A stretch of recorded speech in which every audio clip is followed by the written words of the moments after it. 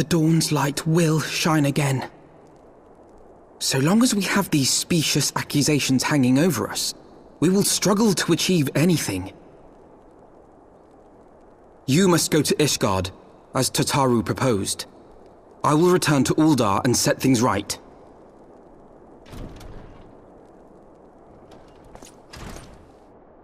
Pray, do not be so hasty, Master Alphino. Lord Orchefon.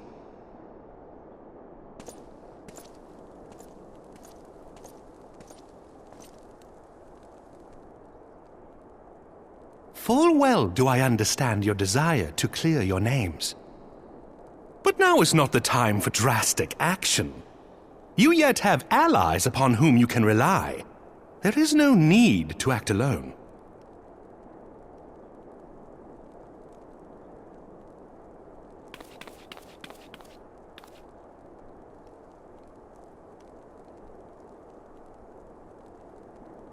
Yes. Yes, of course. Pray forgive my impatience.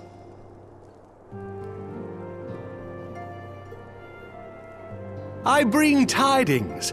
Count Edmond has decreed that the three of you be taken in as wards of House Fortam. Under our patronage, you shall be granted access to the city proper.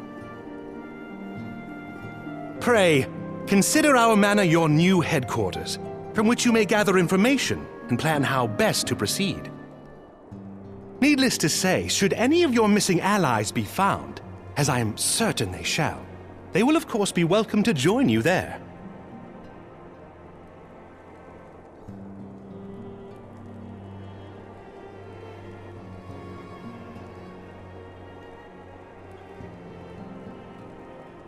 You are more than generous, my friend. On behalf of my fellows, I humbly accept your offer of hospitality.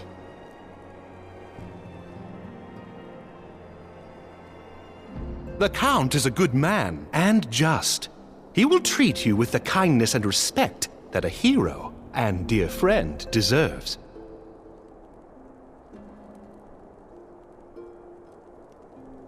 To Ishgard, then. Together. There we shall carry on the Scion's legacy. There we shall begin anew. Hear, hear!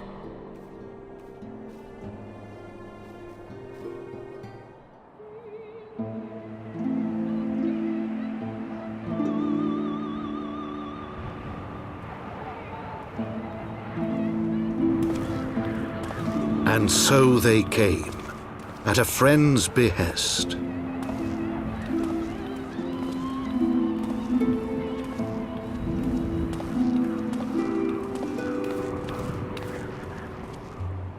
Heroes once celebrated as saviors of Eorzea, brought low through treachery, their names blackened with royal blood.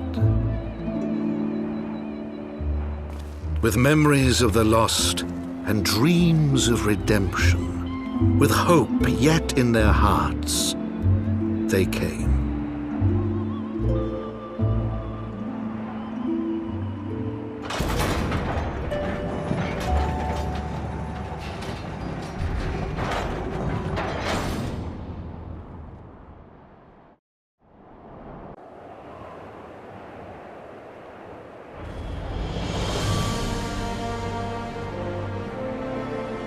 To Ishgard, shining city on the mount, overlooking the dominion of Kurthus.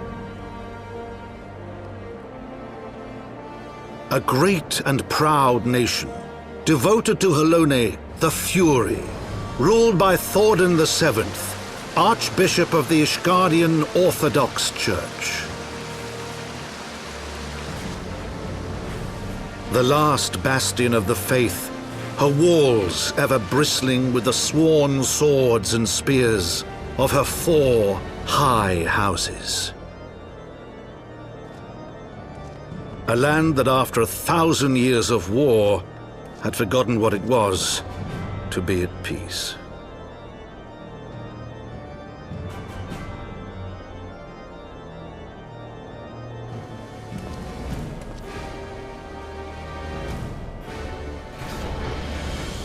Through gates long closed, the warrior of light and his companions passed, entering at last a city whose history was written in blood.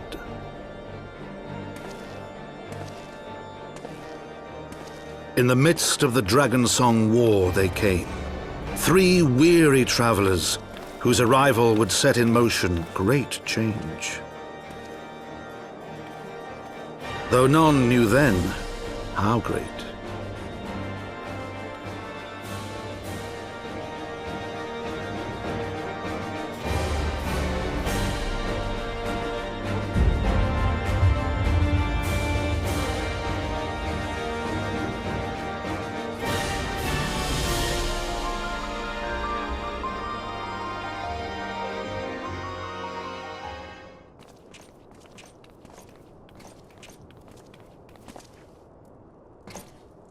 My lord, I have returned with the Scions. I hope your journey was not too taxing.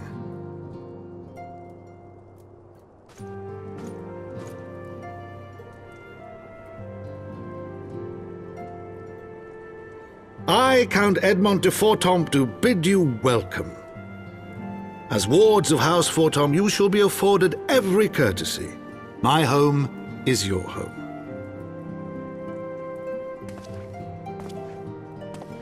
My companions and I are deeply honored, Count Fortomp.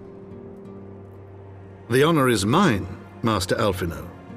Consider it an expression of our gratitude for your service to Ishgard.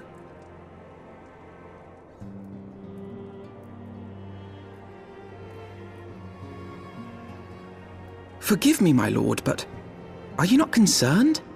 To accept foreign guests at such a juncture, especially ones with our reputation.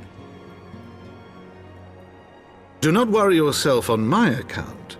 'Tis true that Ishgard's first thought has ever been the war effort, hence the closing of our borders. Yet it is in troubled times most of all that men should seek allies, don't you think? Granted, my decision will have raised eyebrows in the vault and in the halls of the other high houses. But so long as you continue with your altruistic endeavors, I doubt my honored peers will feel moved to voice their concerns. Then there is naught to fear. Though our numbers are much reduced, we are no less determined to carry on our work. Full glad am I to hear it. But before you return to your labors, why not take a tour of the city? You would do well, I think, to acquaint yourselves with your new surroundings. After all, you may be here for some time.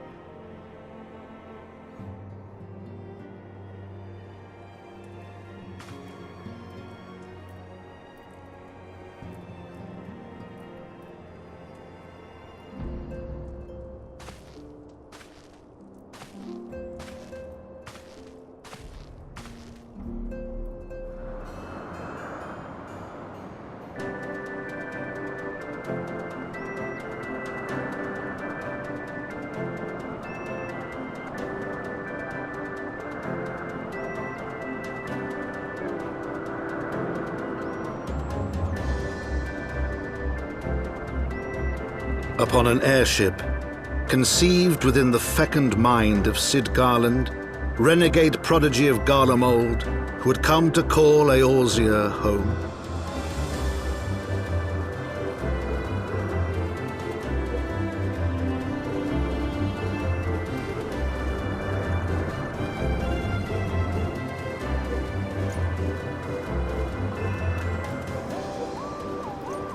High into the heavens, where isles of earth and stone floated as clouds, a frontier the knights of Ishgard had scarce begun to explore. To a fledgling outpost, within the sea of clouds, where careworn scouts ever scanned the skies for winged shadows, he came.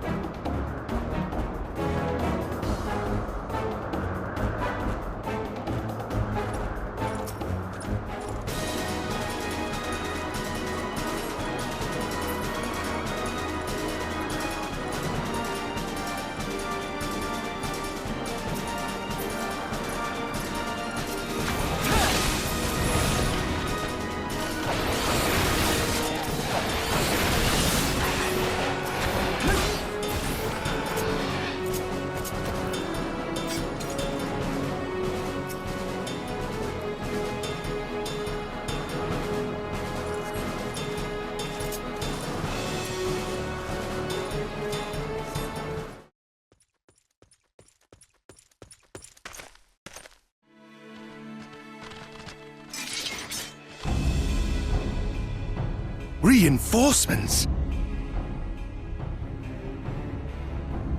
Anger of Honu, chief of mighty Vondo, roils like blackest storm clouds. Offer netherlings to the white. Cloud sea swells, and he comes.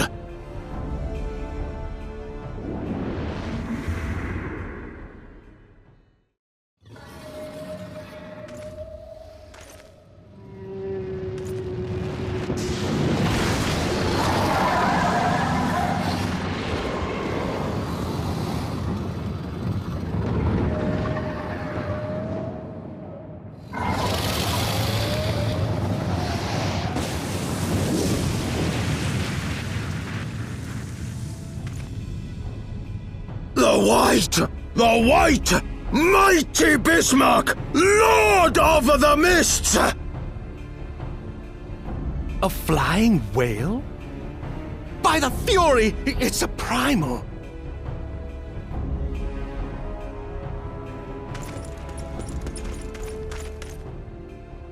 We must away!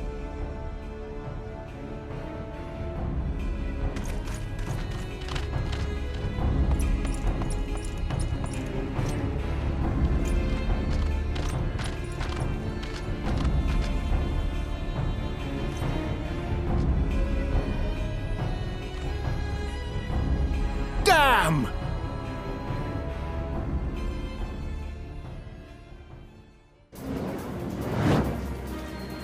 Bloody typical. All right, we're going in. Aye, aye, Chief.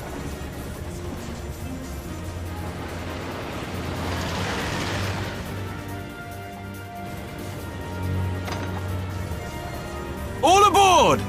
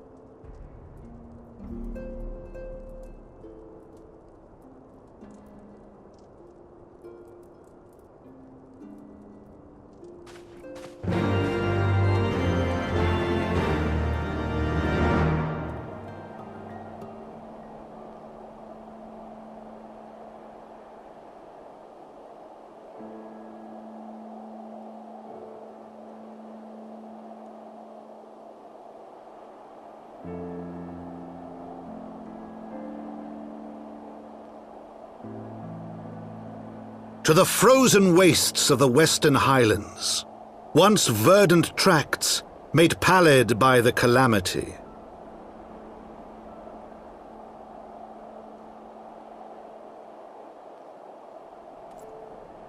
beyond the towering wall of ice, to lands long forsaken that the Knights of Ishgard strove tirelessly to reclaim.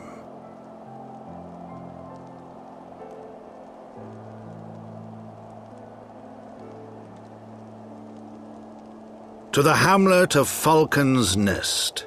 Once abandoned, now freed of its pall of snow and ash, he came.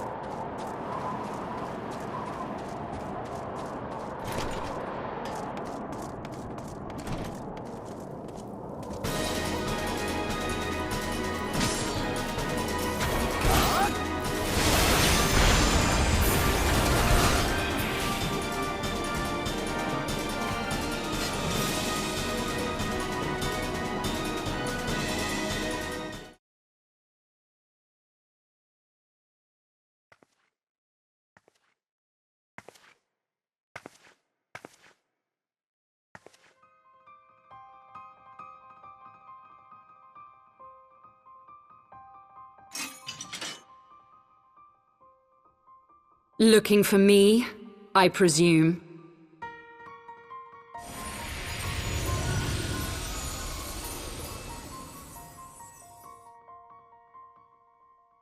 The child who glimpsed the truth.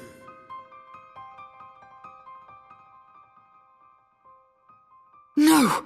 It cannot be.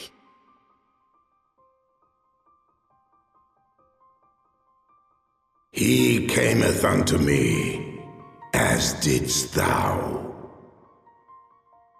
Alike in gifts, yet set upon different paths.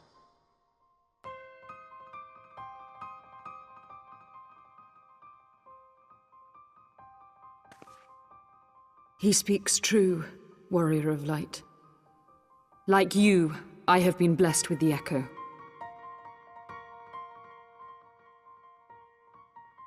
The visions terrified me at first. They came without warning. I wondered what I had done to deserve them. But I had no time to ponder such things, once the calamity came. The land turned against us, and in a matter of hours, Falcon's Nest was buried under 10 fulms of ice and snow. We had no choice but to flee for Ishgard.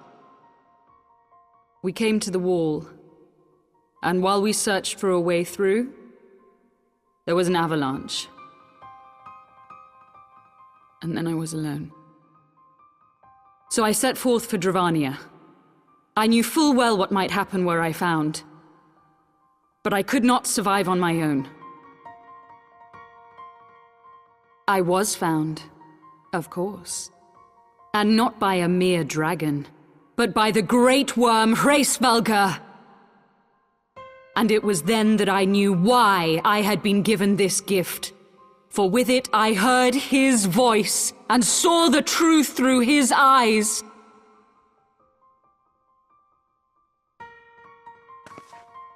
I was chosen to deliver this revelation to the people, to bring dragon and man together as they once were and should ever be.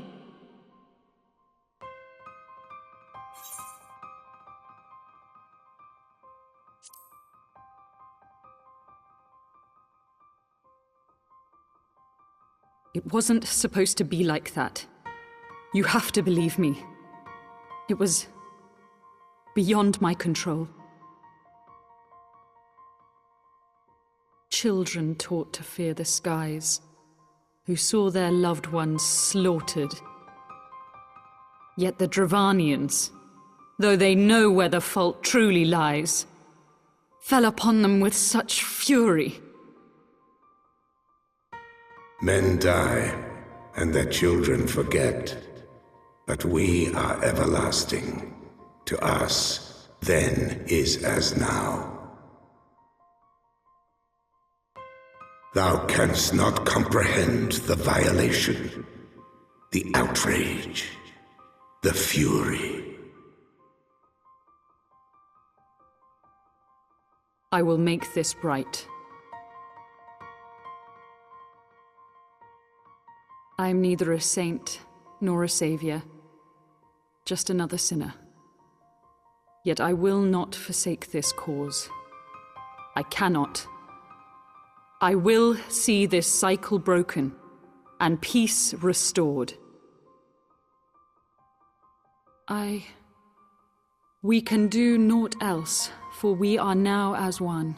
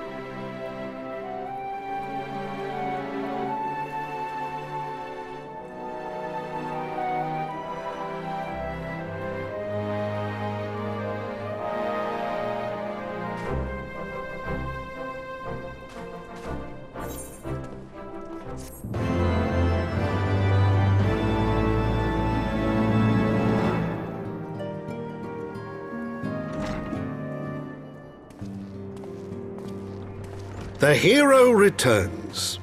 I cannot thank you enough for saving young Emmanellain's life. Aye, he told me everything. I've also received letters from both House Zemail and Durandare praising your conduct, and that of House Forton. You've won us much honor, my friend.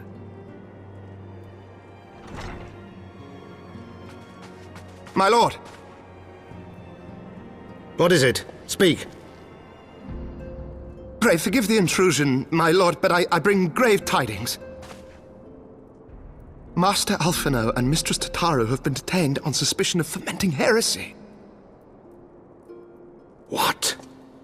Explain. They were observed entering a tavern in the lower levels on some half-dozen occasions. There, it is claimed, they made a number of inquiries. Inquiries which brought them into contact with certain, elements. 'Twas this which prompted a Knight of the Heavensward to demand that they be questioned. Sir Grinno, my lord. Sir Grinno is a brute. An exceedingly accomplished brute, but a brute nonetheless. Alas, he is also a son of House Zemail.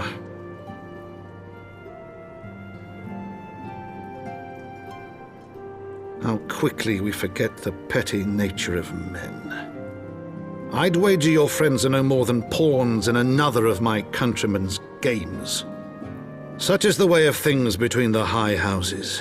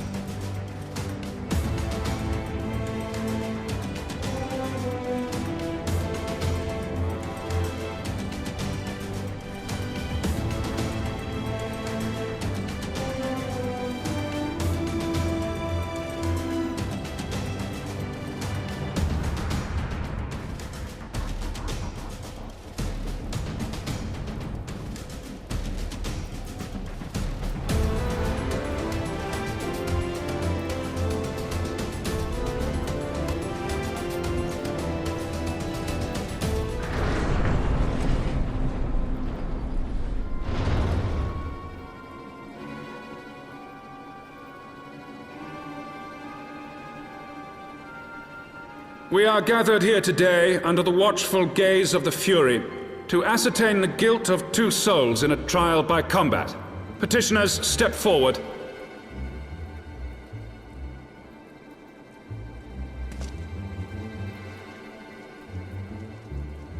Sir Grinno, for the benefit of all here present, I would ask you to repeat the charges which you have leveled against this man and this woman. I, Sir Grinno de Zemail, brother of the Heavensward, did bear witness to these 2 foreigners consorting with heretics.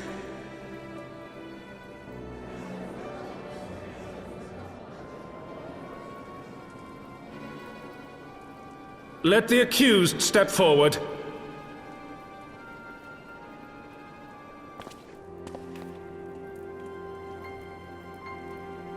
Alfino Leveilleur, Tataru Taru, you have heard the charges leveled against you.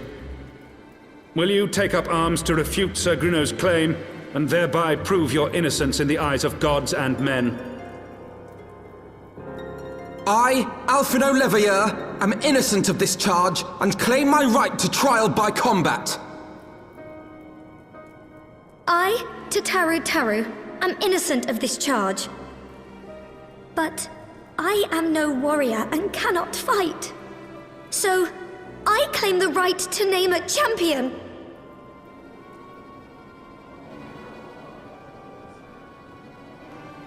To the old and the infirm, the young and the weak, this right we allow. Very well. Who will stand for this woman?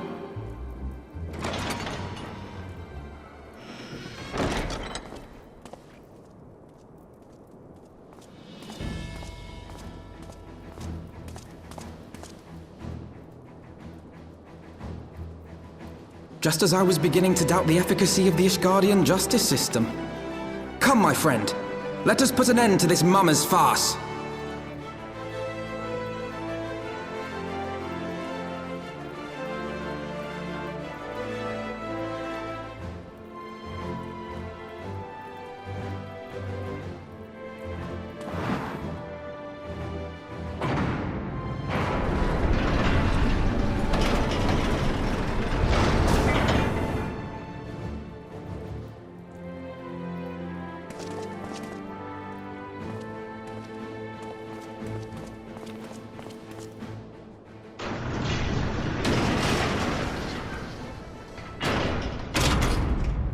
O Halone, render unto us your judgment. Raise up the righteous, and cast down the wicked.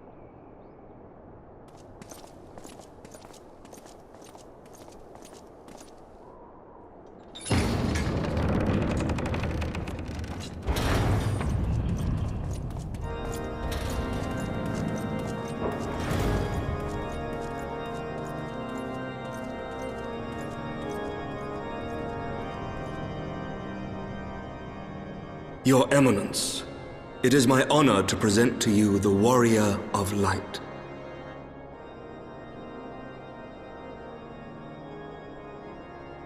I have heard the tales of your many grand endeavors. The Lord Commander has also been most effusive in his praise. I am Thordan VII, Archbishop of the Ishgardian Orthodox Church, and I bade you come here that I might offer my personal apologies. You will forgive me for not calling upon you as courtesy would dictate, but as you can see, my more sprightly days are long behind me. But I digress. Your companions were wrongly accused of heresy and subjected to gross indignities. This, I am sorry to say, was the result of negligence on the part of our nation's protectors. Negligence born of an excess of zeal. Is that not so, Sir Zephyrin? Yes, Your Eminence. Regrettably, it would appear that we of the Heavensward were in receipt of erroneous information. Sir Grinno has ever been headstrong. He pressed charges before the truth had been ascertained, for which I most sincerely apologize. An unfortunate misunderstanding born of an earnest desire to serve Ishgard, but one which should never have occurred. For who could doubt the character of those who bested Shiva and drove the Horde from the steps of faith? Not I. That much is certain. That will be all, Sir Zephyrin. I would speak with our guest in private. Your Eminence,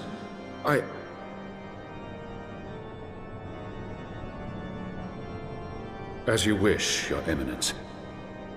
That will be all for today.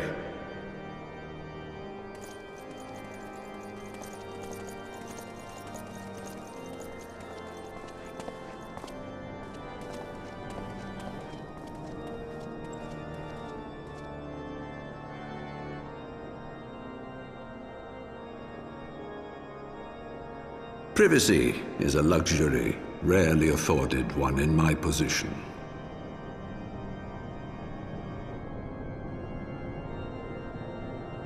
Now, tell me, young man, what do you know of the Ascians? Much and more, I shouldn't wonder, being the bringer of light. You should know that I myself have met with them, have entertained them as guests, even.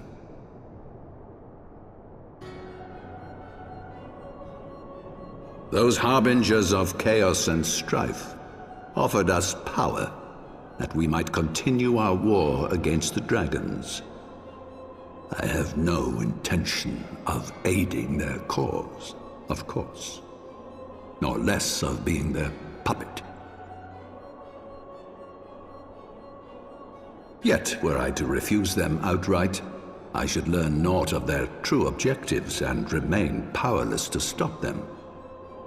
Thus have I hearkened to their words with interest and paid lip service to their beliefs, biding my time and preparing for the inevitable conflict.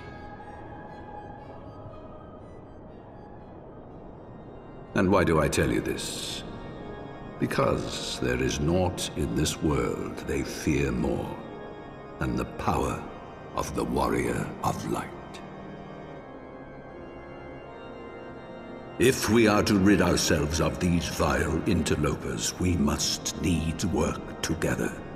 With our combined strength, I have faith that we can wrest Eorzea from their grasp and pave the way for a lasting peace. Think on it.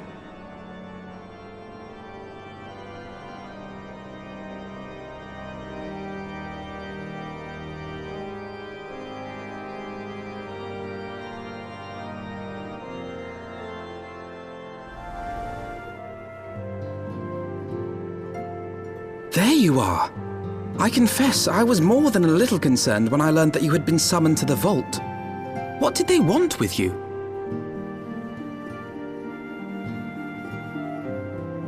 Well, well. A formal apology and an admonishment of those responsible. I see my fears were wholly misplaced. By the gods! The Archbishop freely admits to consorting with Ascians. So, their ambitions extend to Ishgard as well. We will have new primals to contend with ere long, of that you may be certain. 'Tis but a matter of time. Yet shorn of the support of our missing allies, what can we realistically hope to achieve? In the midst of all the excitement, I completely forgot to tell you. When I was asking around about the Scions, I heard the most awful rumor. General Raubahn is to be executed for crimes against the Sultanate! If the Flame General dies, we will lose a staunch ally, and the one man capable of holding the Sultana's assassins to account. Lord Orchiphon was wise to counsel restraint, but this business will brook no delay. We cannot permit this execution to take place.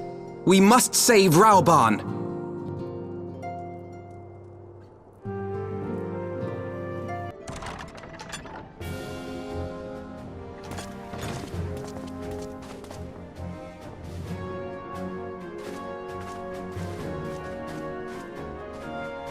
Friends, 'tis good to see you safe and well. I will admit I had not counted on you seeking, let alone finding refuge within the Holy See, but full glad was I to learn that you had. Thankfully, we had allies there who took us under their wing. And theirs was not the only aid we receive, I suspect. When we fled Uldar, we fully expected to become wanted men, known to all and hounded at every turn. Yet that did not come to pass. On the contrary, 'twould seem the charges against us have not been made public. Might we have you to thank for that, Admiral? Sharp as ever, Master Alphino. On Marshal Terrapin's urging, the Elder Seed Seer and I demanded that the Syndicate suppress news of the Scion's alleged crimes until such time as irrefutable evidence could be found. Our argument was simple. Lacking proof, to accuse the saviors of the realm of so unlikely a crime would have the people up in arms. In their wisdom, the Syndicate agreed, as you yourself have seen.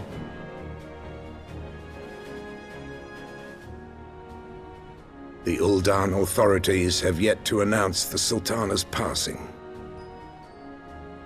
To allay any suspicion that may arise from Her Grace's absence, they have issued a statement to the effect that she is presently convalescing from illness. Mayhap they're waiting for a fitting moment to break the news, or mayhap they know of some other reason to delay.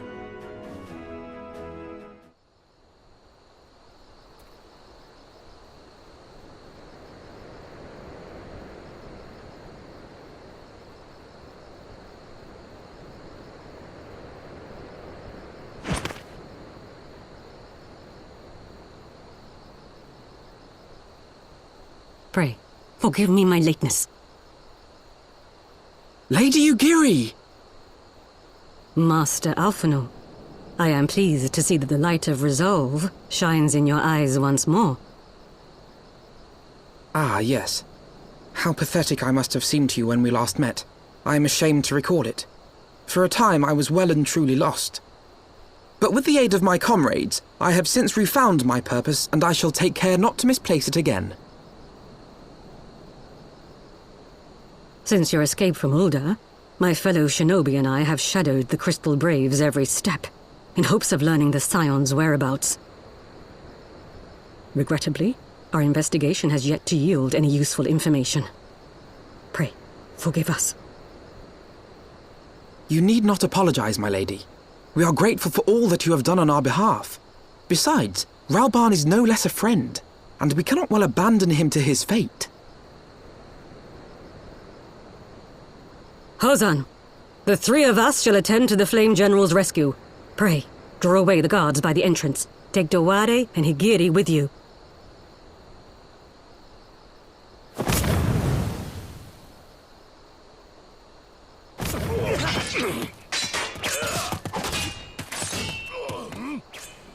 With me!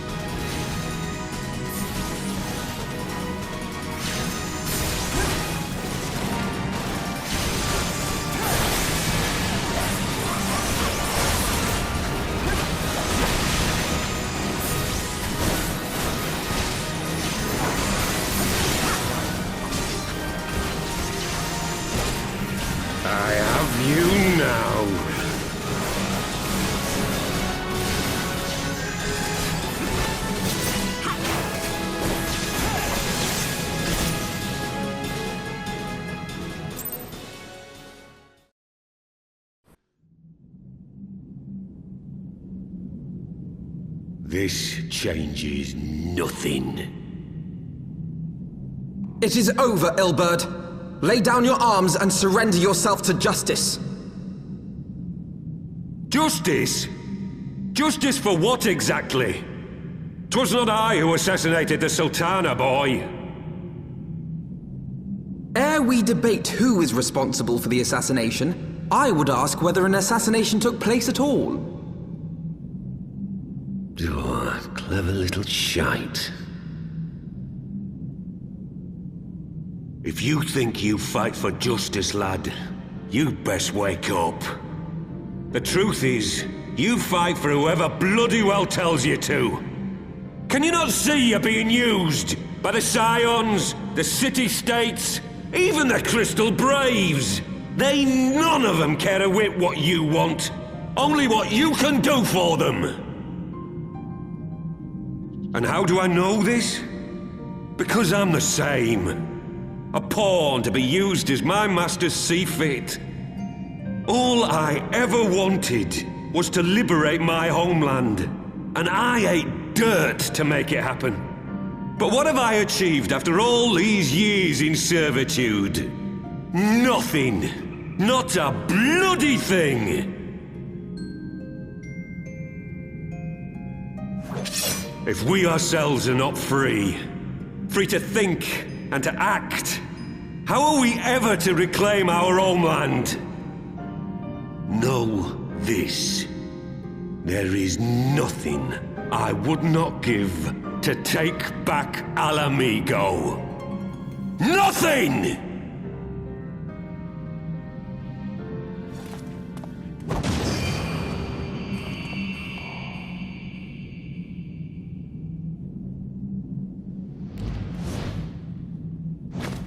You'll not get away!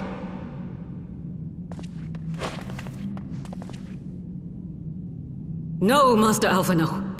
Now is not the time.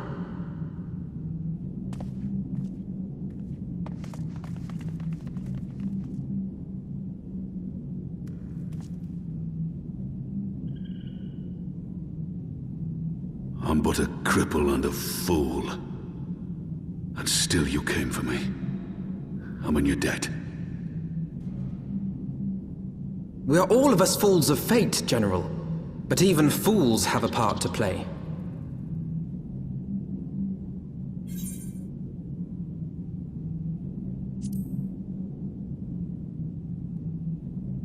Rest assured, I was not planning to die till I'd avenged the Sultana. Still, your words are welcome, lad.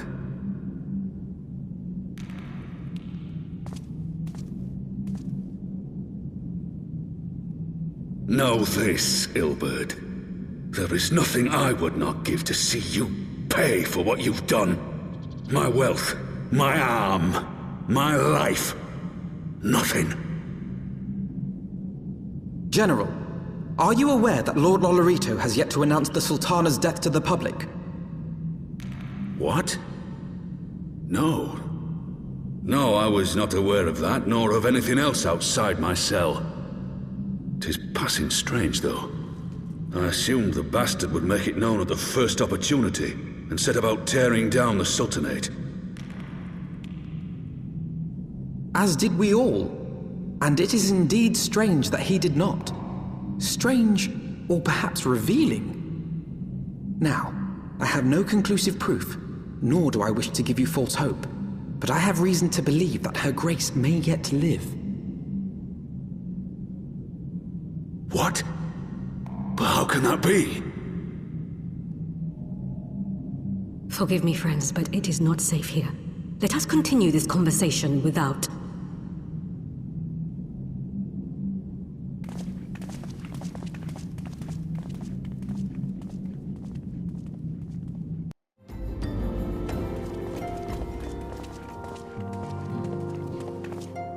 My dearest friends, praise be unto the 12 for delivering you from the clutches of treachery.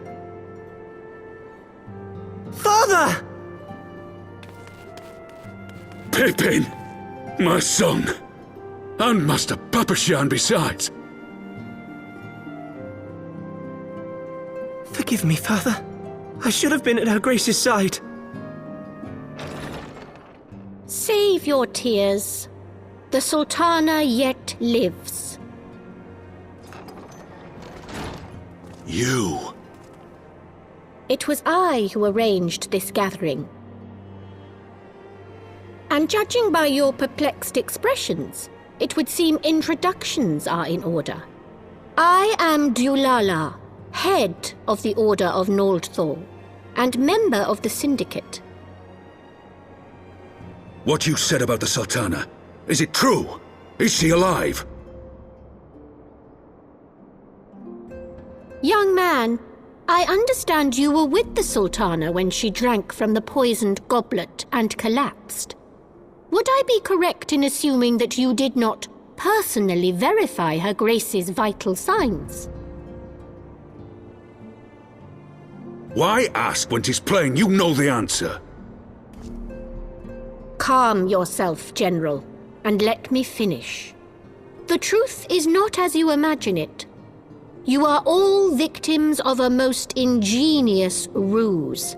A ruse conceived to eliminate the threat posed by Teleji Adeleji. 'Tis my belief that Teleji plotted the Sultana's assassination alone, but that Lolorito caught wind of his plot and exploited it to his own ends. He sought to manipulate you into eliminating Teleji for him, and you duly obliged. At one fell swoop, he removed his two foremost rivals, all the while remaining above suspicion. God strike me down for a fool. But the Sultana, how can it be that she lives? She lives because Lolorito willed it. Her own lady-in-waiting is but one of his many little birds. By her sleight of hand, the poison was switched for a less deadly draught before it could reach her mistress's lips.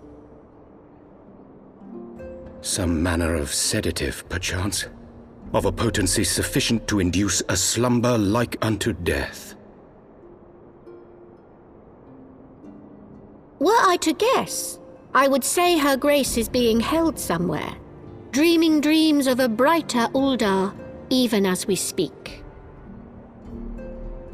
Oh, Nanamo.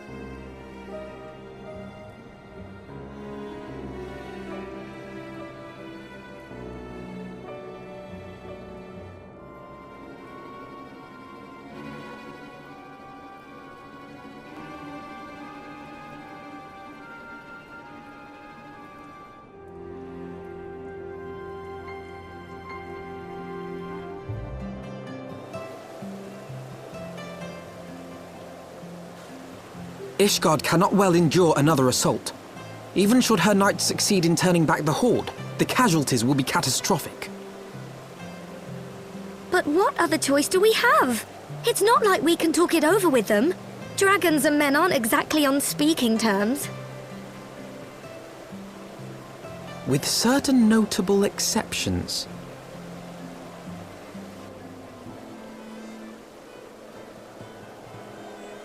You don't mean Iceheart? When last you spoke with her, she lamented her crimes, did she not? Then there remains a sliver of hope. If we can persuade Iceheart to act as our intermediary, we may yet be able to convince Nidhogg to abandon his bloody course. If there is to be a meeting, I would accompany you. Estinian. Even with your intermediary, Nidhogg's blood rage may render him deaf to reason. However, the mere attempt may afford our forces precious time to prepare. Of course, you might also consider a more direct approach to ending this conflict. With the power of the Eye at my disposal, and the vaunted strength of the Warrior of Light, we could conceivably slay the beast outright. If we are to risk a face-to-face meeting with the Dread Worm, I for one would feel safer in the company of the Azure Dragoon. However, I should only turn to your lance if my words failed to find their mark. Is that clear? Perfectly. I shall assume that Iceheart enjoys similar diplomatic protection until instructed otherwise. A word of advice. Think carefully before divulging the particulars of this plan to Sir Emeric. 'Twould not do to have the Lord Commander accused of consorting with heretics. Indeed. I thank you for your counsel, Estinian. We shall be honored to have you with us. I am glad to be of service.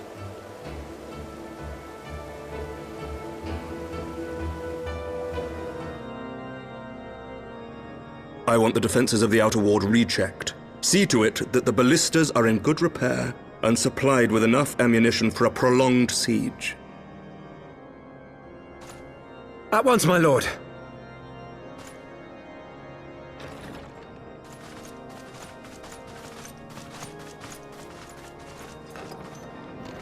Ah, 'twould seem I have visitors, and unlike those messing beyond our walls, these ones are welcome.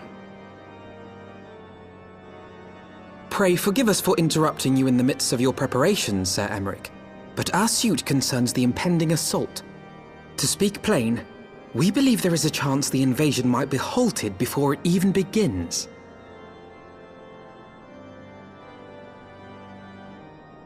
I can divulge little more at this time, but I must nevertheless request that you advise the Holy See to refrain from launching any preemptive sorties whilst we seek to put our plans in motion. I will gladly lend my support to any endeavor that could spare the blood of my countrymen, but I would know more of the cause you would have me champion. Will you not share aught of this mysterious undertaking? Know that I have offered my lance to aid in this endeavor. I cannot claim that its success is assured, but our actions should serve to delay Nidhogg's advance at the very least. Which is more than can be said for the ill-conceived counterattack advocated by the sea's more vocal crusaders. They offer glorious death, but little hope of victory. Aye, their proposal does not inspire confidence. Our resources should rightly be spent shoring up the city's defenses. The Azure Dragoon and the Warrior of Light sallying forth together to face the dread worm Nidhogg.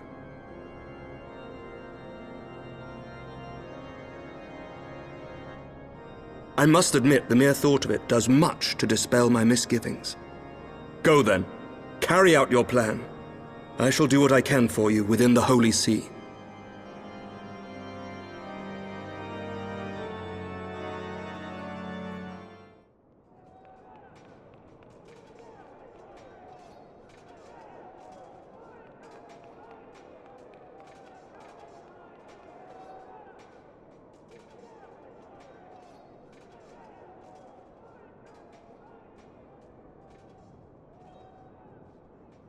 Such commotion. Yes, Your Eminence. The bells of the Observatorium warn of our enemy's approach. So, the dragons are coming. Let them come, in their hundreds and their thousands. With the divine blade in our hands, we shall rend their flesh and drown the heretics in their master's blood. Even Nidhogg and his foul brood shall be powerless to resist us. And when we have rid the world of their pestilence, we shall turn our attention to our Ascian allies. See that they are suitably rewarded for their invaluable assistance. If I may, Your Eminence, the Paragons wield powers strange and unknowable. Can we be certain that they will not see through our deception? We can be certain of naught save the righteousness of our cause. If you would be a true leader of men, you must possess conviction as well as caution.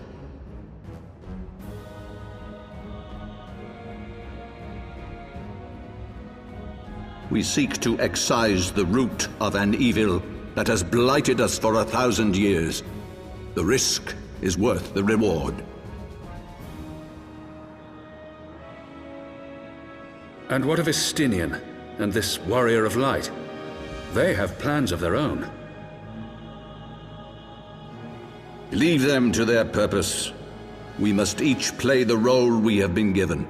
You and your chosen brothers most of all.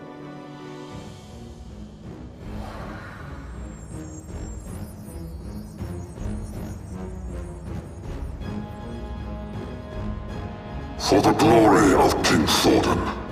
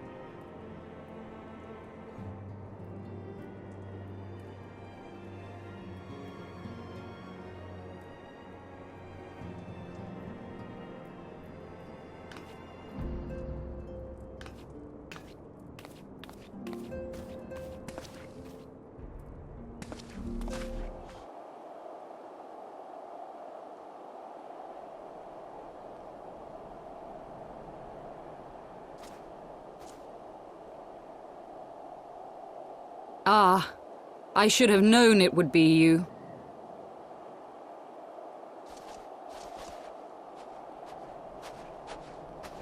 Word reached me of a struggle with a small but well-armed band of trespassers. Forgive my comrades their hostility. Few come here uninvited, and fewer still with good intent. Now, tell me why you are here.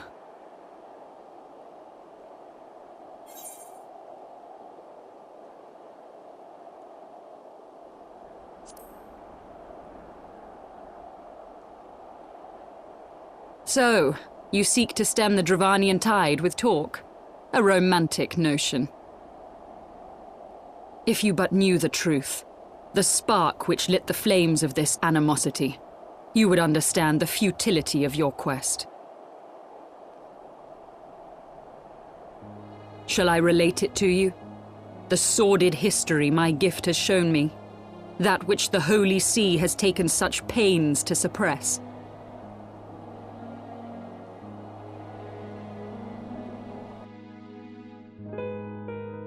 'Twas more than a millennium past when an Elezen tribe first sought to claim the lands of Kurthas as its home. Unfortunately for them, Kurthas was already home to dragonkind, and they were not inclined to make way for the invaders. Thus did a bloody war begin, a war which might well have rumbled on until one or the other side was exterminated, had it not been for the resolve of a single woman. That woman's name was Shiva. While those around her fought and died, she attempted to parley with the dragons, and in so doing discovered them to be possessed of profound intelligence and reason. The great worm Heavensward in particular so enchanted Shiva that she found herself growing to love the creature, whom her people considered a monster. In the eyes of a near-immortal dragon, however, the fleeting life of an Elezen is as that of a freshly cut rose. Scarce has the flower bloomed before it begins to fade and wither. Such melancholy musings plagued Heavensward, who had found in Shiva an unexpected and beloved soulmate. He knew that all too soon, death would snatch her away from him. Unable to bear the thought of their separation, the maid bid the worm consume her, that their spirits might be entwined for eternity. Though loath to perform the deed, Heavensward ultimately gave in to her plea, and soon thereafter the tale of their ill-fated love spread throughout the two warring factions. No more could they raise blade or claw against one another, knowing that the souls of their kin were so inextricably bound. In the days that followed, man and dragon learned to live in harmony, and together built a nation unlike any the world had ever known. For 200 years did this blissful age of peace continue, as it would to this day, had vilest envy not stirred in the hearts of the Elezen. It is said that worms owe their longevity to the boundless reserves of vitality found within their eyes. And 'twas in this belief that a traitorous band of knights deceived their allies of some 2 centuries, and took by force that which they coveted.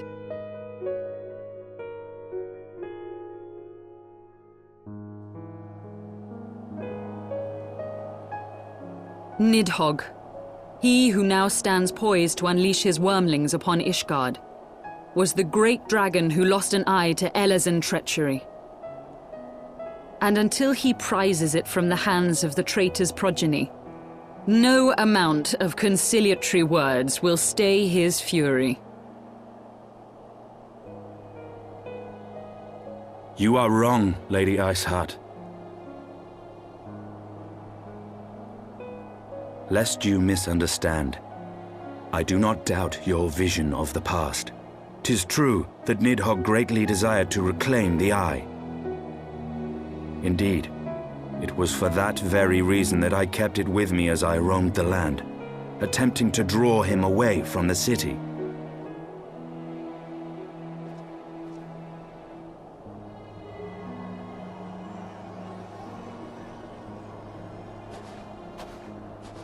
Good gods!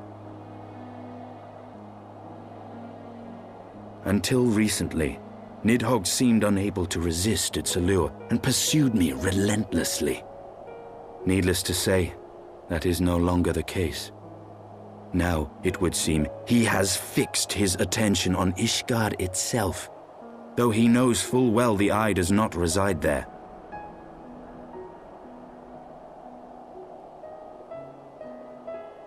You believe he targets the capital for another reason?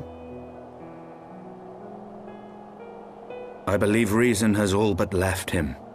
Through the Eye, I feel much of what Nidhogg feels, and the dragon's thirst for vengeance will not be quenched by aught less than a sea of blood.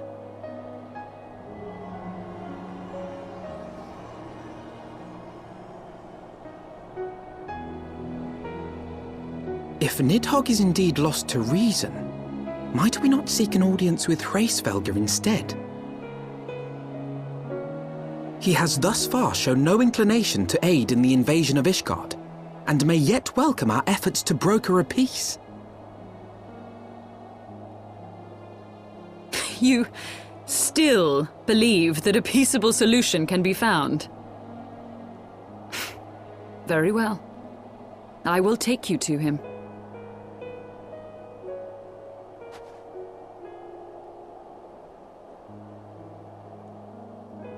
Our road will lead us to Dravania, the homeland of dragonkind. There we shall ascend unto the clouds, where Hraesvelga resides.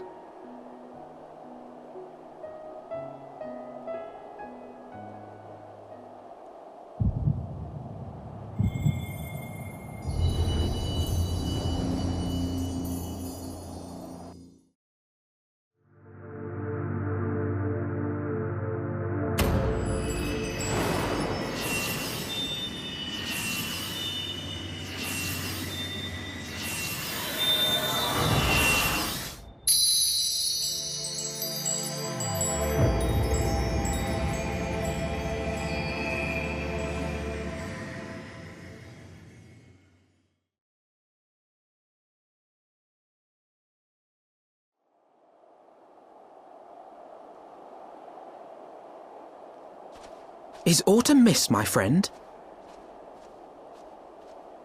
I sense the many battles are beginning to take their toll.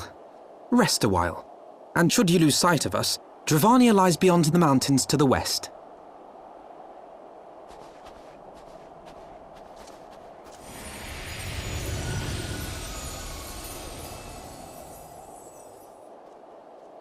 Curious. The vestiges of thy mistress's blessing are not as faint as once they were. Thy will to succeed grants thee unusual fortitude. But will it be enough?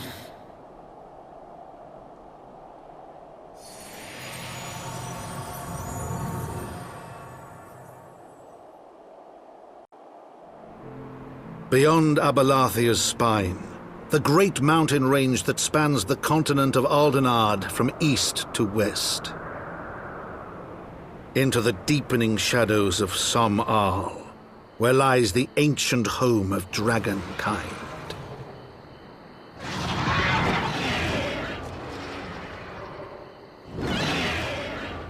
To a land where the soil slithers and the skies seethe with sinuous shapes, they came.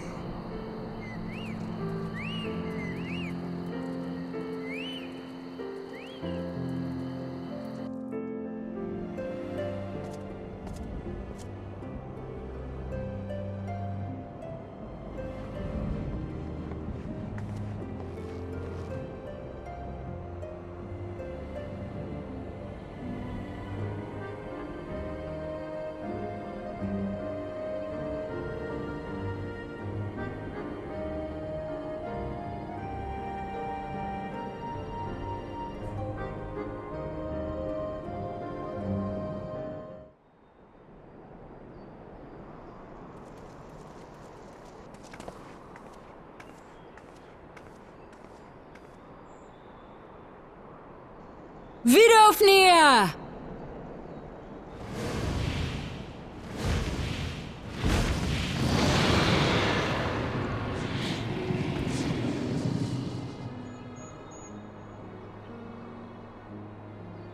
Ah, 'tis thee, little one.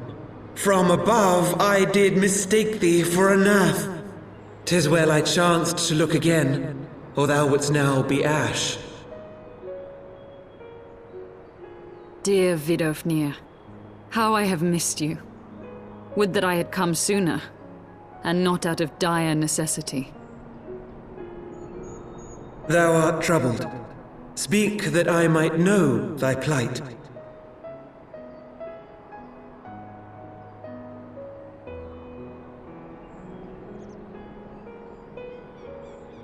Thou wouldst have father admonish his brood brother. I would end this war without further bloodshed. How am I to believe thee, little one? when thine own companion beareth Nidhogg's stolen eye?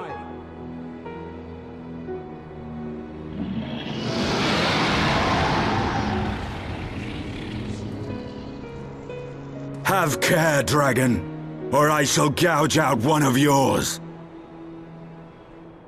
You forget yourself, sir. We are here on a mission of peace.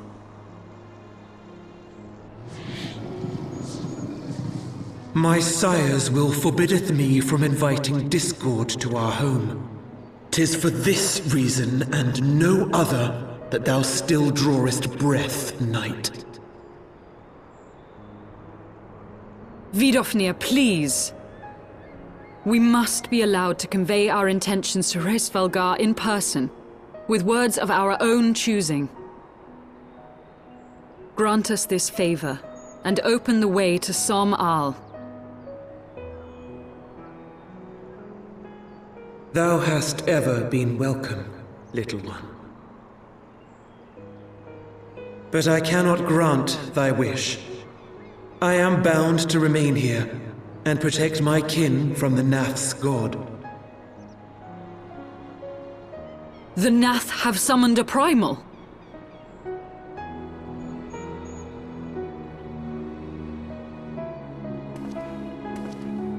Pray excuse my forwardness, but if we were to eliminate the threat to your territory, would you consent to Lady Izel's request? Ha! Dost thou imagine thyself equal to the task? To succeed where dragons have failed?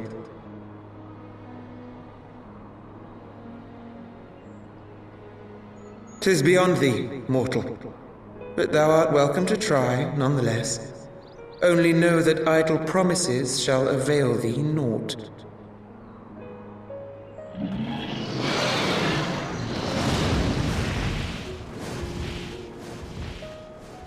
It would seem we have no choice but to make good on Alphino's offer. Why must our every bid for peace breed yet more war?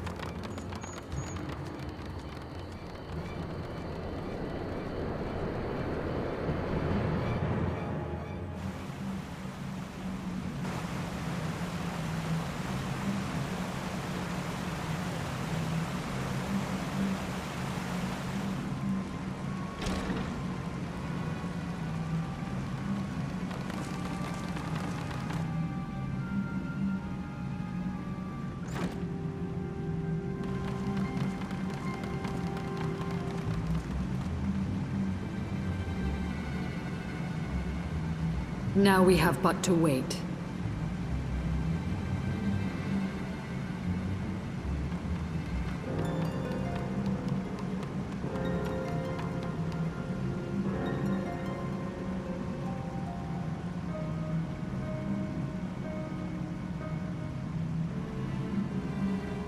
O Lord Ravana, Master of the Sacred Blades, Wrath of the Colony, Conqueror of the world, hear our prayer.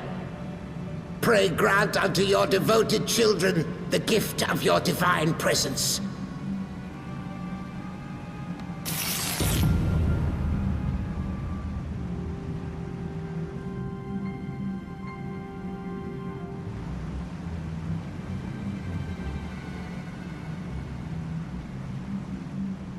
He comes.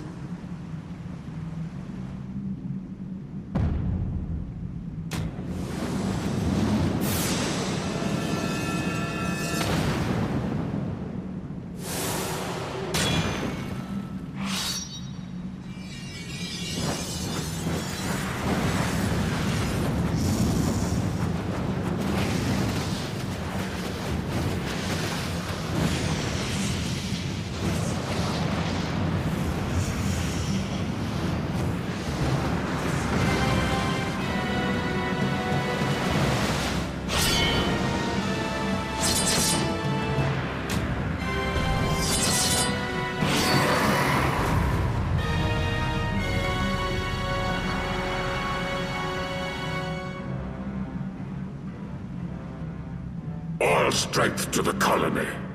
Speak and I shall listen. Oh, glorious General, we have captured intruders and would make unto you an offering of their life's blood. These feeble fleshlings dared to invade Gnath lands. Hear me, Lord Ravana. My companion and I did not come to contest your children's territory. We wished only to learn the reason you wage war against the dragons.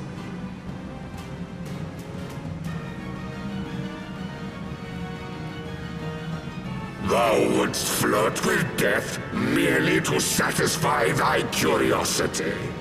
Wherefore should the glorious conquests of the Gnath concern thee so, Elezen?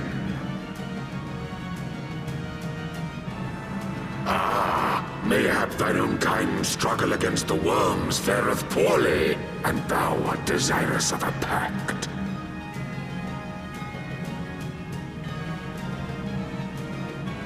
We crave no alliance, Lord Ravana. Only peace. We would bring an end to our war with the dragons.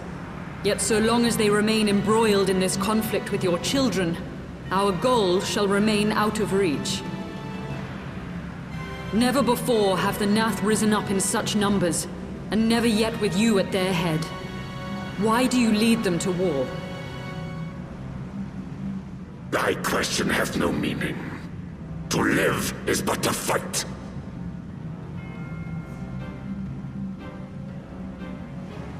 Long have my children waited, gathering their strength in the shadow of thy ceaseless conflict. The Gnath would see the Dravanians slain, and their territory secured. And by such fervent prayers am I now given form and purpose.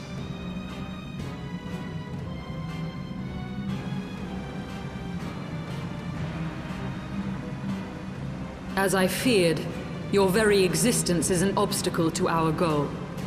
Since you are so fond of fighting, we challenge you, Lord of the Gnath.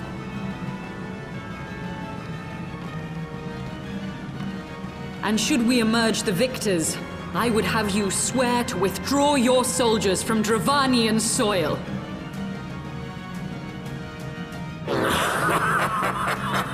Thou art bold indeed to risk thy fleshy hide so readily. Very well. I, Ravana, fourfold Master of the Blade, do accept thy challenge. But should I emerge the victor, I would have thee swear to serve in mine army till thy last breath is spent. Do you accept?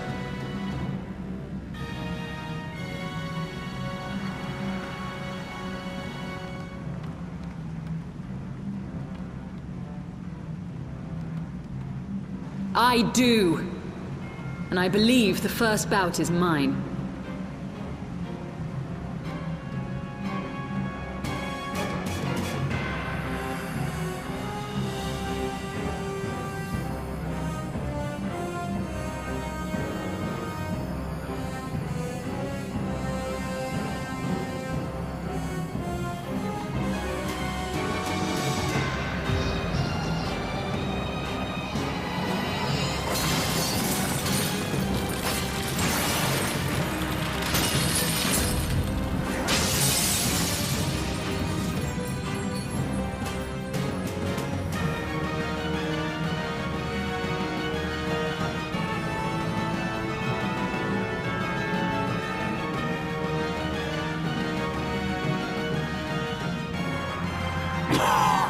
What is this? A god clad in flesh? Is aught amiss, my lord? Thou wilt not break thy word, I trust.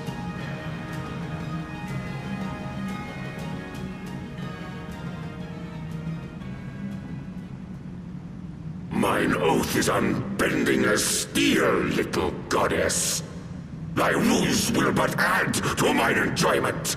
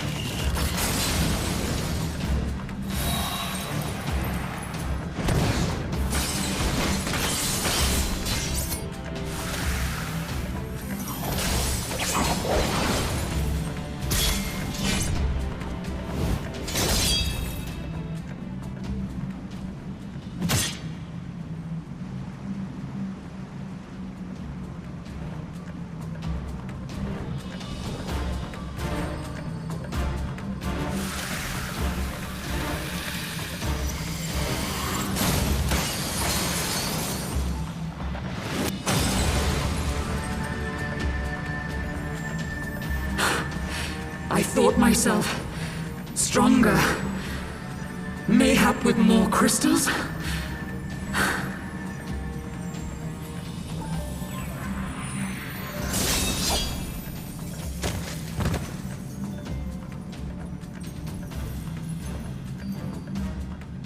Be thou god or maid, thou art nothing to me. And what of thee, mortal? Art thou warrior or craven?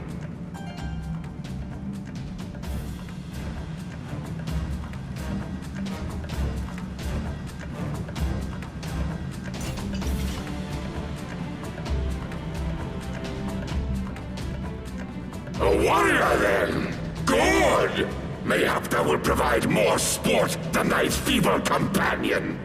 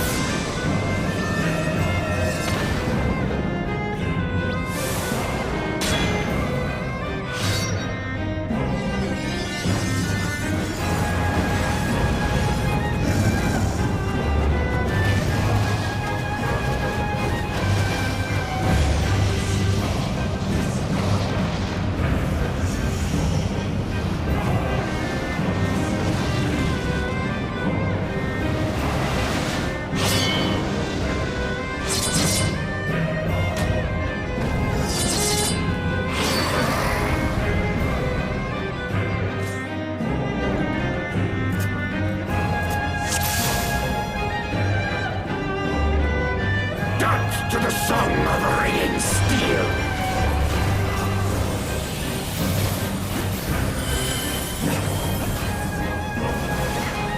Furious as a blaze!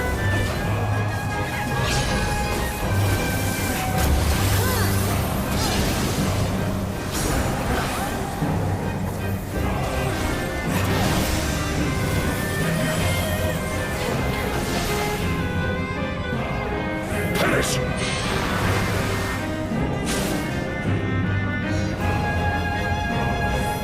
Bleed!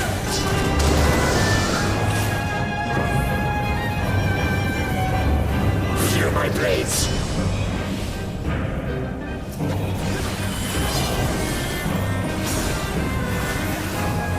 I am invincible!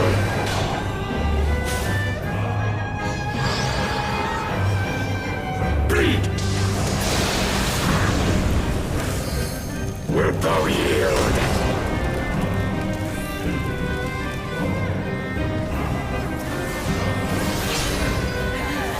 Take wing, ye souls of war!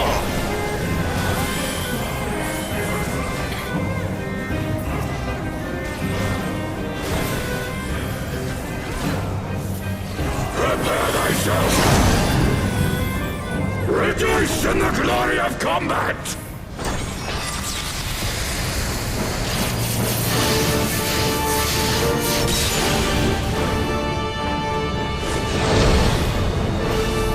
Unyielding of the earth!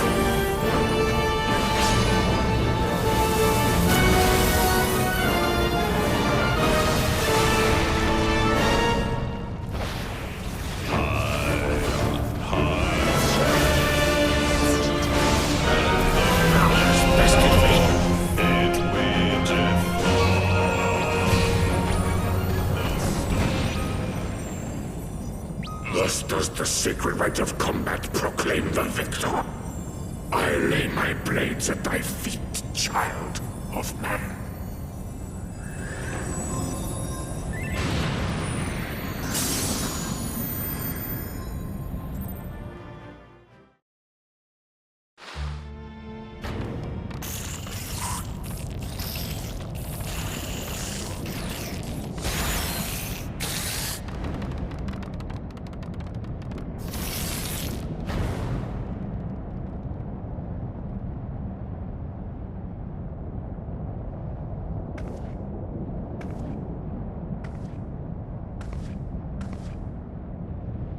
You do not disappoint, warrior of light. Would that I had your skill in battle. I do begin to see why so many place their faith in you.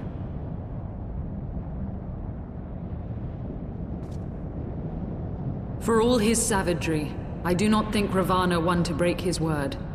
Provided the dragons do not trespass upon Gnath lands, they should have little to fear of the Primal's biting blades. We have done well, have we not? Come, let us return to Vidofnir and share these glad tidings.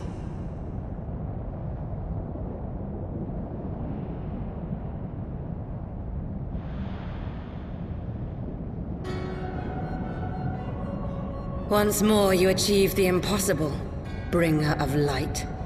But with every mortal heart that succumbs to fear and fury, another voice is joined to the chorus, beseeching divine succor. At their bidding, warring gods will shake the firmament, and your world will be consumed in the swelling storm of chaos.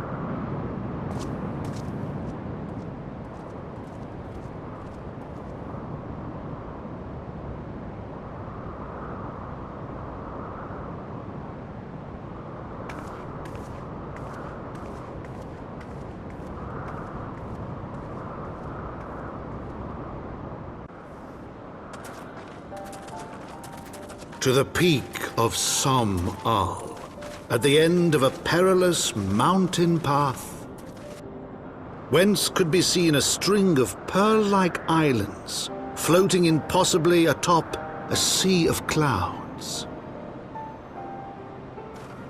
To a domain where dragons and men had once lived in harmony, whose majesty no mortal eye had glimpsed for nigh on 1,000 years, they came.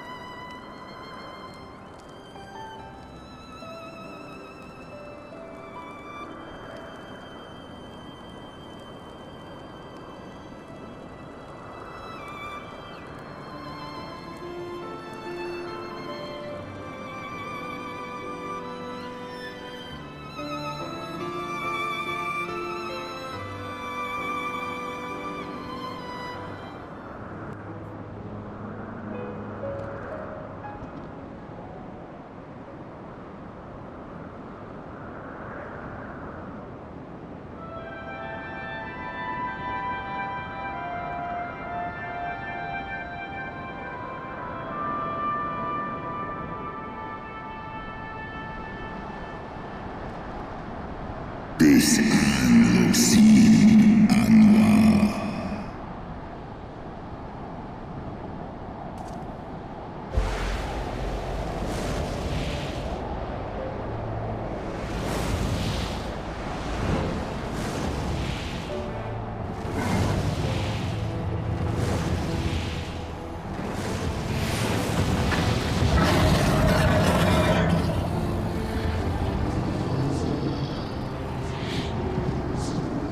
Svelga. S in MR. Wayborn MER. Skolma.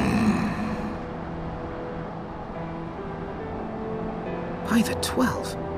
Mine ears hear the tongue of dragons, yet the meaning rings clear within my mind. How can that be?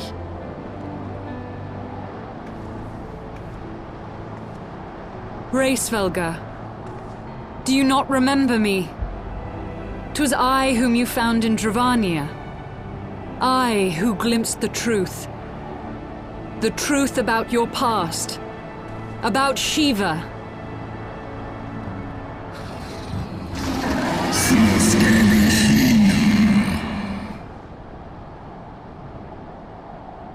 But speak it I must!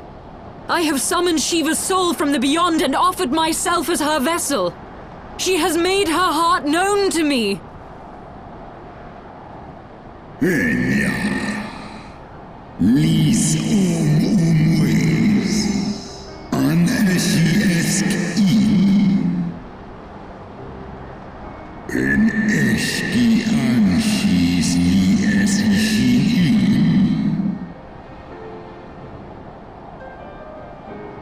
I have surrendered mine to her.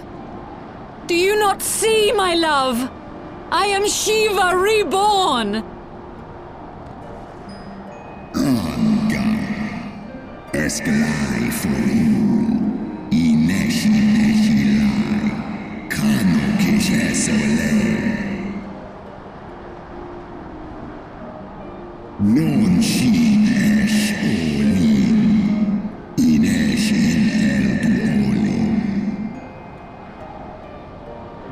I'm for is el mi an il ankin. Lisnesk nedigranan. Eskia unkin nesh. Ikin nesh Esk esh et all. Esk esh easy lis nice. Then the spirit that answered me. Tenesh. Esh edi in esk in. Non esi somi shisi shin.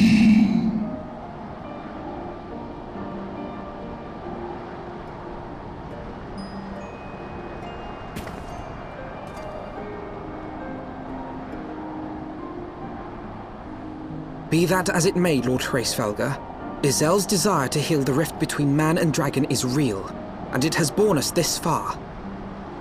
We would spare both our kind and yours the ravages of this senseless war. Pray join your voice to ours in a call for peace and forgiveness.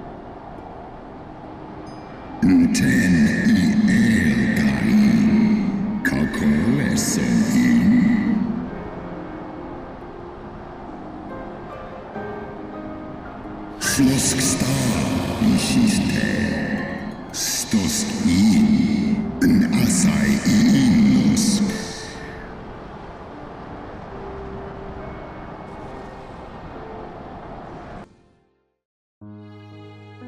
Teto hamafo. Esk ein isorm ul an. Dran il ul esk apashi.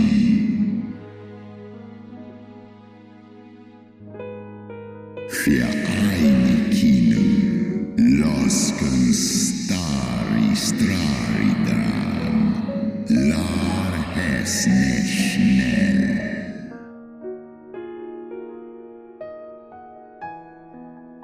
To hamaftan, fesk du for one is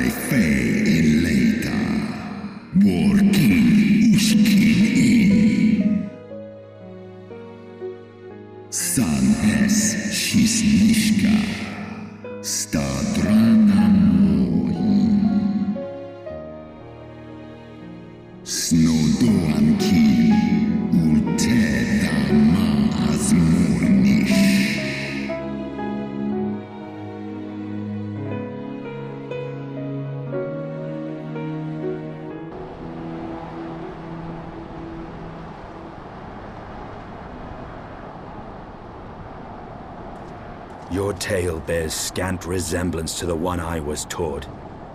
How convenient that it should absolve your kind of all responsibility. But tell me, Dragon, why should I believe your version of events?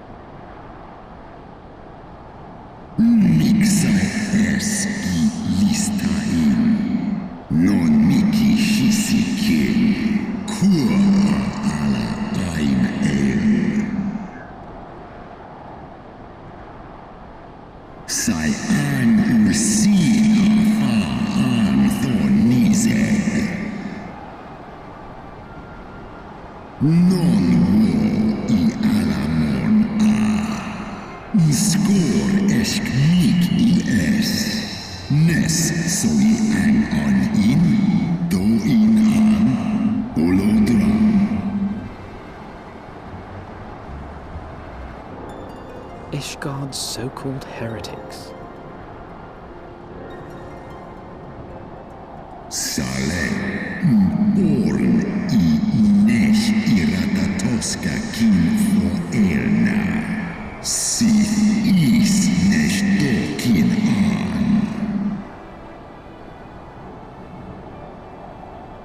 Then, the seed lies within us.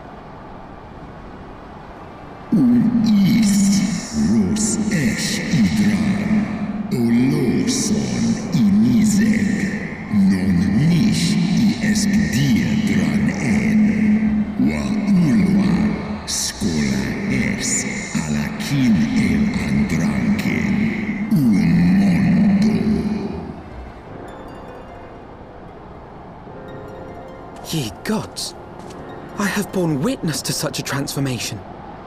Looked on as a heretic assumed the shape of a dragon. I imagined it some manner of Dravanian enchantment. But if any Ishgardian, regardless of allegiance, has such potential within them, 12 forgive us. To think of all the dragons we've slain!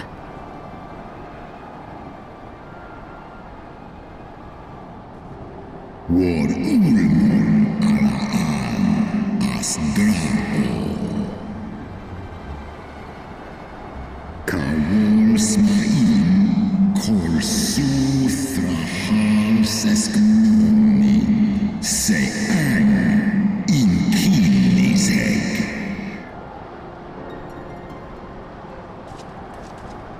Oft have I wondered why Nidhogg did not simply raze Ishgard to the ground. Now I have my answer. He has no intention of winning the Dragonsong War, for it is no war at all, but vengeance, an eternal requiem sung for his murdered sister.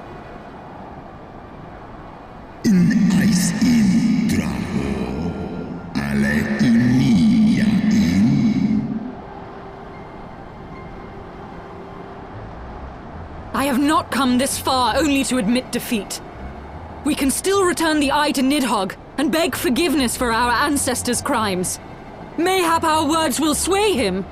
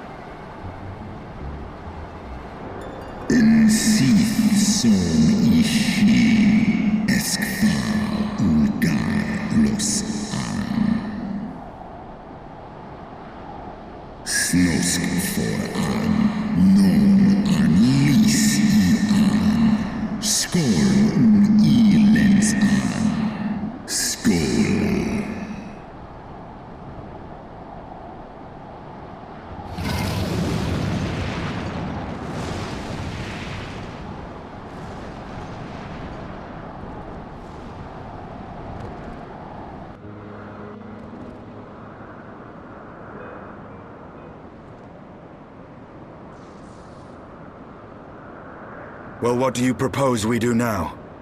I, for one, am intent on continuing to the east. What is there to be found in the east? Nidhogg's lair, the Eyrie, is said to lie in that direction. And the eye tells me he is near. You cannot still mean to slay him. You cannot still mean to stop me. I have been true to my word, and aided you in this fool's errand with Hraesvelgr. But your efforts at parley have come to naught, Lady Iceheart. I would see Ishgard saved, and for that, Nidhogg must die. With the tale of our ancestors' vile betrayal yet ringing in your ears, you speak of continuing this war? Nay, lady. I would but pierce its vengeful heart. When Nidhogg dies, this war shall die with him. A moment, Estinian. You yourself spoke of the Great Worm's strength, that you believed him powerful enough to raise your city to the ground. How then are we few to challenge him? Even behind the stout walls of Ishgard, with an army of knights manning the defenses, our victory would be hard won. Yet you propose to contend with the beast in his own lair. In close combat, this will afford us an advantage. And with two Azure Dragoons working in unison, who can say what might be possible? But such speculation is meaningless if we cannot even find the worm. Our first task must be to seek out Nidhogg's lair. The story of this nation grows bloodier by the moment. Must death always be answered with more of the same? Such is the way of things, I fear. I shall consider it a miracle if mine armor is not stained crimson ere this conflict is ended.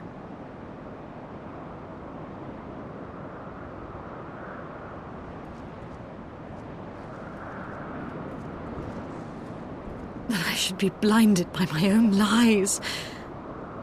Everything I believed, everything I thought I was, gone. all gone. Leave her. Your words will not reach her now. And we have not the time to wait for her to gather up the pieces of her shattered faith.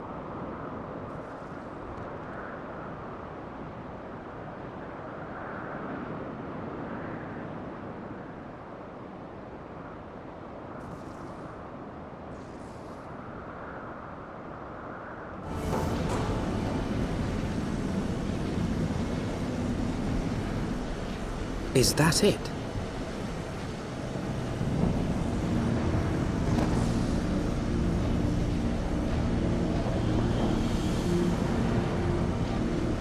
Aye, that would be the Eyrie. I feel Nidhogg's presence through the eye, his caustic hatred gnawing at my soul. 'Twould seem the death of his consort has put him on guard. Mark how he wards his lair with tempestuous winds.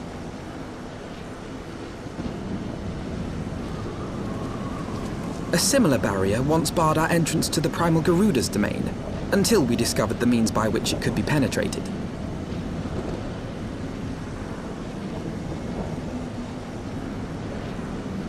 Mayhap it is time we called upon Master Garland. It will be just like the good old days, no?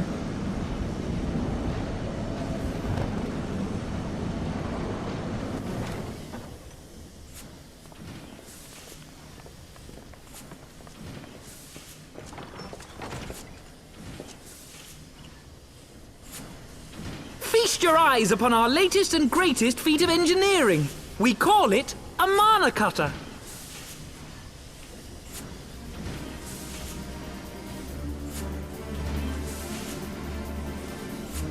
After you put down Gaius, Wedge and me struck out on our own for a bit, and started work on the successor to the tiny Bronco.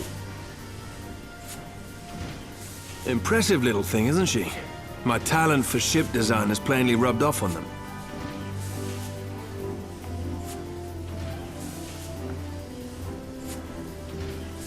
They've adapted the principles of corrupted crystal technology and constructed a mechanism which converts ether from its surroundings into elemental wind.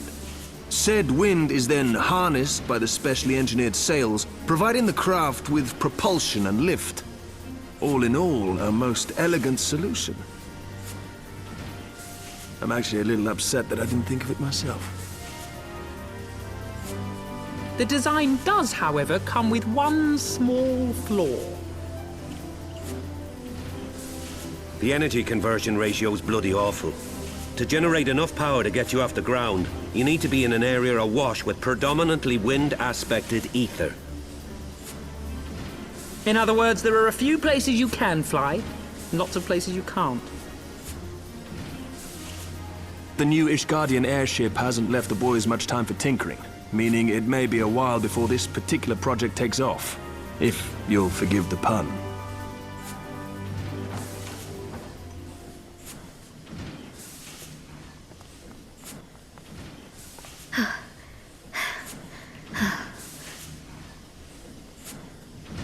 Tataru, what's happened?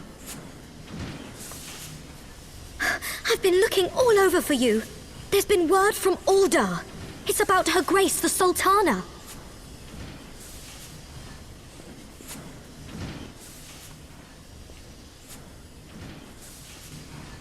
It seems you're required elsewhere. Leave the mana cutter with us. We'll see that she's airworthy and suitably equipped to slice through those winds.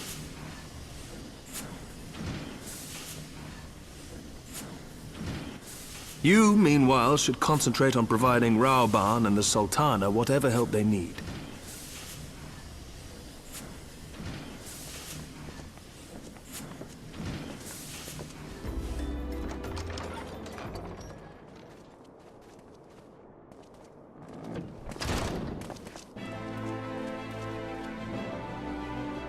Thank you for coming. No thanks are necessary, General. I trust your recuperation continues apace. I cannot complain. Thanks to Higiri and her ministrations, I've regained much of the strength I lost during my imprisonment.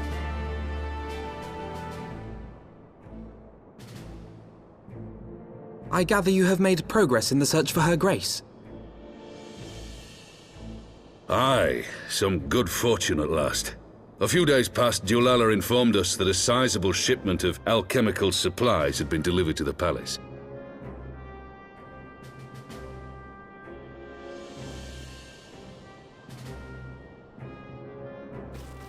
With Papa Shan's assistance, I set out to ascertain the source and nature of the shipment. My inquiries led me to Frondale's frontistery. There, I learned that an order had been placed for a curious substance designed to sustain patients trapped in death-like slumber. An invention of the former head alchemist, apparently.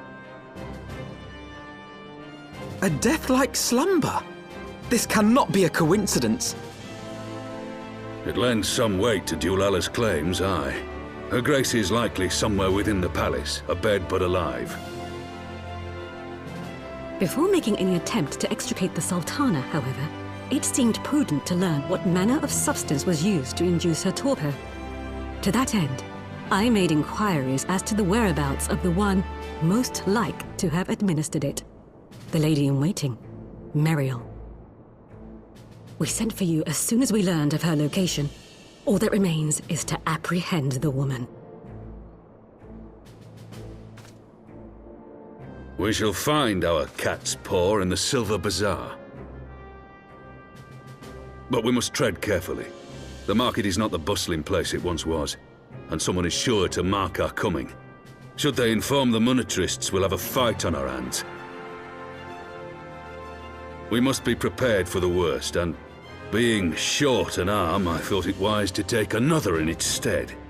What say you, Warrior of Light? Will you lend me yours?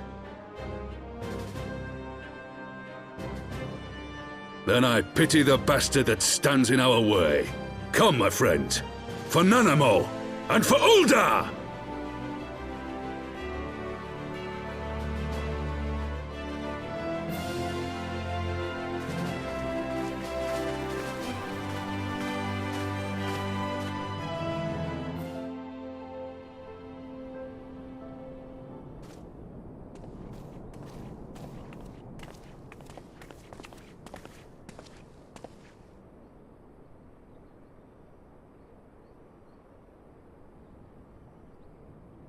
You are Meriel, the Sultana's former lady-in-waiting?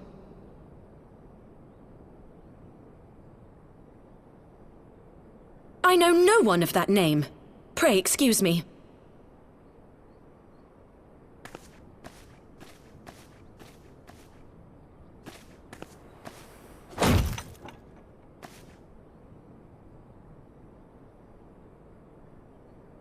General Alden!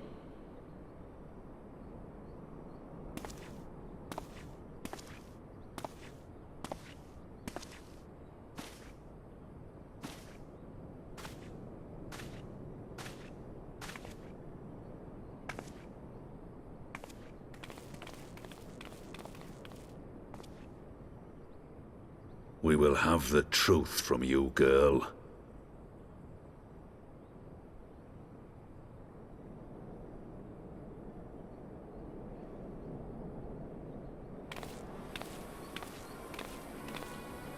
Mayhap it would be better coming from me.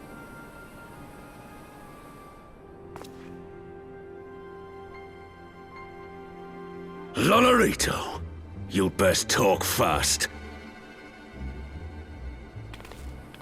As you know, Teleji Adeleji's Cartano reclamation bill was no more than a facade, a means to get his grubby little hands on that Allagan monstrosity Omega.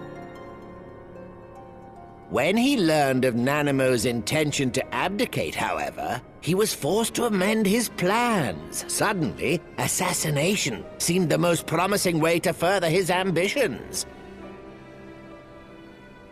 I am told Teleji had discovered a maid in whose veins ran the blood of House Thorn, a new, more pliable puppet to sit the throne. 'Twould have caused an uproar, of course, but few could have contested her claim.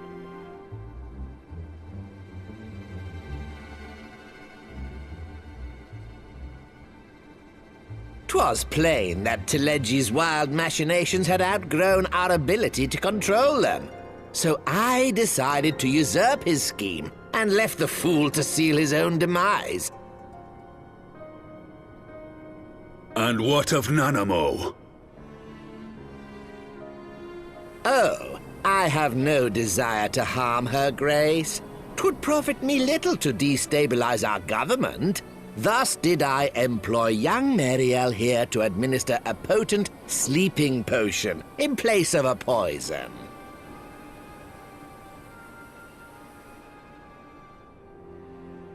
You should know, General, that your dear friend Ilberd was fully aware of my plan. I had him lie about the assassination as a means to prime your rage against Telegi. We weren't entirely sure how you would react, but things went rather better than expected.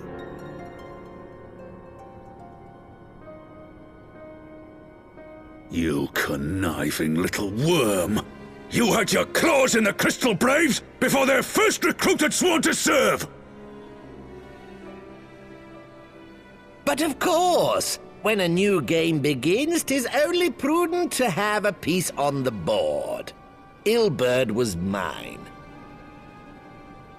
Truth be told, a significant proportion of the Braves' initial endowment was also mine. With such large sums moving about, 'twas a rather trifling matter to disguise my own contribution.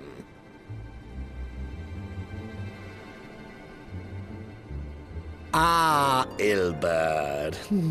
I secured his services with a promise to support his cause once my authority had been solidified. I swear, the man thinks of naught but prizing Alamigo from the grasp of the Empire. Unlike you, General, the poor fellow seems quite unable to forsake the land of his forefathers. Mayhap that's why he called you a traitor to your people and a disgrace to your homeland, amongst other things.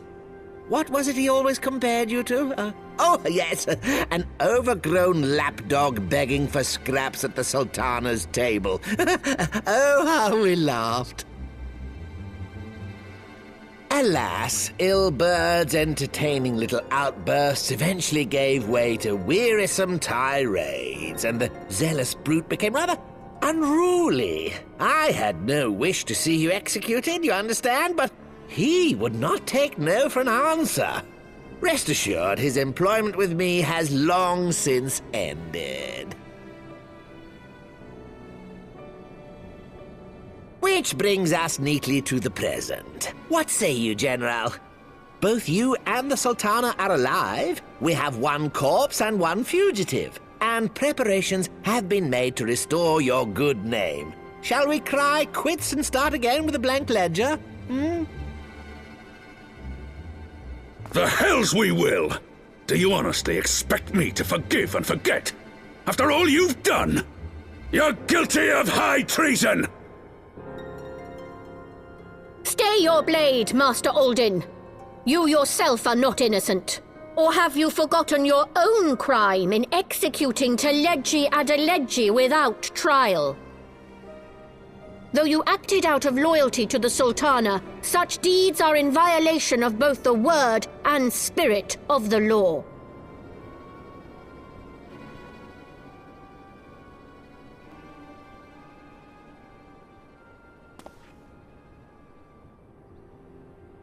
If you would, Lord Lolorito?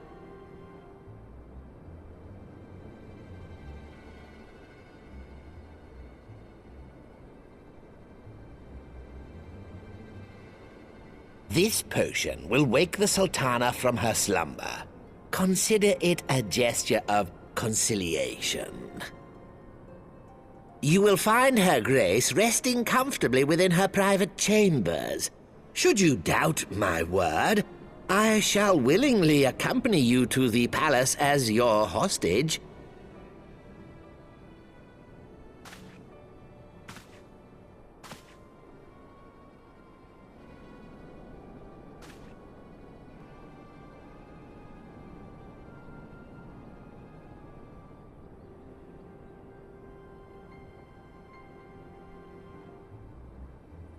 I like not your motives, Lolorito. But you saved the Sultana's life, and for that, you have my gratitude.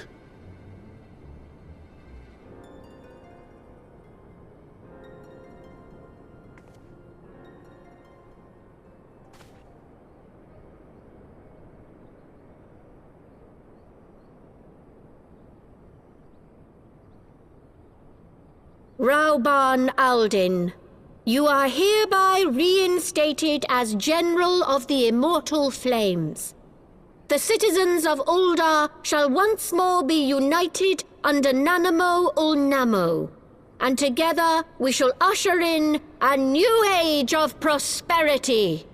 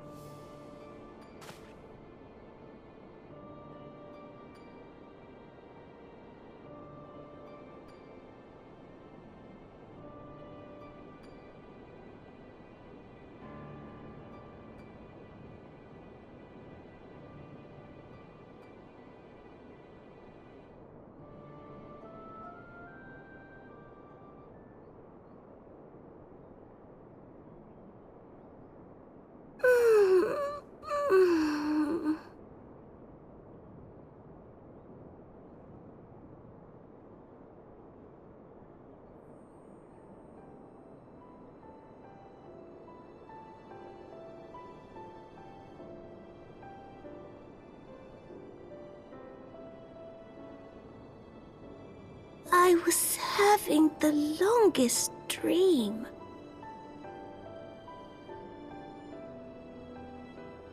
"'Tis time to wake up, Your Grace. Another day begins in Thanalan, and the sun blazes bright upon the sands.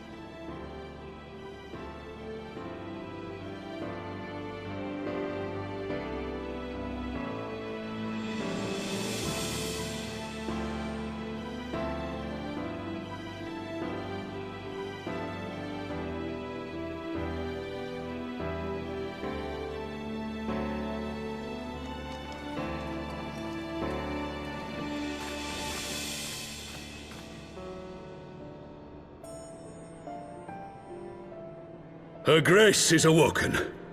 The palace physician assures me she is none the worse for her slumber.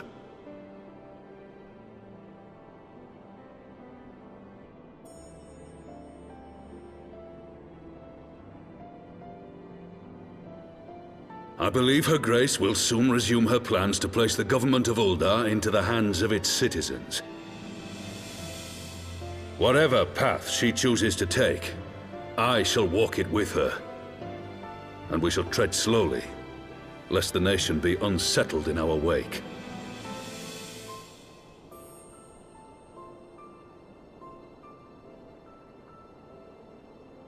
Her Grace's compassion is a shining beacon to us all. But what our city truly thrives upon is competition. 'Tis in the struggle against our rivals that opportunities are seized and fortunes made. And with the Empire on the offensive once more, now would hardly seem the time to turn our system of government upon its head. Are you privy to new intelligence, my lord?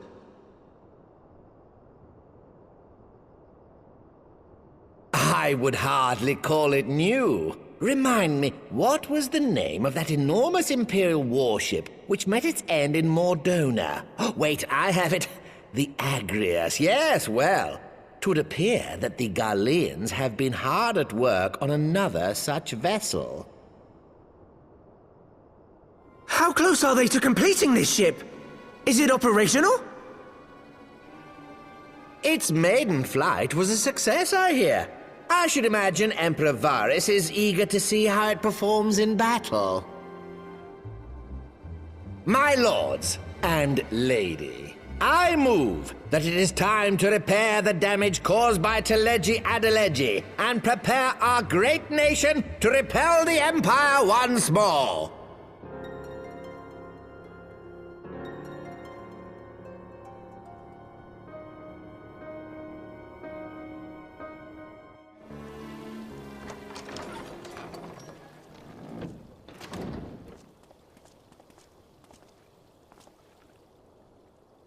"'Tis well that the Sultana has awoken. The Syndicate yet needs to put its house in order, but 'twould seem the worst of the confusion has passed. Uldar has taken control of its future, and I must do the same.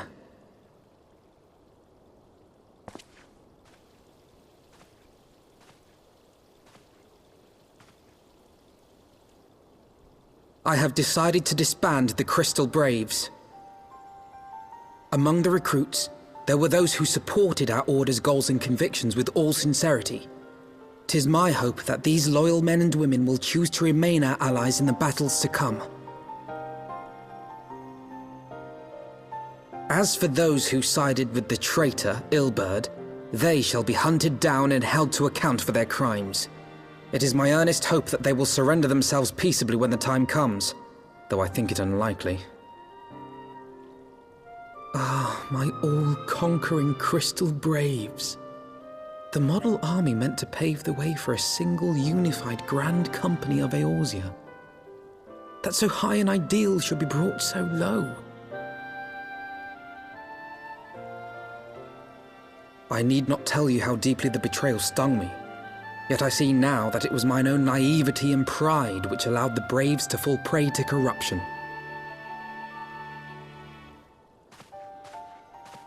As ever, it is to your own shining example that I turn for inspiration. Like you, I mean to stand firm in the face of hardship and give mine all for the cause. Let us resume the search for our missing comrades, that we might come together to shine the light of dawn across the realm once more. The role of Crystal Brave Commander suited me ill, and I shall play it no longer. Henceforth, I shall be no more or less than Alphino, proud member of the Scions.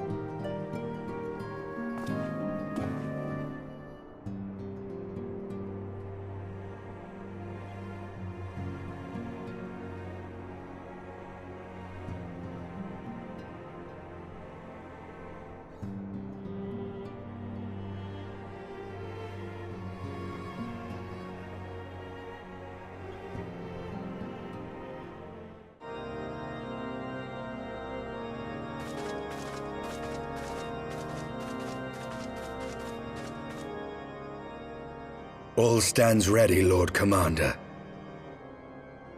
Ah, the moment has come then.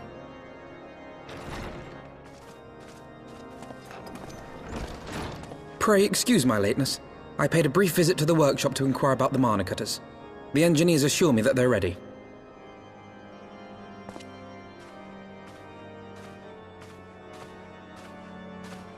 The area is now but a short flight away. Yet what a long and winding path we took to reach this point. Were it not for Master Alphino's proposal, we never would have attempted to parley with the dragons. Though our negotiations yielded little, our expedition with Lady Isar taught us much.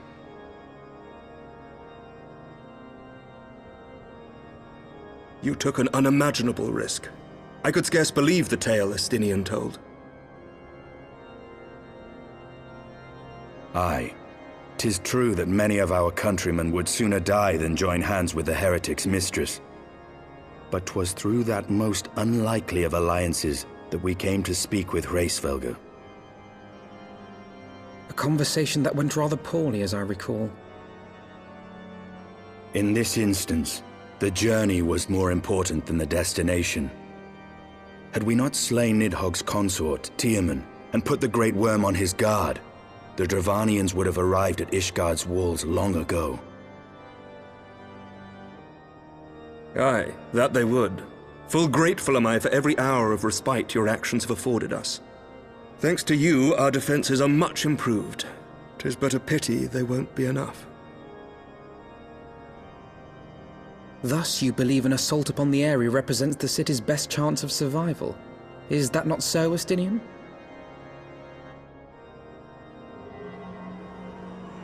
I am under no illusions.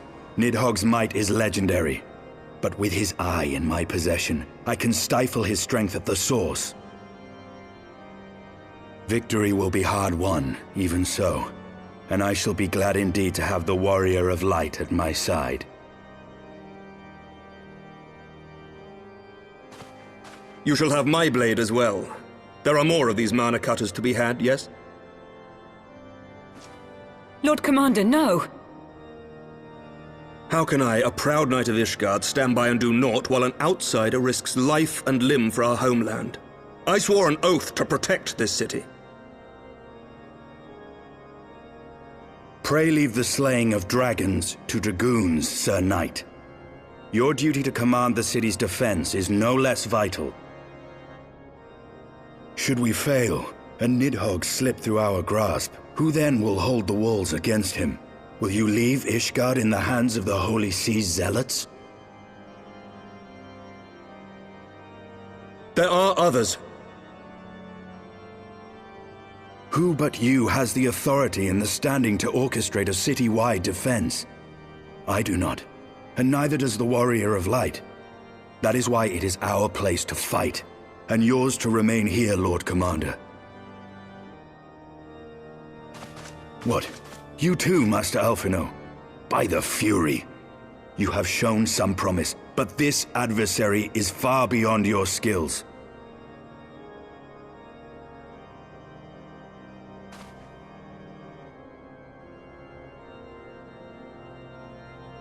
Your candor is appreciated, Sir Dragoon. I shall remain then and cheer you from afar. Well, my friend, 'twould seem I have discouraged the last of the volunteers, and claimed the task as ours alone. But if any alive can best this worm, 'tis surely we too.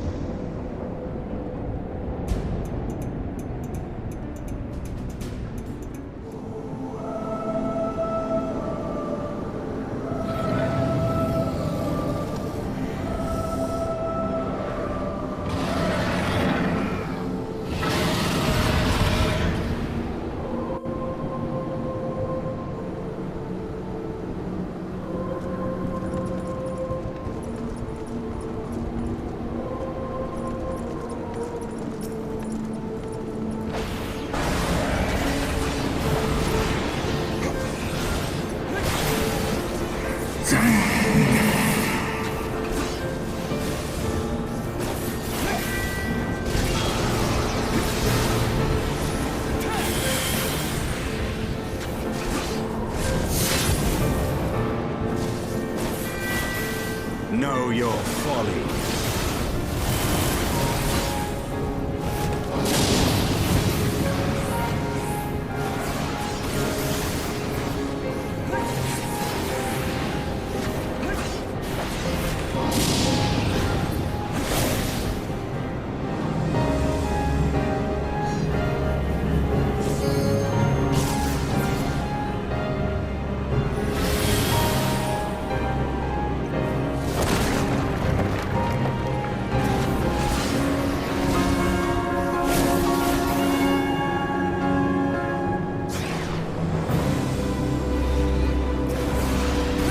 guard is down.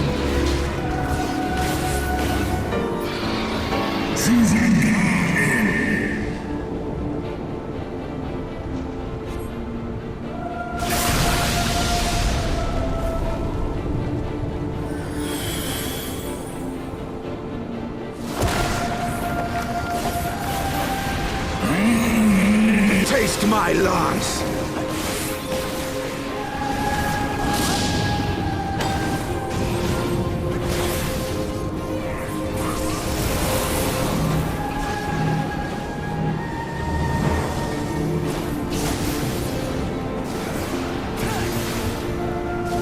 Your guard is down.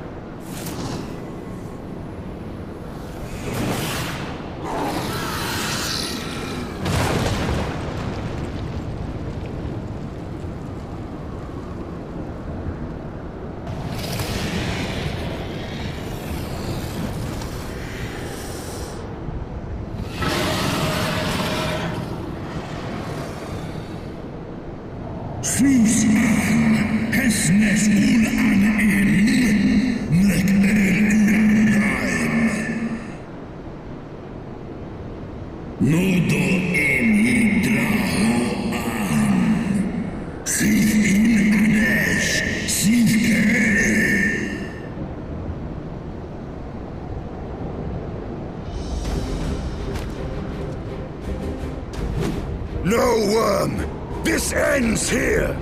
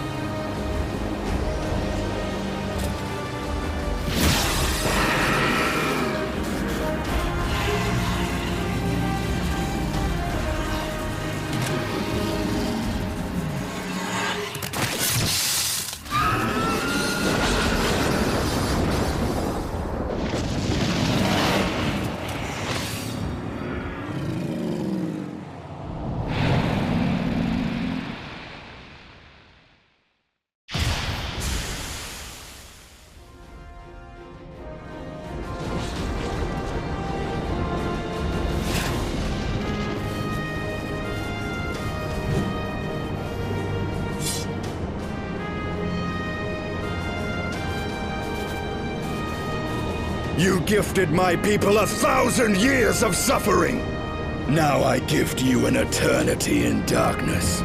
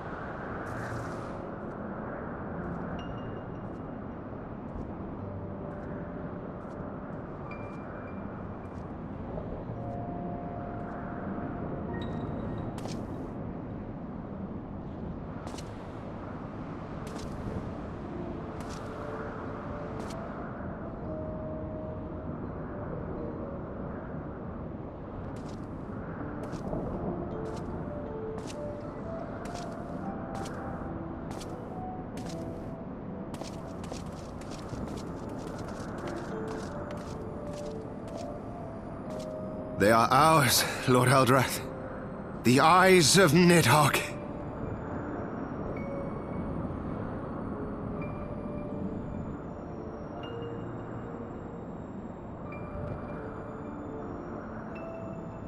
Aye. The worm lies broken and my father is avenged. With the wellspring of his vitality thus denied him, Nidhogg shall not linger long in this world. But behold the terrible price we have paid. My sire is dead. So many brother knights slain. We traded our honor for the strength which now courses in our veins. And still we are forced to make such sacrifice. But not in vain, my lord. Hraesvelgr is the only great worm left in Dravania, and he dares not leave his lair. With Nidhogg's eyes in your possession, who now can challenge the might of Ishgard, ascend the throne, and take your rightful place as the ruler of our people?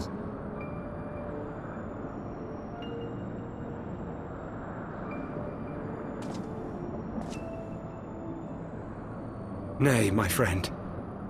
I must forsake the mantle of king.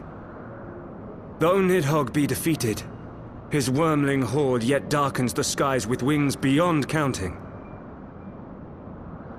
As one who partook of Ratatoska's strength, it shall be my penance to bear a knight's arms until death grants me leave to retire. When that day comes, no prince shall perish, but a hell's-bound hunter of dragons. But Lord Haldreth, what then shall become of the royal line? Think of your people, my lord. Without a king, who will the common man turn to in his hour of need? How will he find his way without your benevolent hand to guide him? I thank you, Sir Flavian and Sir Silvertrill, for dispelling my remaining doubts. With men of such wisdom and compassion in service to the realm, 'tis plain that Ishgard has no need of a king. But if you must bow to the demands of tradition, you need look no further than yourselves for one worthy to wear the crown.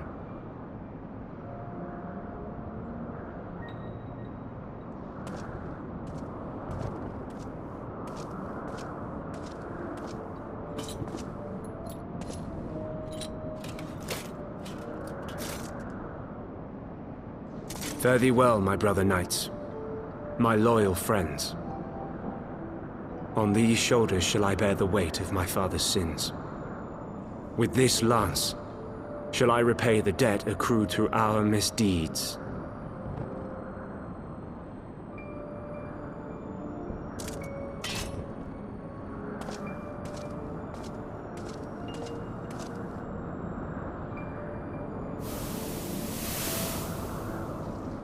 What cruel jest has fate played upon us?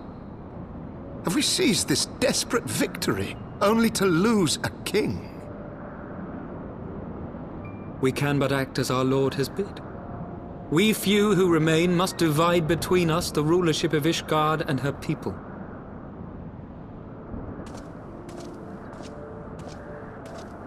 Not I. My oath was to Lord Haldrath and he alone. If he is not to be king, then I would hang up my shield as well. Will you abandon us too, sir?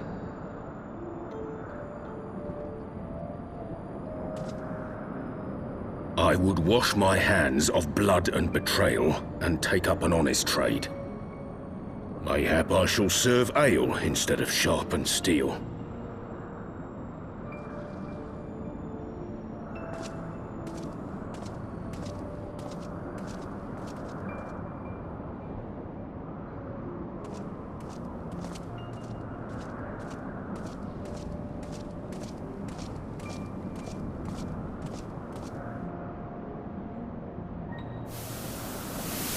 We four, then. Fortin, Heilenart, Dyrendare, and Zemail. But 4 houses to rule all of Ishgard. And what of the throne? We keep it empty. Until the day a king rises once more. We must assume the role of stewards. We shall shape our nation anew with a history of our own making, and let the truth of this dark day die here, upon the battlefield.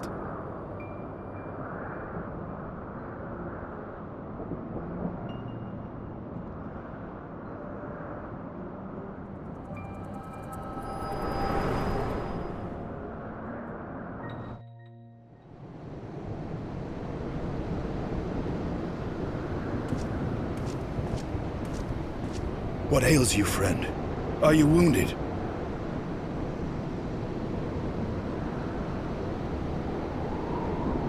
You have borne witness to history. To the culmination of the first battle with Nidhogg. The legend of Ishgard's founding tells that our ancestors were led to the land of Kurthus by the valiant King Thordan. In the midst of their journey, they came to a wide chasm, where they were set upon by a great worm, Nidhogg. A furious battle then ensued, with Thordan leading the van. Though the brave king was slain defending his people, his son, Haldrath, the first Azure Dragoon, fought on undaunted.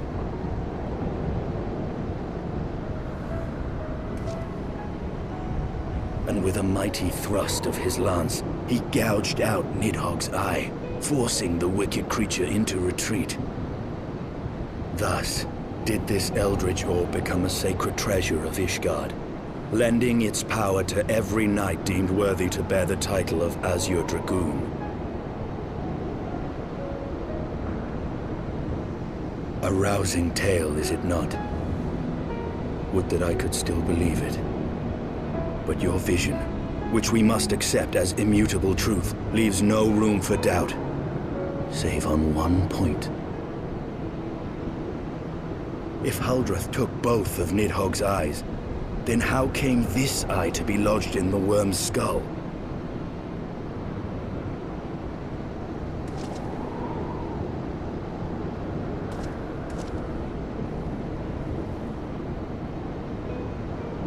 Beneath every answer we unearth, another question lies buried.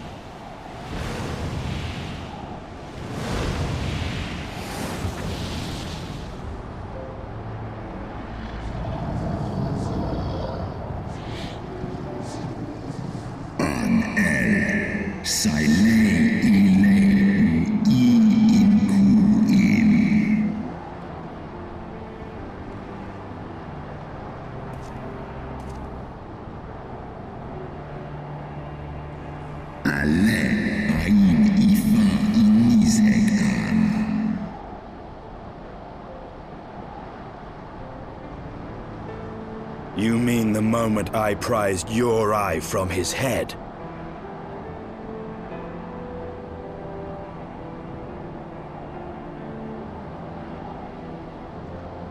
Es an ole draomik es set nizek an es an straf an.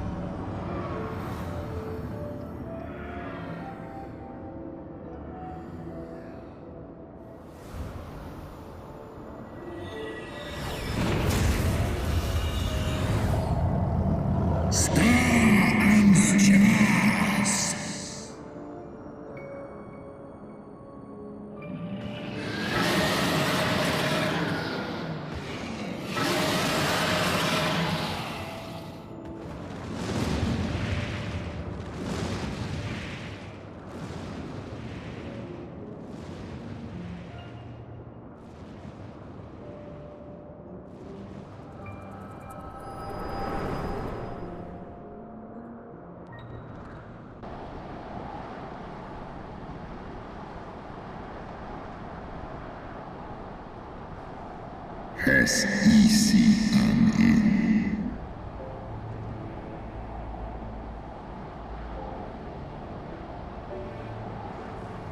It was yours. Your strength that sustained Nidhogg all these years. Would that Haldreth had dealt the worm a killing blow. Kom an I fåren Kim Lunachers mån in. Nå ska han dra av an Ostjas anarm.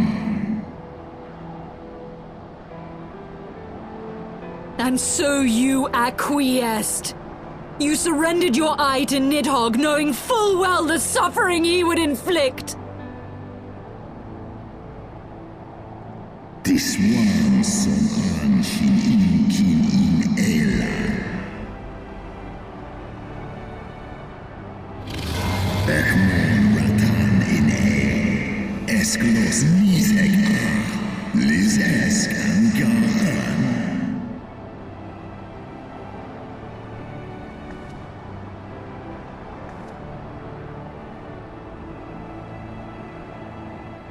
I'm fire. Call an. Tolos in Eskla.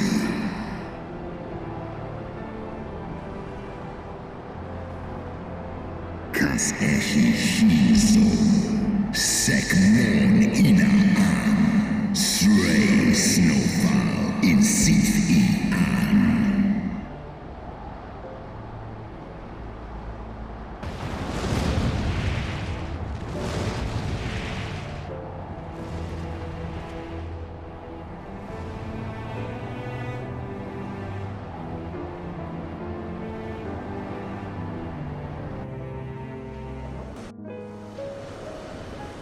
"'Twas my life's goal to slay Nidhogg, but I find there is little joy to be had in its accomplishment.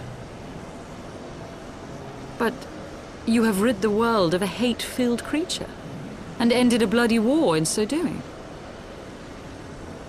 I lost my family to Nidhogg's flames, and 'twas with fury in my heart that I took up the lance.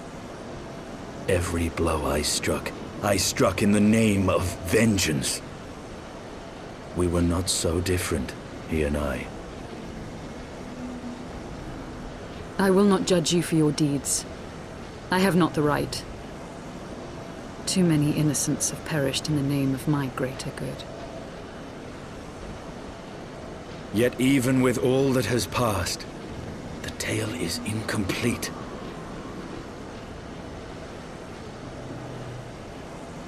We are short a great worm's eye. Of the pair which Haldreth took from Nidhogg, only one is known to us, the one I bear. What then became of the other? Why did Nidhogg, who had taken such pains to prolong the Dragonsong War, suddenly decide to hurl his entire army against the walls of Ishgard?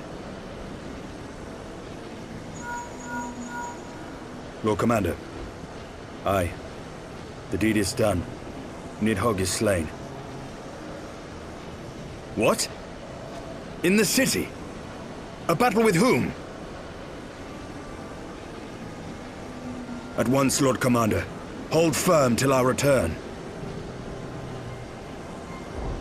Fighting has broken out in the city. Lord Emmerich was sparse with the particulars, but it seems some commoners threw open the gates to a force of heretics. I gave no order to attack. Are we to mark the end of the Dragonsong War by spilling the blood of our own? Mayhap Hraesvelgr was right about us. Let us away, Warrior of Light. The people must be saved from themselves. Wait! I would join you! There has been enough violence. I will appeal to my people in the city and make them see reason.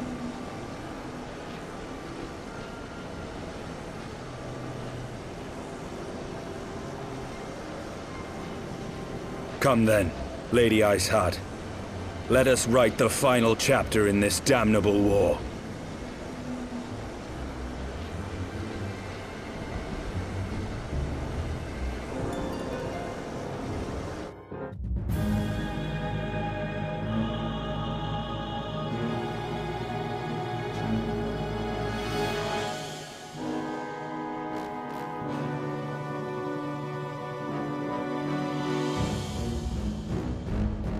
A small army of heretics has invaded the city, Your Eminence. But there is no cause for concern. A sizable contingent of our soldiers is already in place to repel the Dravanian assault, and the intruders will soon find themselves outnumbered and outmatched. Our plans proceed apace, then? Yes, Your Eminence. This unrest shall serve to feed the people's fear of the heretics and the dragons both. And lend renewed fervor to their prayers for deliverance. Very good. Grant our guests what time they need to sow a measure of chaos, then order the Temple Knights to crush them. Your will be done.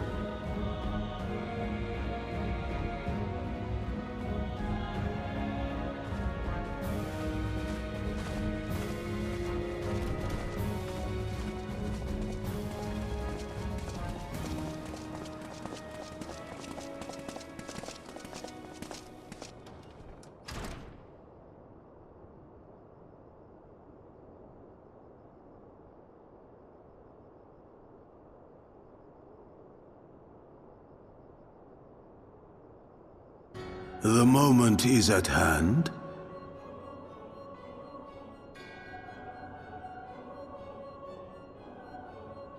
Excellent. All shall soon be in alignment.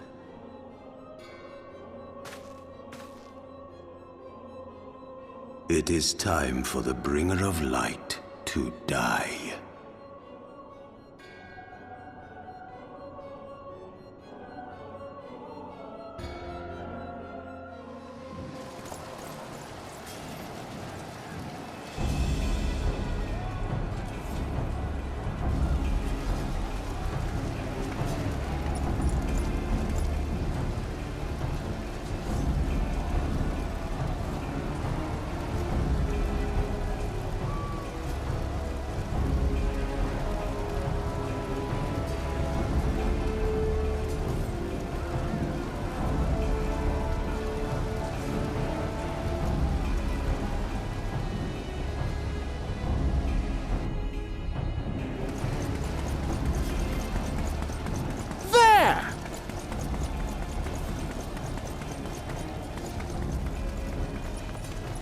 Comrades! Sheathe your swords! There is no need for further bloodshed! My lady! She is come!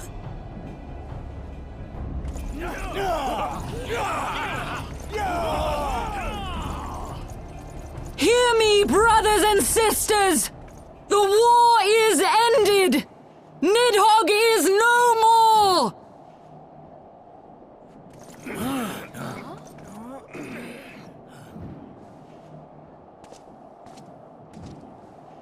Aye, it is so! This adventurer and the Azure Dragoon laid the Great Worm low!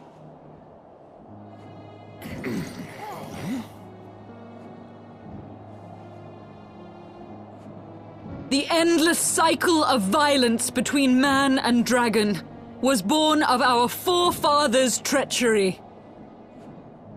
You have followed me, bled with me, to bring this truth to light that we might all know peace. But Nidhogg is dead. Nidhogg is dead, my friends! He who bore such hatred towards Ishgard is dead! Let his hatred die with him, I say! Let us sheathe our swords and go in peace! Have we lost? No, my friend! Far from it! At long last, the peace for which we have so desperately fought is within our grasp. And I, for one, would not forsake it.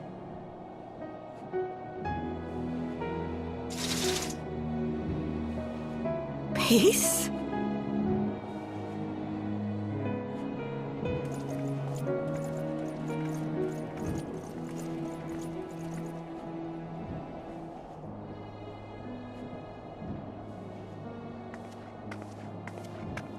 Seize the witch! Let none escape!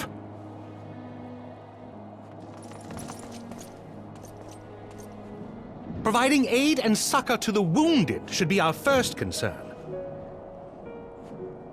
If the heretics mean to observe the peace, then it would be folly not to do the same.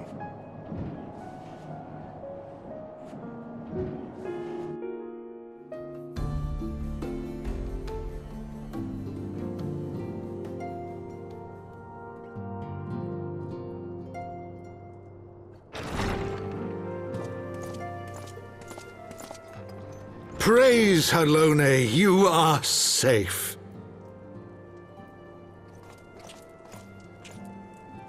My safety was never in doubt, Father, for I had the Azure Dragoon and the Warrior of Light by my side. We bring the most wonderful tidings.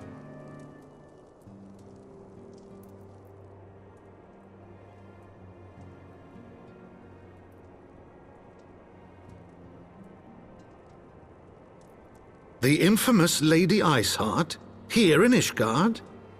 This is most unexpected. She has done much to quell the violence. The Inquisition may not approve, but we are glad of her presence.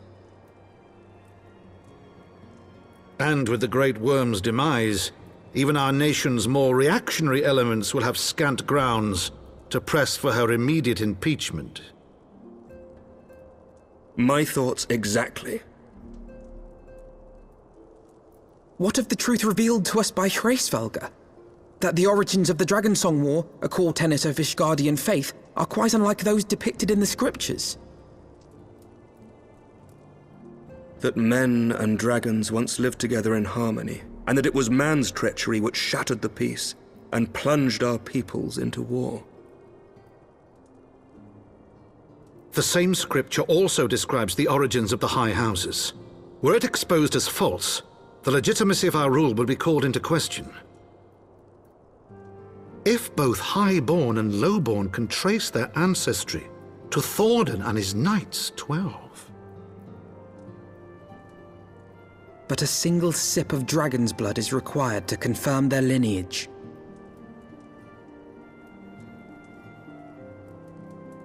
If the Holy See knew of this and chose to remain silent, their crimes are grievous indeed.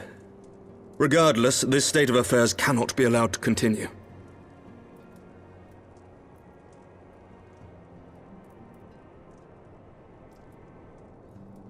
Sir Emeric, you cannot mean to raise this matter with the Archbishop. Pray consider what you are proposing. If the Holy See chose to conceal the truth for centuries, what reason would they have to reveal it now? At best, you will be branded a heretic and clapped in irons. Then at least the Archbishop will have shown his true colors. My friends, this war will never truly be at an end until the truth is made known. You must see what lies on the horizon if it is not. When ruled by fear of a common enemy, we were united. But now we have none. During the war, the Highborn needed men to lead, and the Lowborn men to follow. Not anymore. 'Tis but a matter of time before the old order is called into question. Lady Iceheart will share the truth with her followers, and the Holy See will be powerless to stop its spread. The disenfranchised will rise up united, and blood will flow in the streets once more.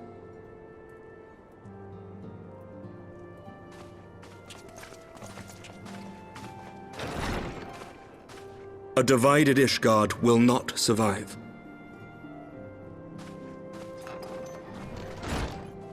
Tread carefully, Lord Commander.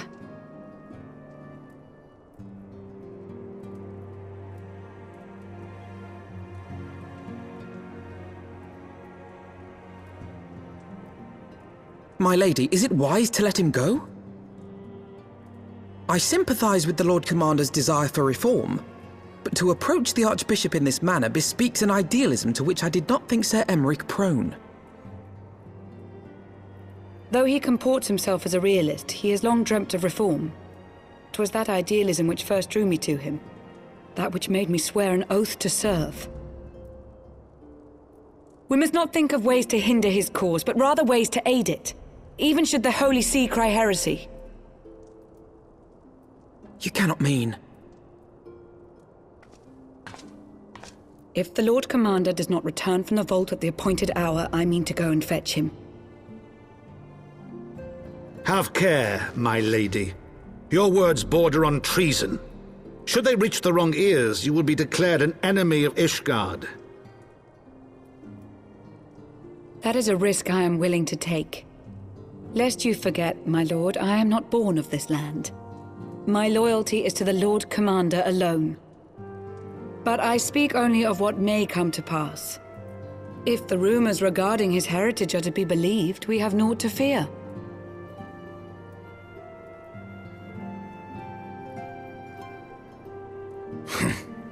Lies and slander. Forgive me, what rumors are these? That Sir Emmerich is the Archbishop's bastard son. Senior clergy are not permitted to marry and sire children. But even the holiest among us are not immune to temptation. I labour to believe it. Sir Emmerich is truly the Archbishop's son.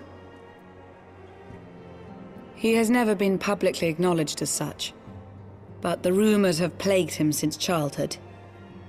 That he rose to his current position, despite being despised as a bastard and accused of profiting from his father's influence, bespeaks the quality of his character. It is my hope that on this occasion, the burden of his birth will work in his favor.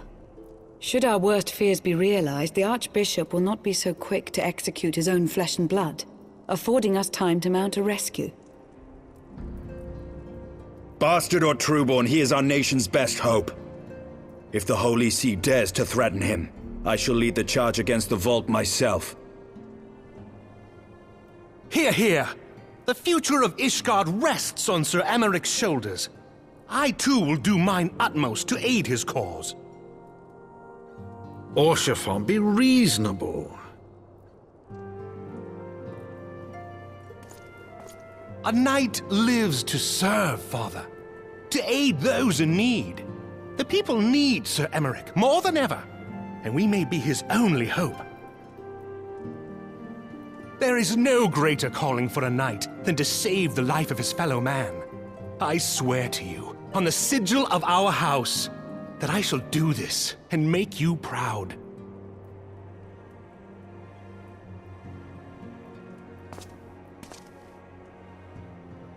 Even you? Romantic, reckless fools, the lot of you. So be it. Make your preparations. I thank you all for your support.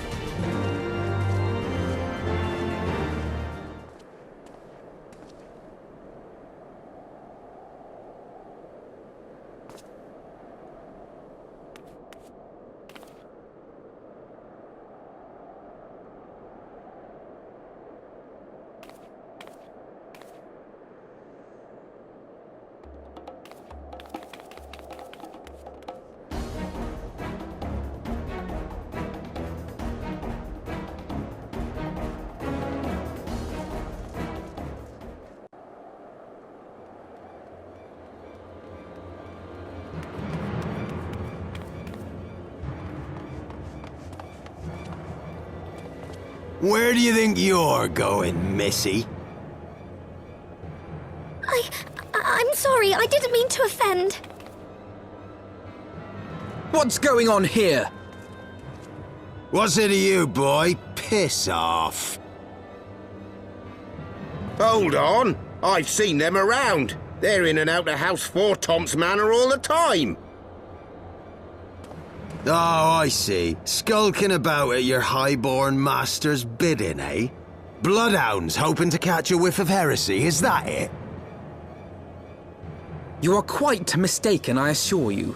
We came here to help. And if you know what's good for you, you will let us pass.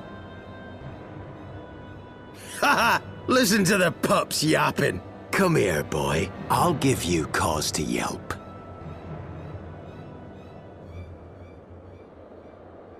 Enough! Leave threatening women and children to our betters. We don't have the knack.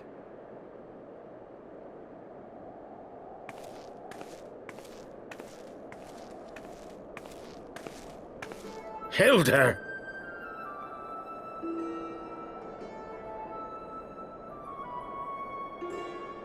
Lay a finger on the Blue Blood's pups, and you're like to lose the hand.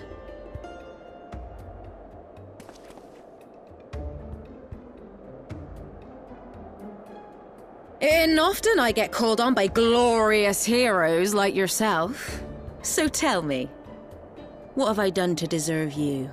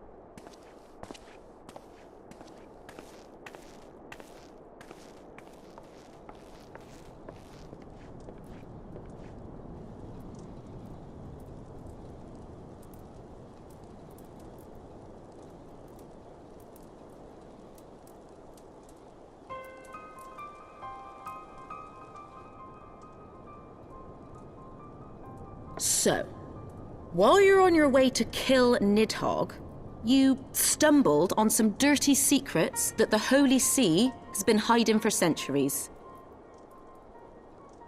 Eh? What are they on about? The High Houses. And what makes a nobleman so bleeding noble? They trace their blood back to King Thordan and his Knights 12, the founders of Ishgard. But our friends here reckon we're all descended from the heroes of Eld. Highborn and lowborn alike. And so Sir Emmerich, Lord Commander of the Temple Knights, has gone to ask the Archbishop if he wouldn't mind letting everyone know. Is he simple? The old bastard will have him executed for heresy. Wow! Seems to me that's what the good sir wants. Seems he thinks a noble sacrifice will serve to prove his claims. We cannot stand idly by and allow Sir Emmerich to do this. Ishgard has need of him. Look, you've a good heart, I can see that. Willing to risk your neck for someone else even when his troubles ain't yours. But what's this got to do with me?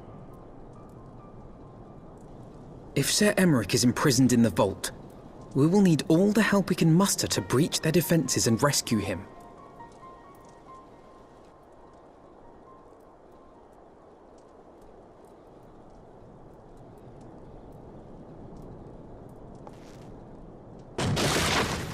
What in the hells?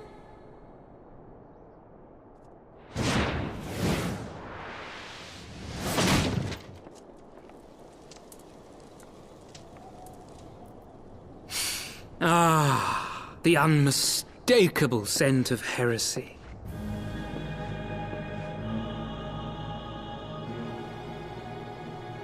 And what do we have here? The honored guests of House Fortom consorting with the Queen of Rats.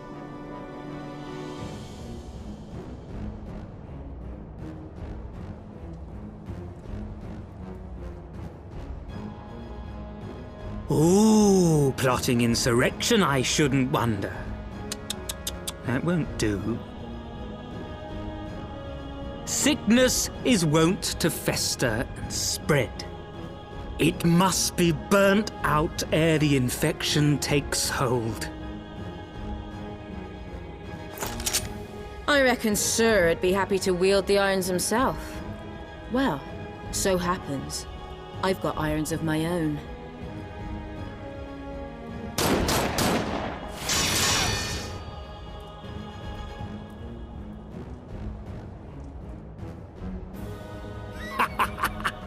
Such simple creatures, rats, certain to attack when cornered. Let us step outside, milady. In here, your toys could hurt someone.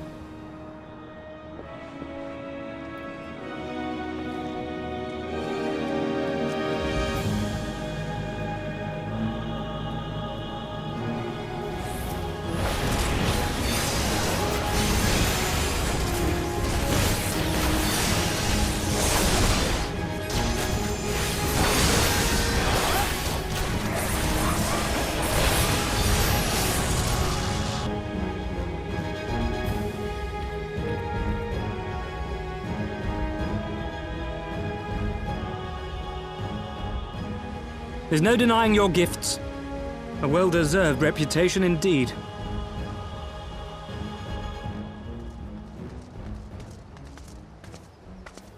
Enough!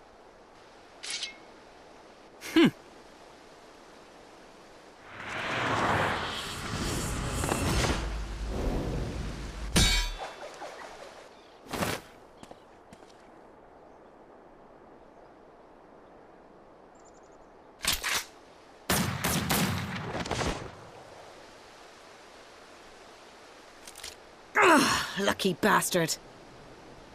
Nay, 'tis we who are lucky.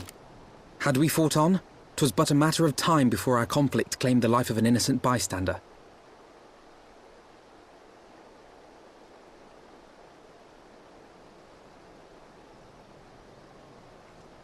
I thought the Heavensward might come here as well. They came to the Temple Knights' headquarters. Aye. Sir Grinno announced that the Lord Commander had been imprisoned under suspicion of heresy, and that the Heavensward had been granted full authority in his stead. Then the Heavensward now commands the Temple Knights. Those still loyal to Sir Emmerich answer to me.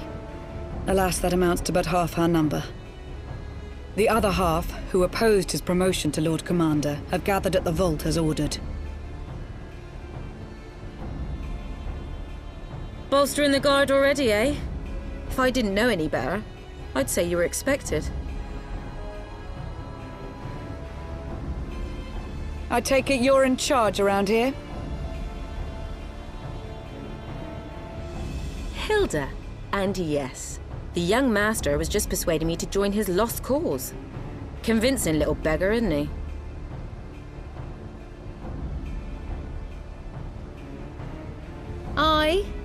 Your passion moved me. A bit. That, and the fact that we're sick of living off the leavings of our betters. If you've a mind to change things around here, then we've a mind to join you.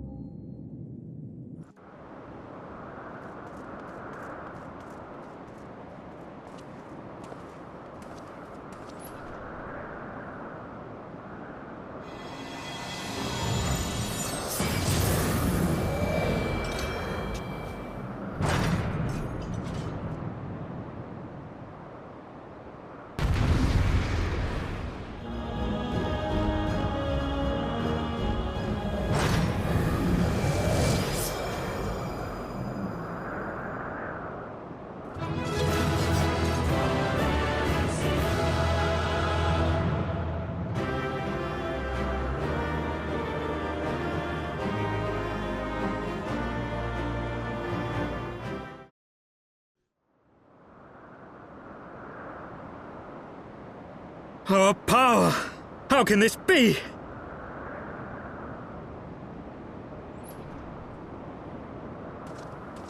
Fall back!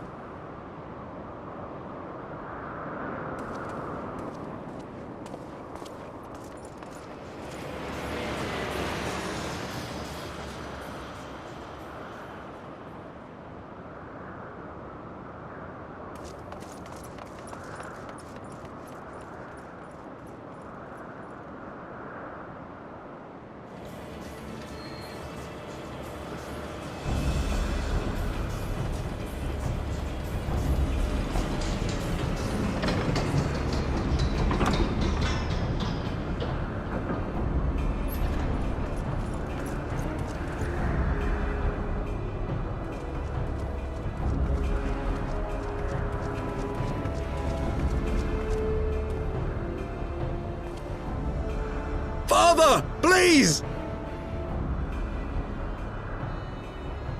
For a mercy, we were not too late.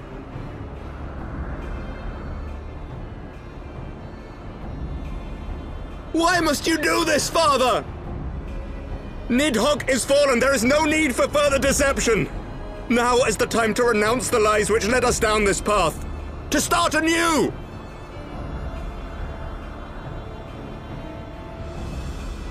And tear down the very pillars of our society?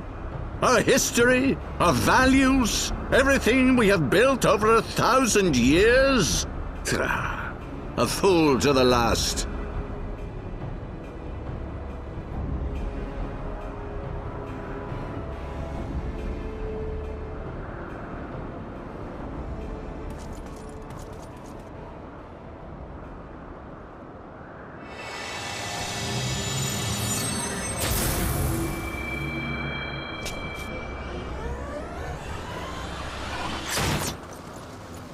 Look out!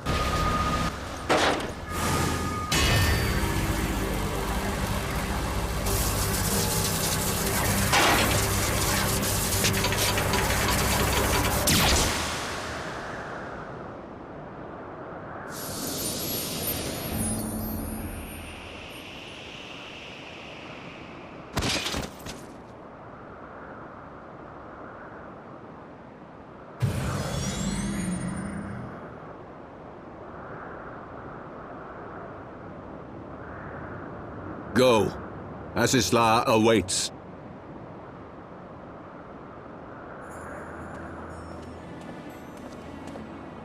Lord Orchefon!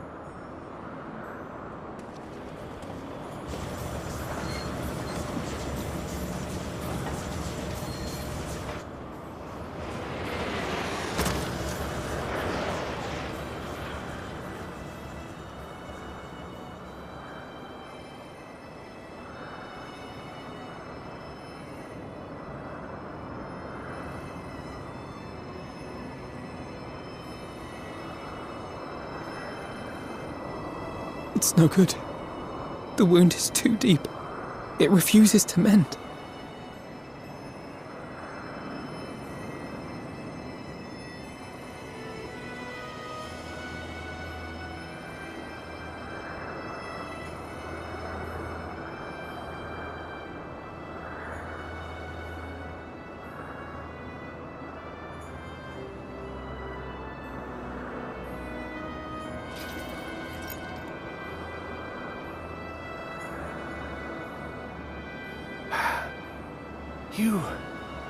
You are unharmed? Forgive me. I could not bear the thought of...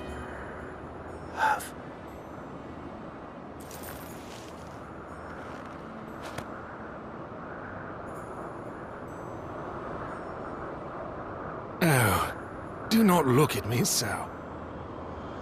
A smile better suits a hero.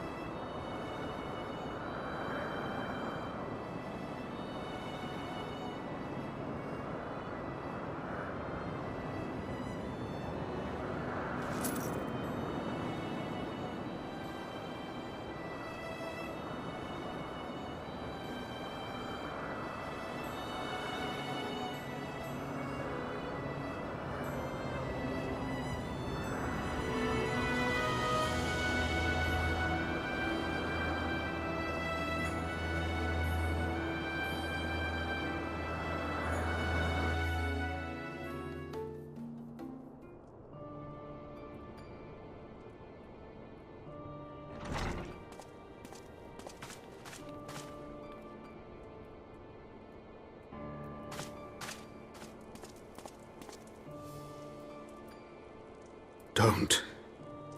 Please. A knight lives to serve, to protect, to sacrifice. There is no greater calling.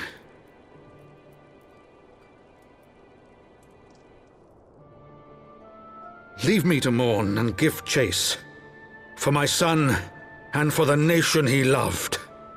Go!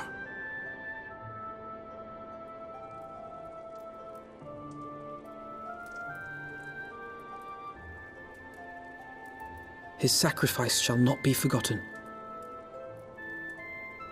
My son.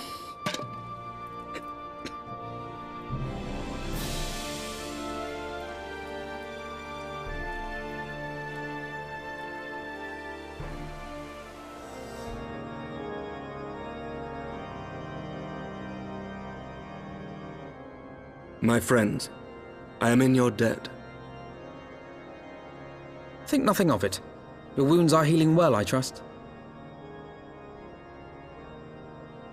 Some wounds do not heal.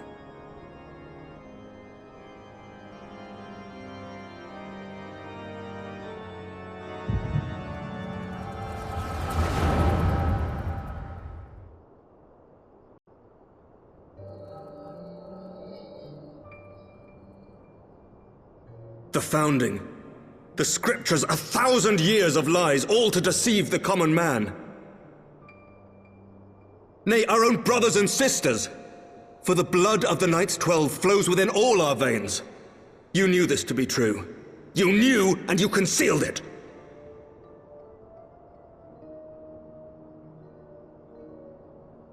I should be interested to hear how you came by this knowledge. But yes, you have the right of it.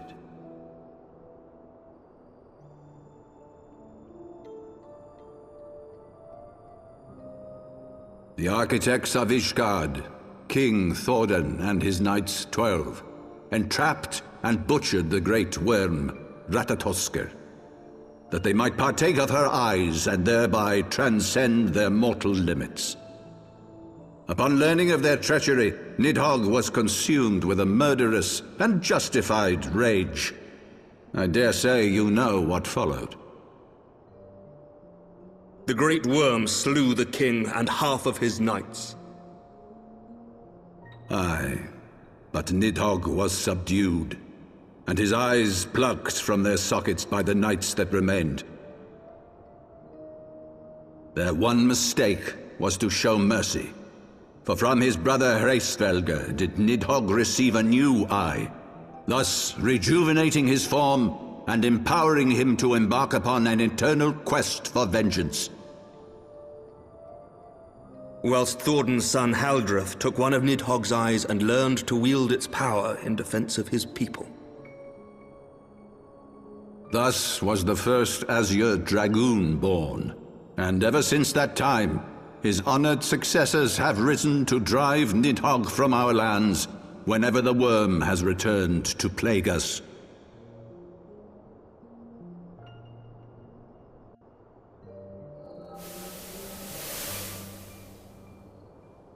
I ask you, my son, will you answer for my sins? Will your son and his son answer for me as well? What do you mean? If a man cannot atone for his sins in the course of his all-too-fleeting life, must his progeny then be held to account? Must every subsequent generation be judged as well?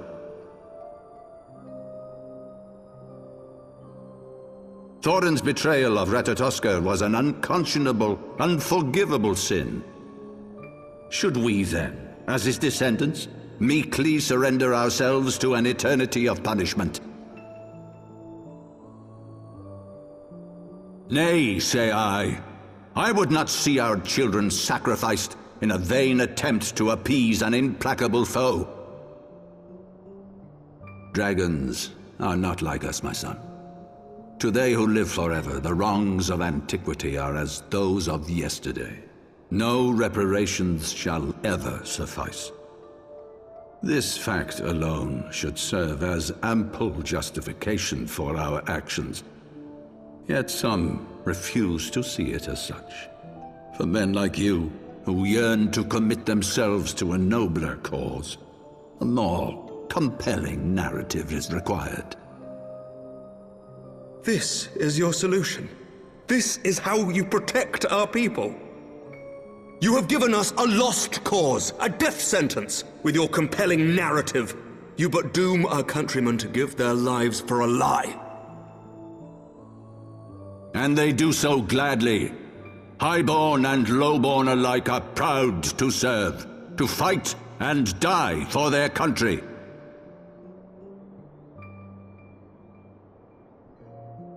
And what would you say to them? What would you tell the wives who have lost their husbands? The mothers who have lost their sons? That their loved ones died for naught?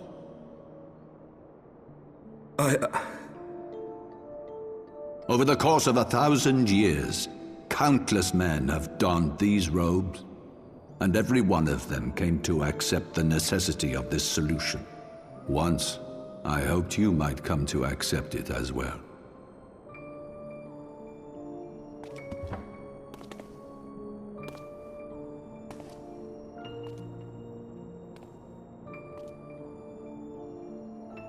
Do not despair, my son. Soon I shall free us from the sins of antiquity, and bring about the change you so fervently desire.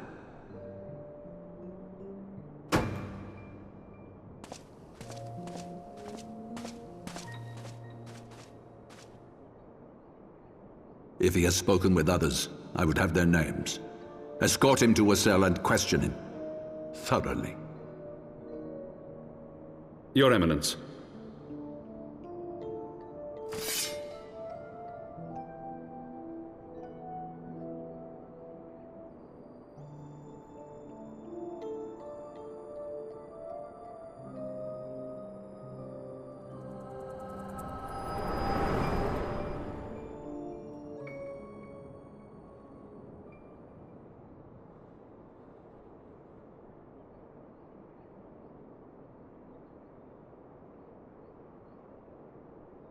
You saw something, did you not?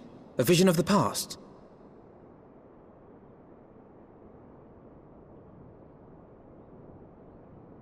So this is the power of the Echo. Would that it had shown you a finer moment from my past. 'Twas an exercise in futility, as you saw. Faced with the firmity of his conviction and his many ready rejoinders, my words deserted me. To be frank, I am embarrassed to recall it.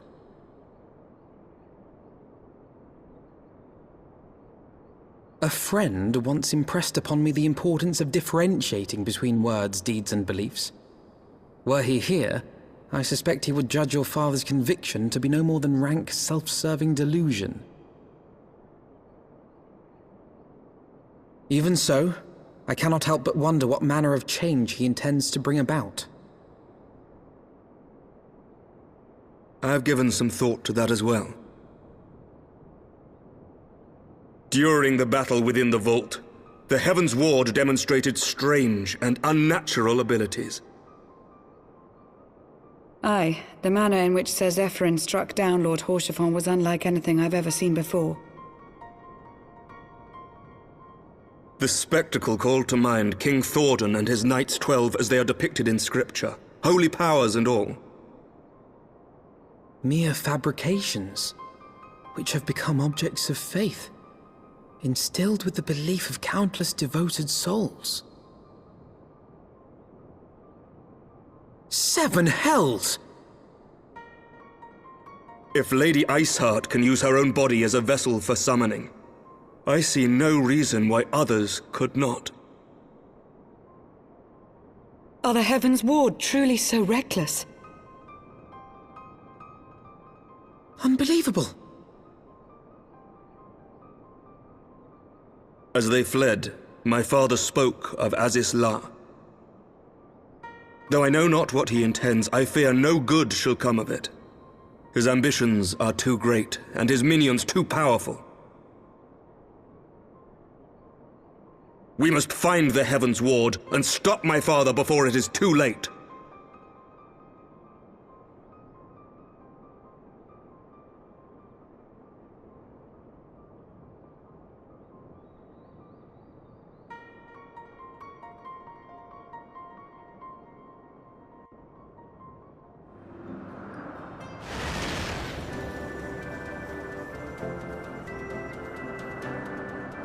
To the northern reaches of the Sea of Clouds, where countless isles yet remained uncharted.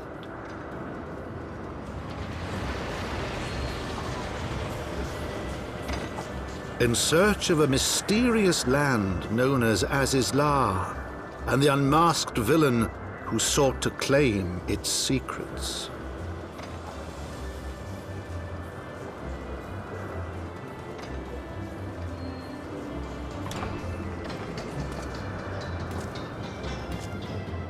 Oblivious to the new threat which followed in their wake, they came.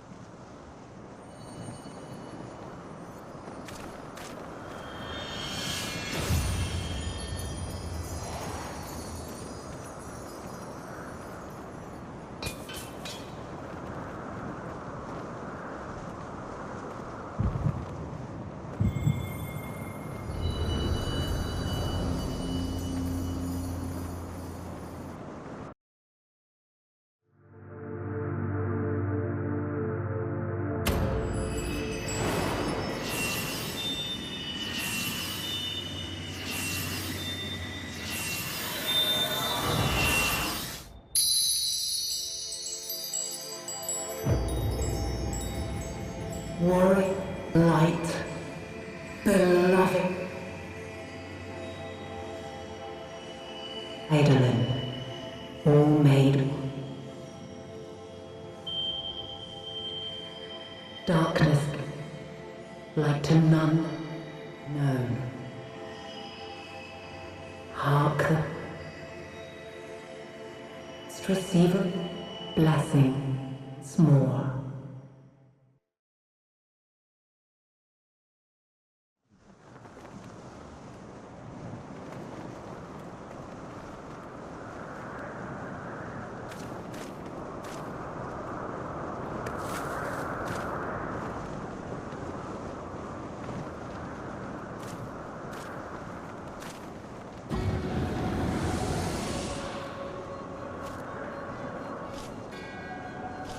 So falls the Lord of Mists, as did all others before him. How many times does this make, Warrior of Light? Ah, how much you have grown, far beyond the limits of mere mortals. He has what we seek.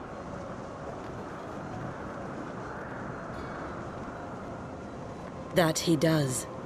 The key to Azys Lla and the secrets of Allag.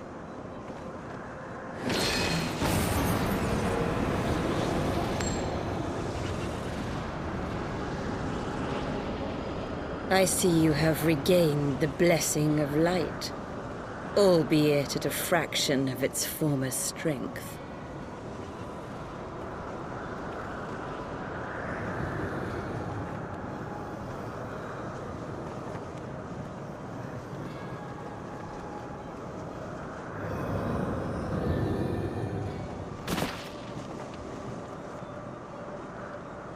My thanks to you, Ascian. And to you as well, Warrior of Light, for saving us the effort of slaying Bismarck.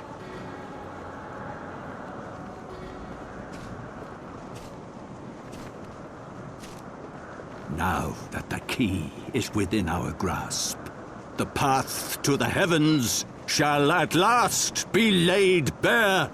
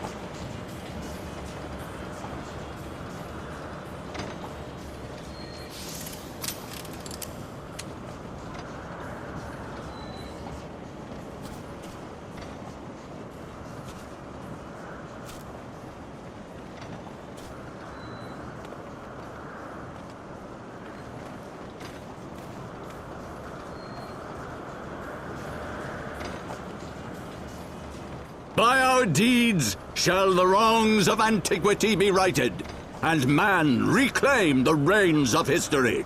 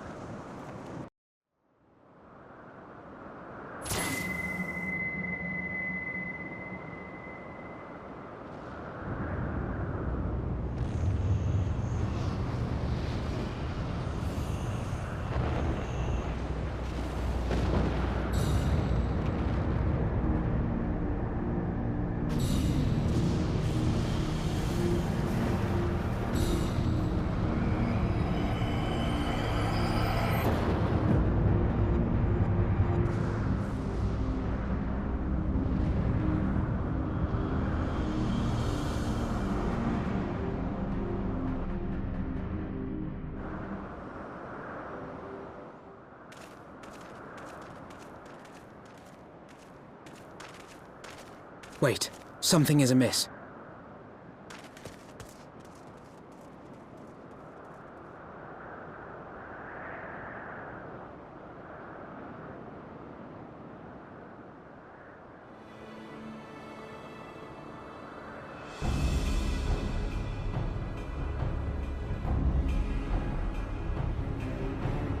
Imperial troops. And they have already secured the area.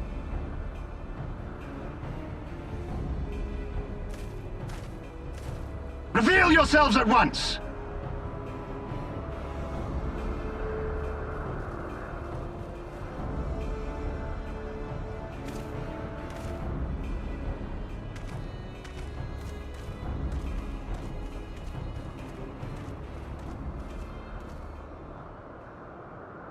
And there I was, expecting more beastmen.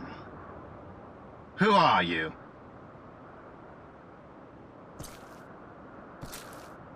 I thought Ishgardians responsible for the disappearance of our scouts, but I see now that I was mistaken.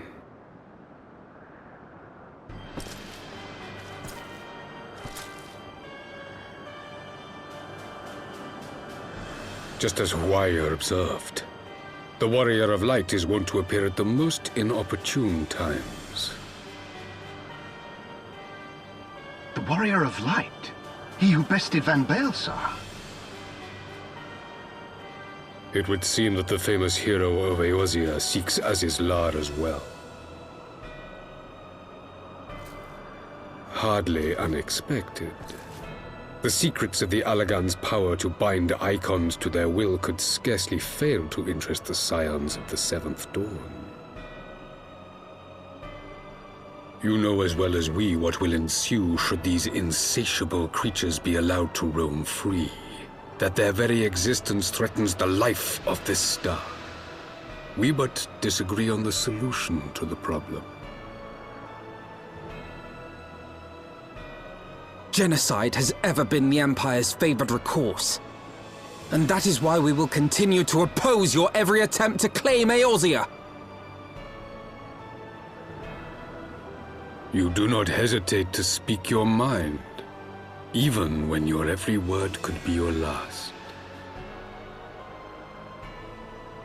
Alas, your sentiments betray the narrowness of your view. The fate of Eorzea and its inhabitants is of little concern next to the fate of the world.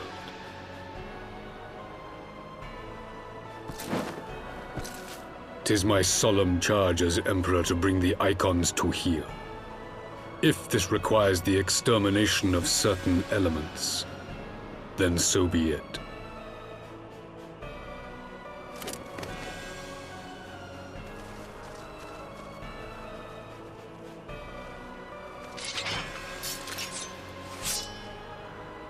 No, don't! They are not his thralls!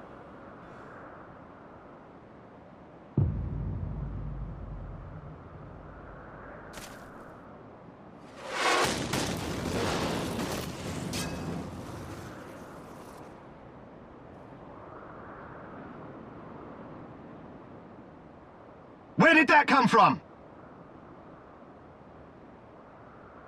Take cover!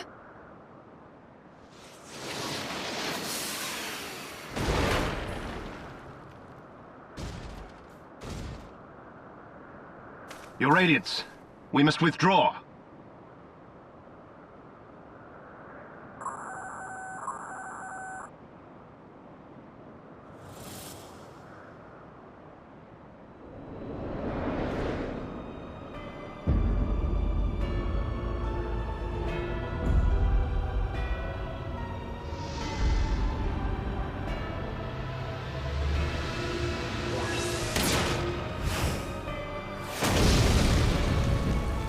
We shall meet again, Warrior of Light.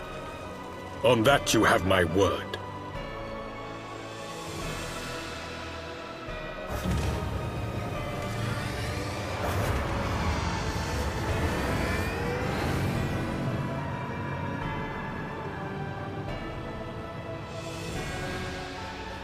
So Garlemald too has designs on Azys Lla. But why would the Emperor himself elect to lead the expedition?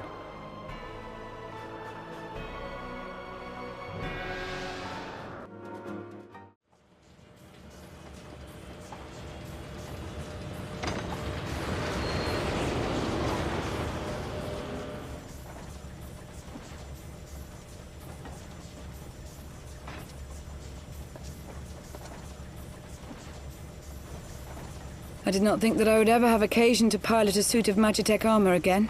Least of all under these circumstances.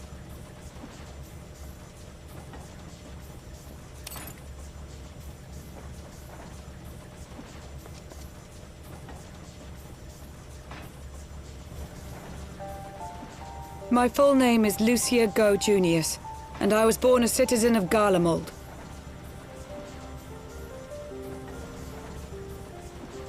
Ah, that explains it.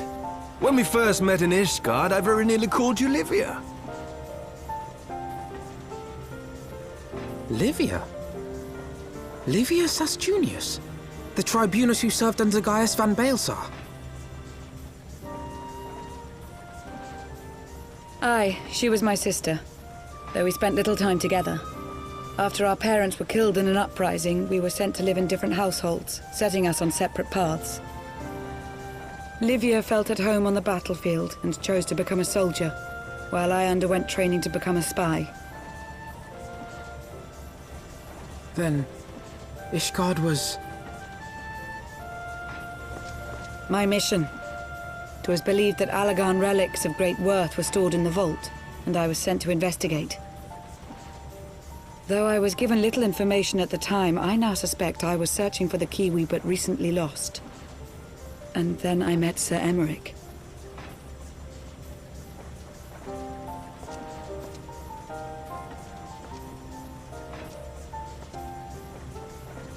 'Twas his usefulness to my mission which prompted me to approach him, but I soon found myself drawn to him for other reasons. He too was a prisoner of his past, judged for his heritage as a bastard son of the Archbishop. Yet unlike my sister and I, he did not curse his fate. He simply rose above it. In time, I came to realize that I had found a man worth following, and a new home besides. And when I subsequently confessed all to Sir Emeric, he was good enough to accept me into his service. I do not question your loyalty to Sir Emeric. 'Tis your loyalty to your sister which concerns me. I have long been of the opinion that those who dwell in the past risk losing sight of their future. My sister fought for her convictions and for those she held dear. So do I. So must we all.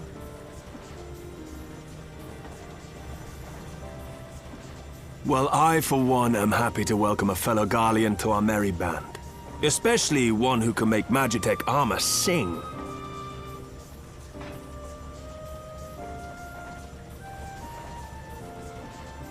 Chief, we should be getting close.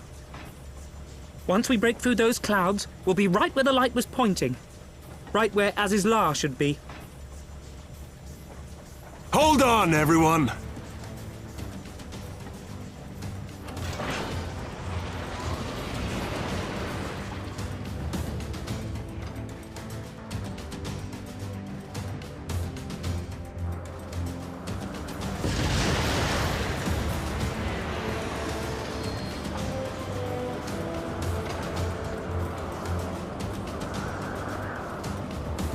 Look! I think that's it!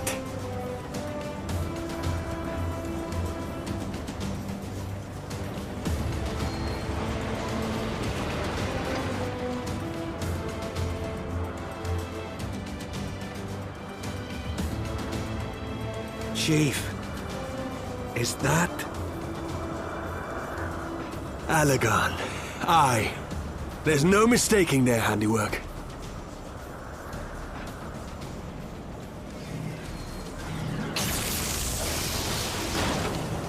What was that?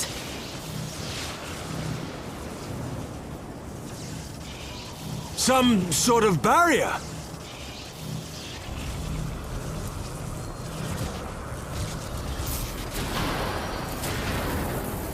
She won't hold, Chief! She's breaking up! I've lost the auxiliary propeller! Sid, it's no use! We must return to Ishgard and find another way! God damn it all! Why do the Allagans always have to make everything so bloody complicated?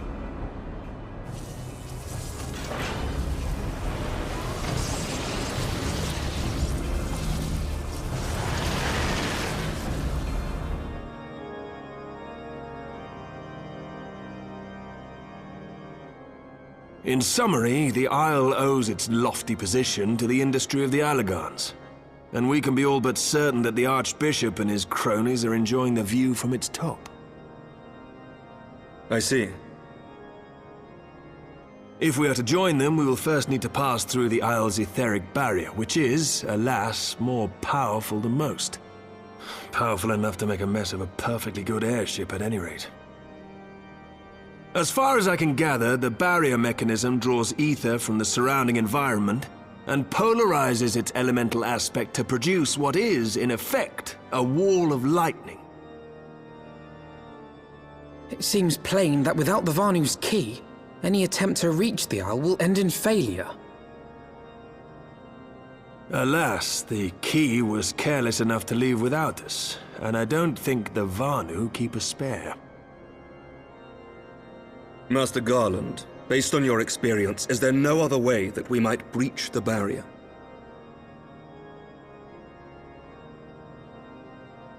Well, in the past, we've beaten similar barriers by nullifying them with elemental converters. But the one we're up against this time dwarfs aught we've encountered before. The Enterprise simply isn't large enough to bear the requisite amount of crystals.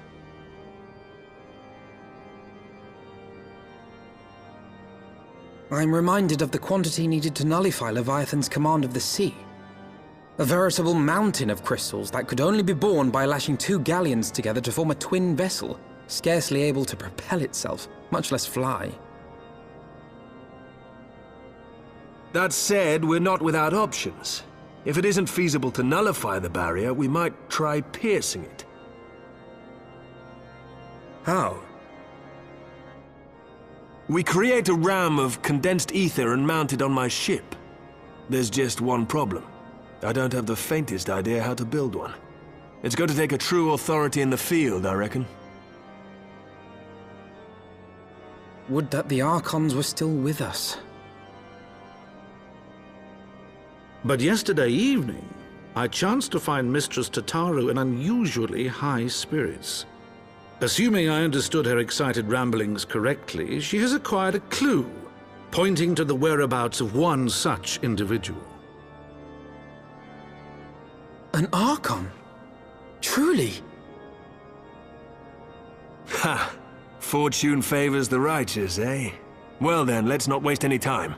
While you go and look for our missing friend, I'll work on modifying the Enterprise. Her hull will need reinforcing to bear the punishment, not to mention a mount for the ram. Just you wait, my pretty. By the time I'm finished, you'll be an airship reborn.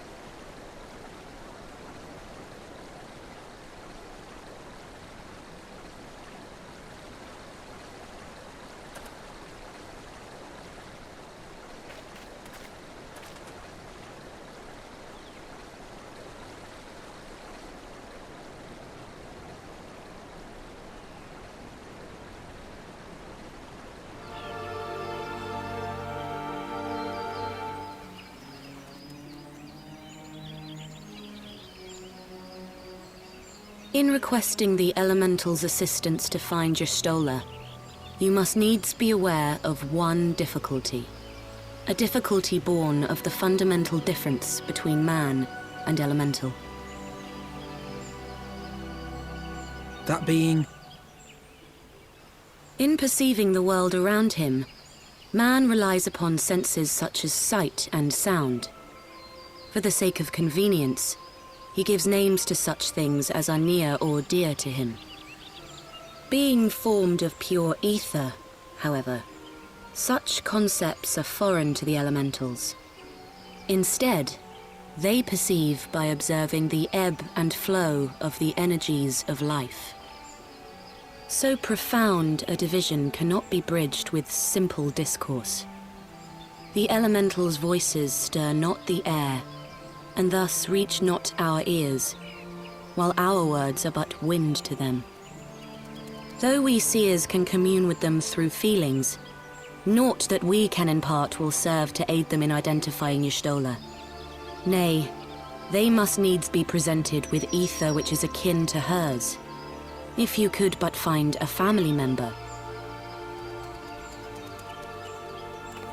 Oh! I know just the person! Y'shtola has a sister who came to live in Gridania. She told me about her once. Oh, that is most fortunate indeed.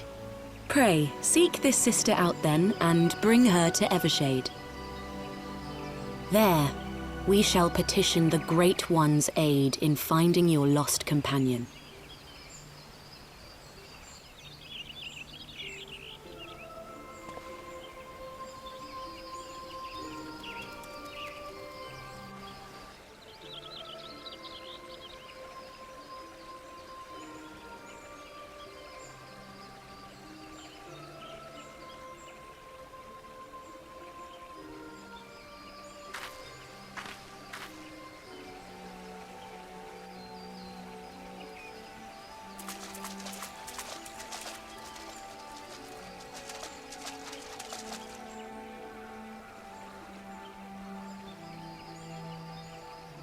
Let us begin.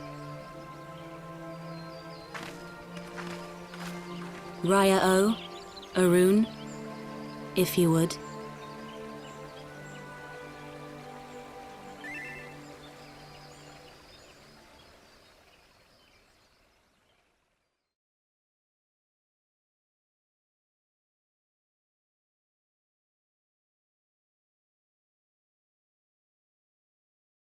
Hearken to me, O Great Ones. Pray give yourselves to the life stream, a drifting soul to find.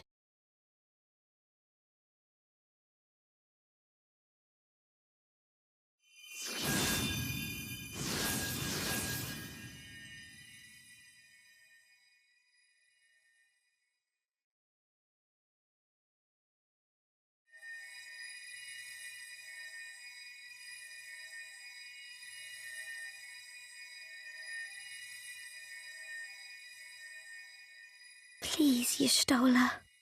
Please come back to us.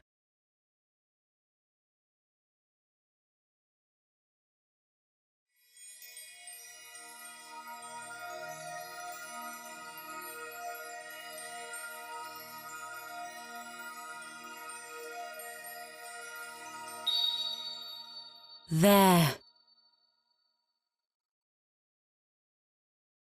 Now!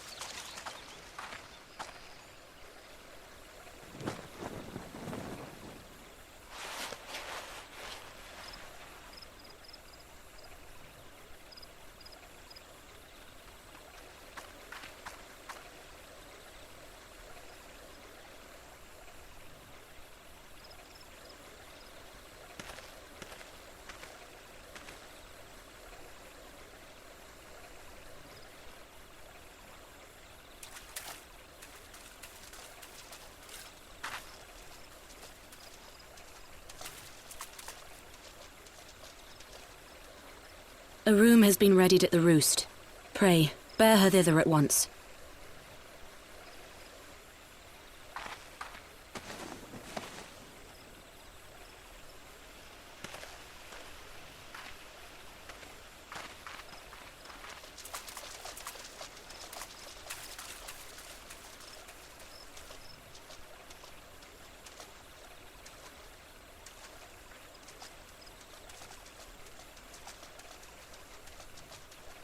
All that remains is to pray, my friends.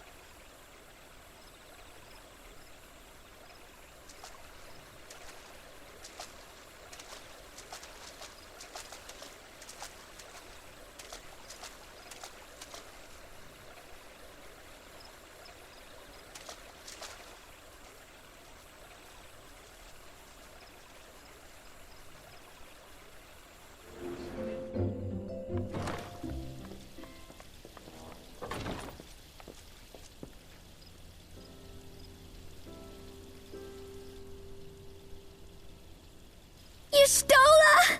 I'm so glad you're back! Tataru.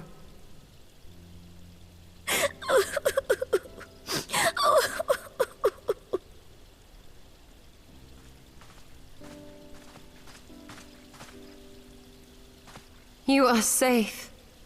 Thank the 12.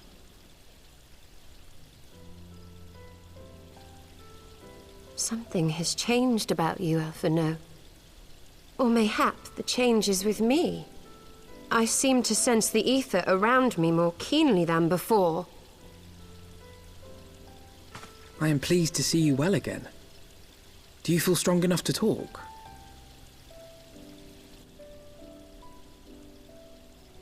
Worry not. I am well enough.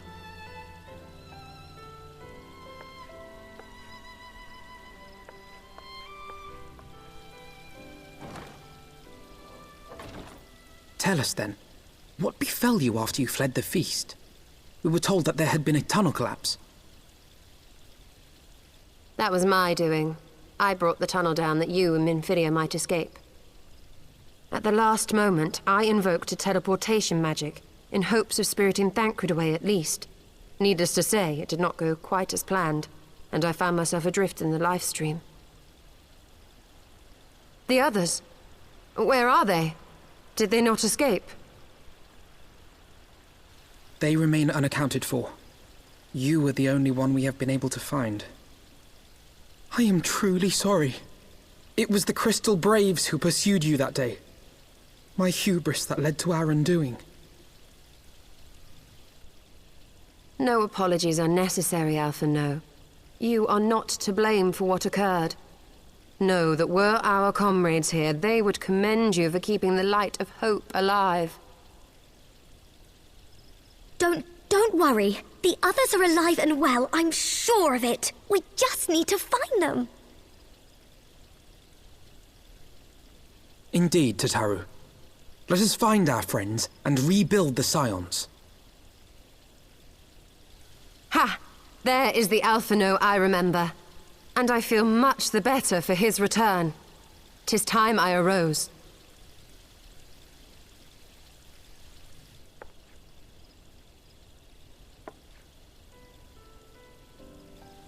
That reminds me! I have a change of clothes for you! I don't like to boast, but I made them myself. I learned how to weave while we're in Ishgard, you see?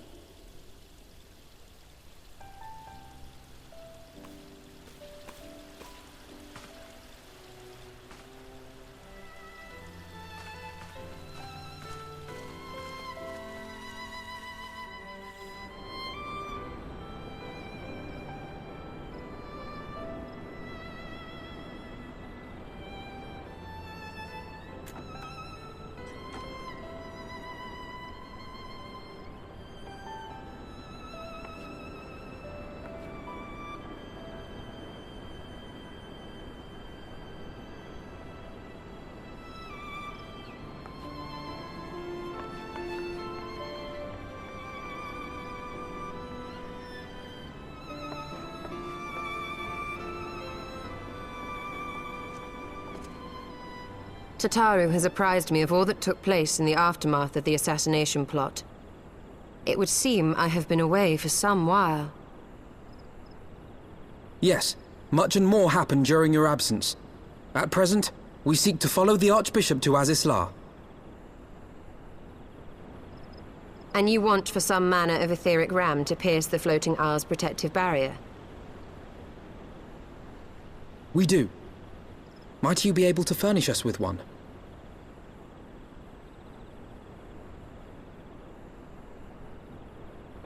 A means to prise open a hole in an Allagan barrier.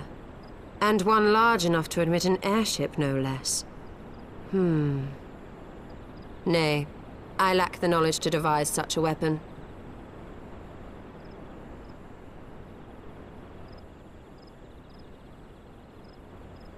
But I know of one who could.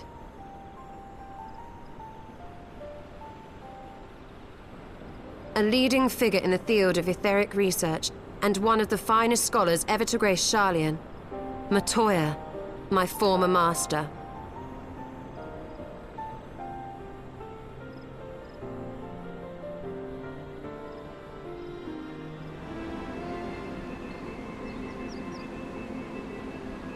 To the Thaliac River, where to the melted snows of Abelathia's spine eventually find their way by means of 1,000 silver streams.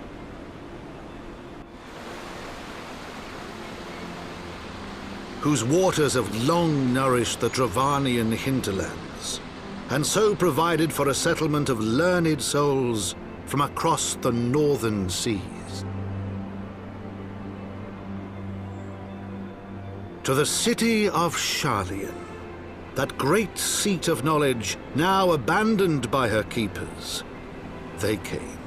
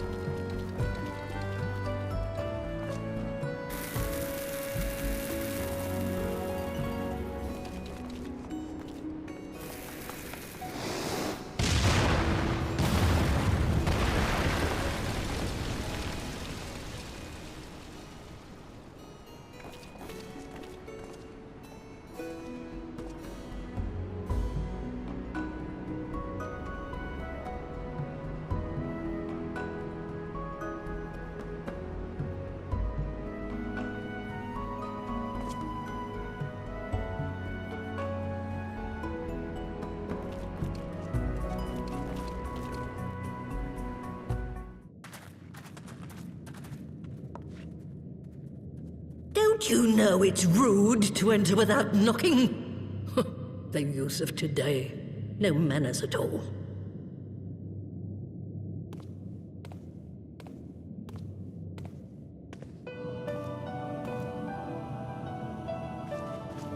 Though we neglected to knock, we did create something of a commotion. I had hoped that would suffice. Heavy-handed as ever, I see. And still not a hint of grace.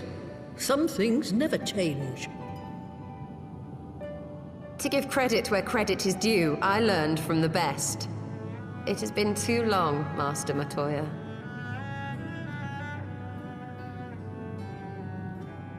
Indeed it has. Oh, it's good to see you again, my girl. And with your fiery spirit unquenched. But look at you, all grown up and womanly. The one there in the fancy duds, that's Louis Soir's granddaughter, I take it? Grandson, begging your pardons. You knew my grandfather, my lady. Knew him? Ha! We were constantly at each other's throats, like rabid dogs we were. Oh, he was a stubborn bugger, was your grandfather. Never a dull moment when he was around, though, I'll give him that.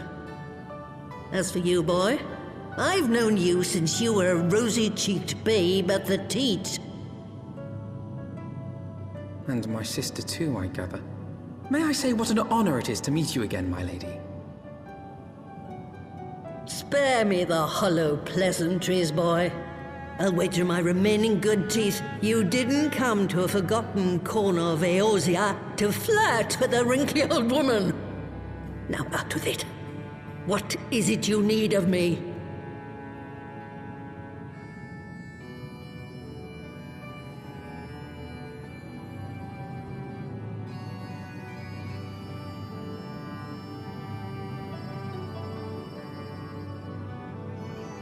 Azys Lla.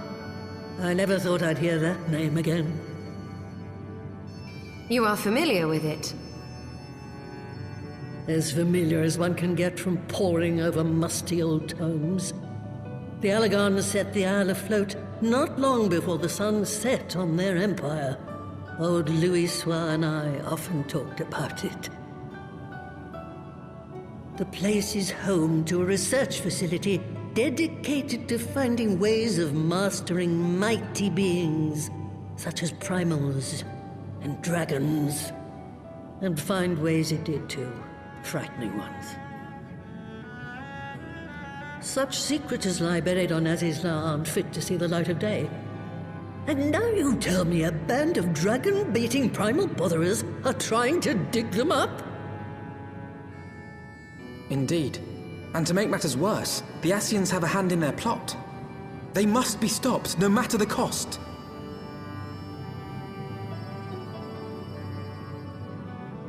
I see. Very well. You will help us then? Truly? I had not anticipated such an impassioned response. Could it be that the presence of young blood has stirred your own?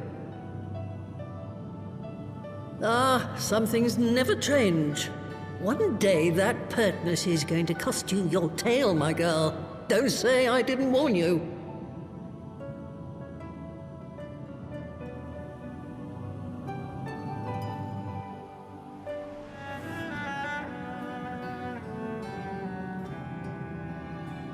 "'Twas some 50 years ago, shortly after Garlemald had brought all of Ilsabard under its rule.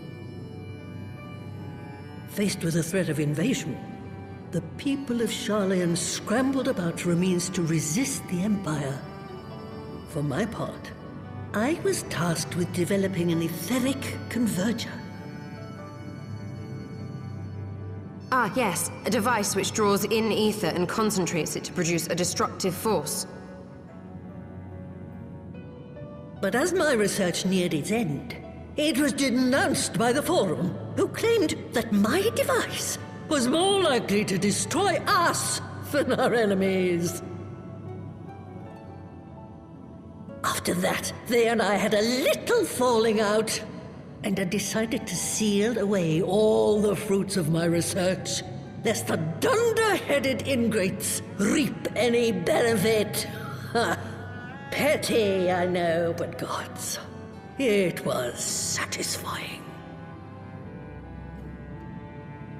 Do mine ears deceive? 'Twas you, was it not, who was so fond of saying that all knowledge exists to advance mankind, that how it is used depends on us? I don't remember. Perhaps. All right, yes.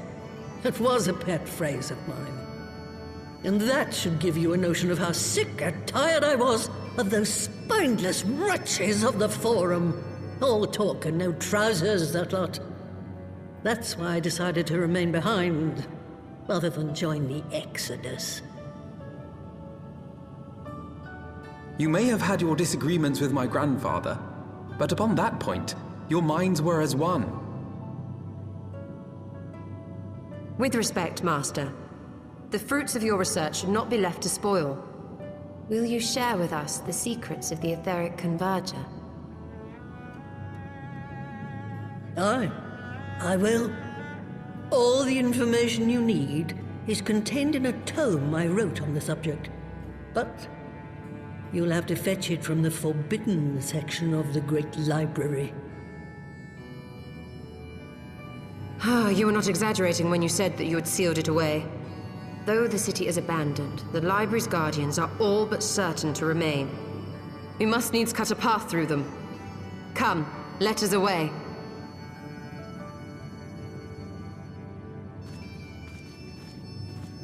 Not so fast, you lot.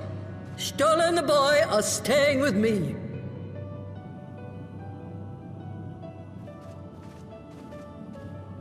I need help to make new sentinels to replace the old ones you walloped. They'll be board and lodging, don't you worry. But know that you'll have to work for them. Hard. I'll have no sluggards in my house.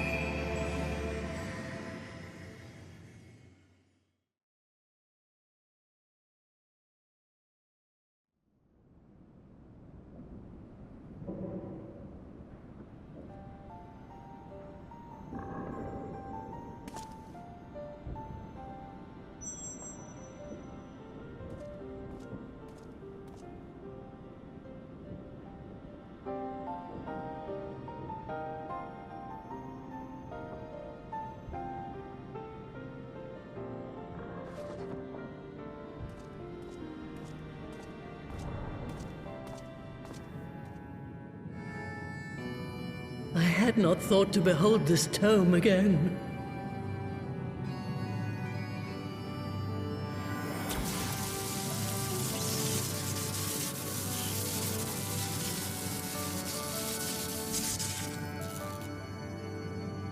There. It is deciphered. Now your friends should be able to make sense of the contents. That said, it's one thing to understand the workings of the etheric converger, and another to actually make it work. You do realize how much ether is required. Sid is keenly aware of the energy dilemma. His airship is by no means large, and it can only bear a limited quantity of crystals. If only we had white auracite in the etheric siphon. Alas, Minfilia is missing along with both artifacts, and Moonbreeder is gone. Would that there were another ready wellspring of energy for us to draw upon. Why did it not occur to us before? We already have what we need! The Eye! It has been drawing ether into itself for as long as the Great Worms have lived. It is a veritable wellspring of energy. It might just suit our needs. But is this energy something that can be harnessed at will? I believe so, with the aid of the Azure Dragoon of Ishgard. Then it is settled. Let us return to the Holy See at once.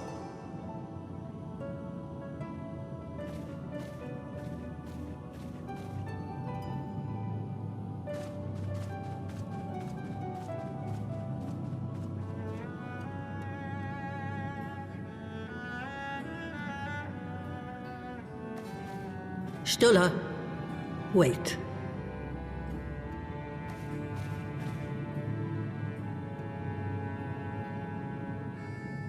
When did the light fade from your eyes? I might have known that it would not escape your notice. It has been this way since I returned from the life stream. An after effect of the teleportation magic I invoked, most like. They are called forbidden spells for a reason. What were you thinking, girl? I have no regrets. I but did what was necessary to preserve the light of hope, to keep my promise to Minfilia. Besides, it afforded me the rare opportunity to wander the ether, a once-in-a-lifetime experience. I need not tell you that it consumes your very life force to see by sensing the ether around you. Take care of yourself. Do you hear me? I will, Master Matoya. And thank you.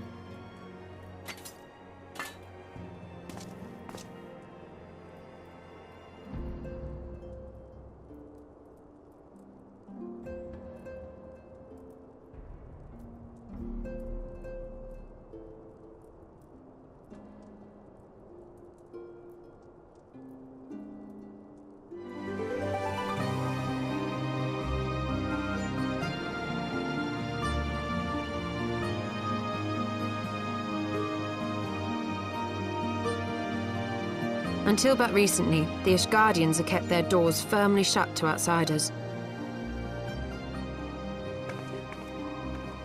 But thanks to you, we have found in them stout allies with whom we may fight to secure the future of the realm. Truly, you are the beacon of hope towards which all men are drawn. Spare us the hyperbole. 'Tis not for praise that we fight.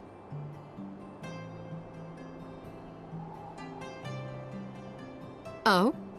In light of all we have achieved, I felt it only meet to express my gratitude.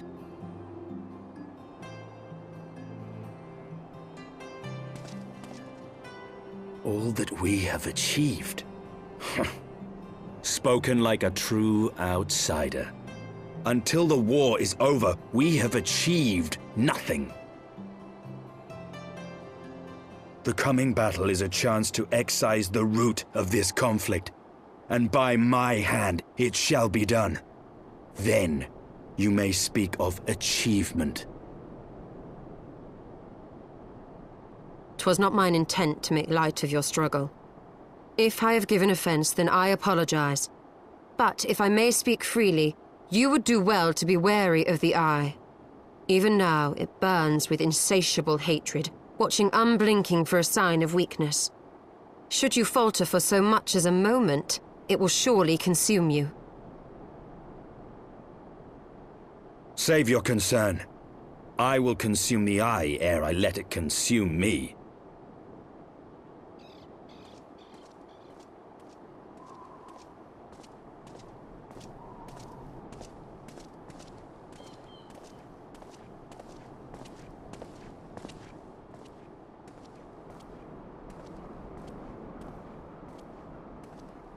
"12 be praised, thou hast not yet set forth. Cross sand and snow have I journeyed, that I might deliver this gift unto thee." White Auracite. But whence did it come? To mine amazement, it lay hid amongst Moonbreeder's last effects. 'Twas but blind chance or providence that I did hap to spy it. Let no man claim that my late friend e'er erred for lack of foresight. In the place whither thou goest, servants of darkness do lie in wait. Pray, give unto me thy pledge that thou wilt strike them down and avenge our fallen comrade.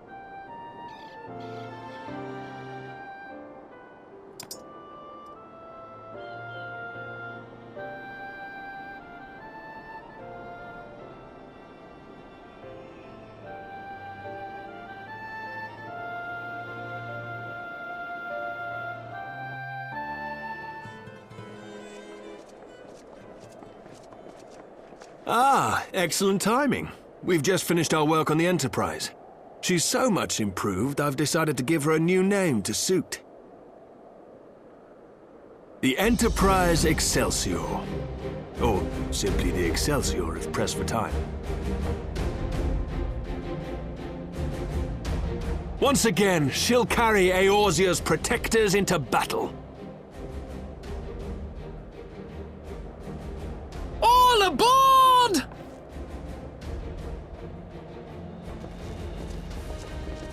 I can do no more than see you off with prayers for your safety and success. Yet know that wheresoever you may go, my son's spirit goes with you. May the Fury grant you strength.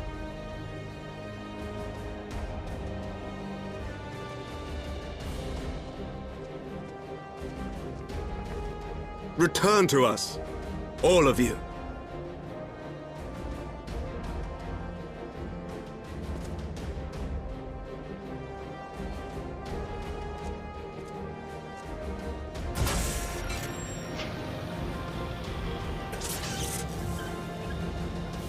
Enterprise Excelsior, engage.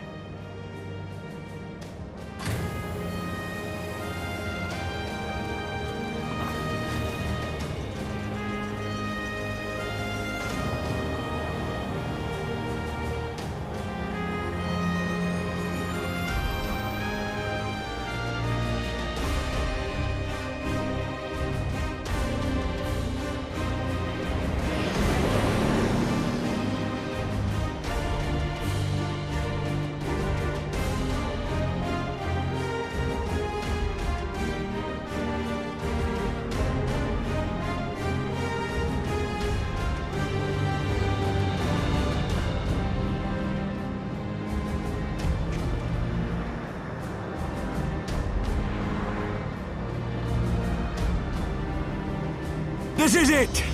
Get ready!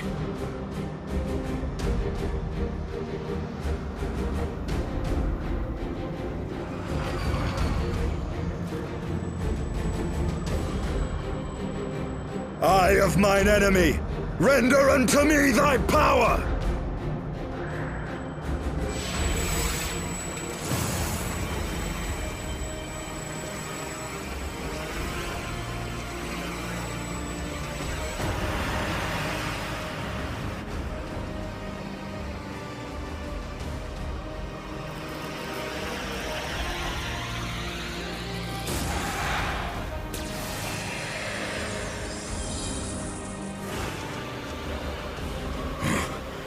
No, you will not claim me. I am the master.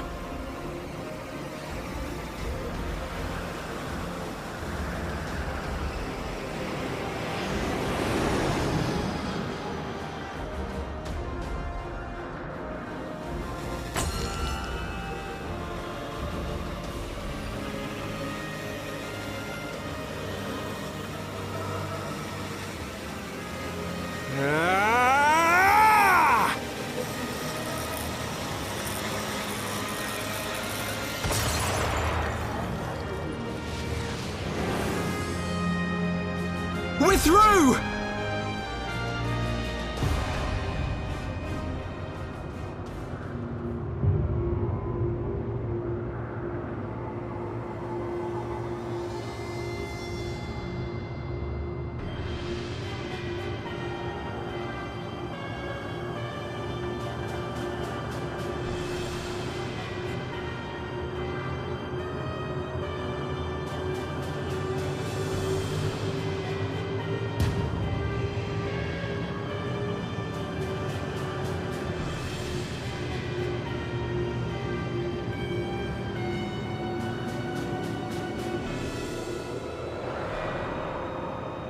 Chief, we've got an Imperial battleship on our tail, and it's bleeding massive.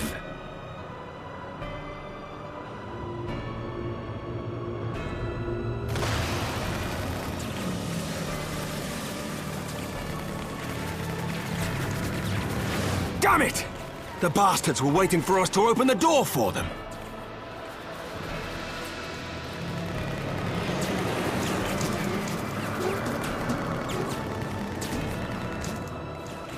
I'm gonna try to shake them. Hang on to something.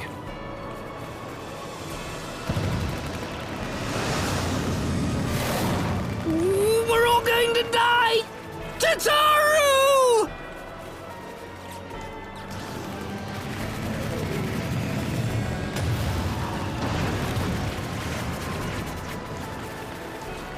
She won't take much more of this!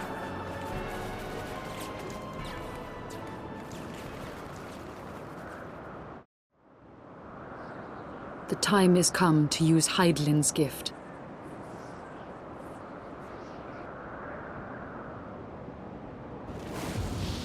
Much blood has been spilled in my name. And for what?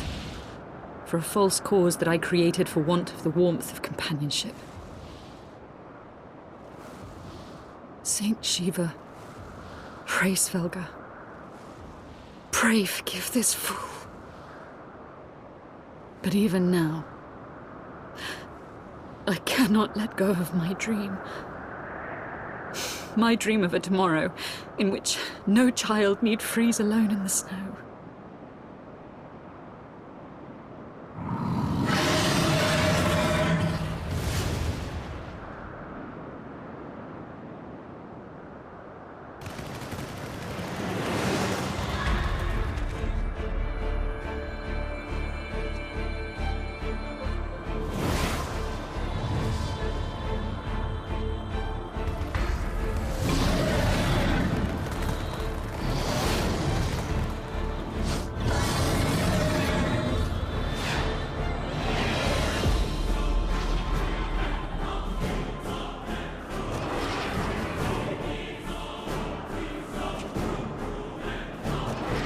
Thank you, Svelga.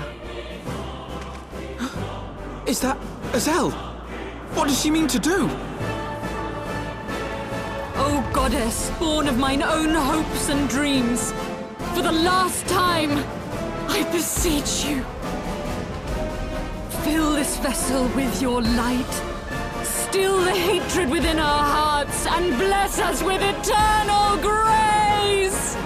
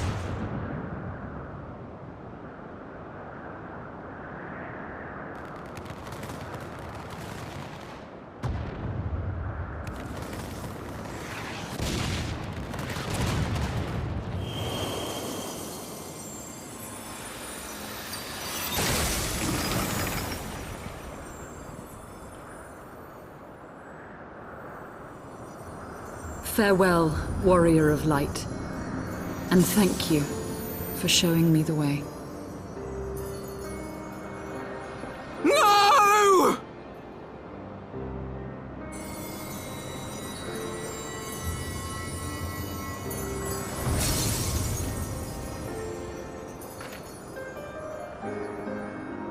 This ether, it was a crystal of light.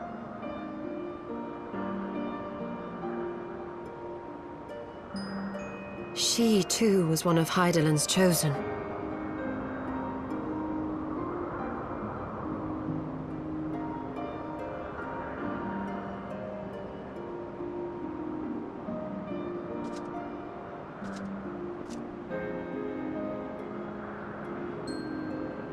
Fare you well, my lady.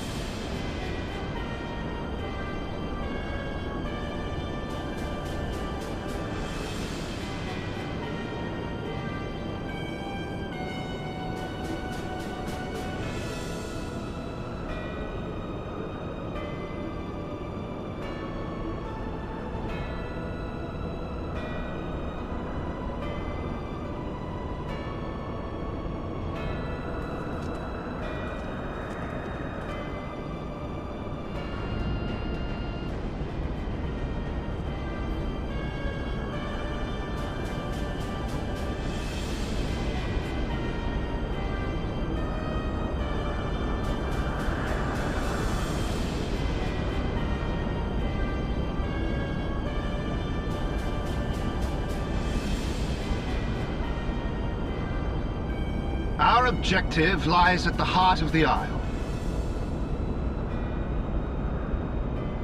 The third will remain to guard the ship, while the second patrols the perimeter and eliminates any threats.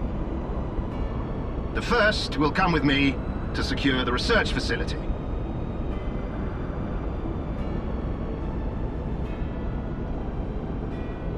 Let no man doubt the import of our mission. The Allagans found a means to capture Icons alive, and their knowledge lies hid upon this isle. If we can but acquire it, we would be able to prevent the beings from returning to plague us, thus ending the cycle of rebirth. I need not remind you that success will raise our Legion high in the Emperor's regard. Yet, by the same token, his Radiance does not tolerate failure. That is all. All troops, prepare for deployment!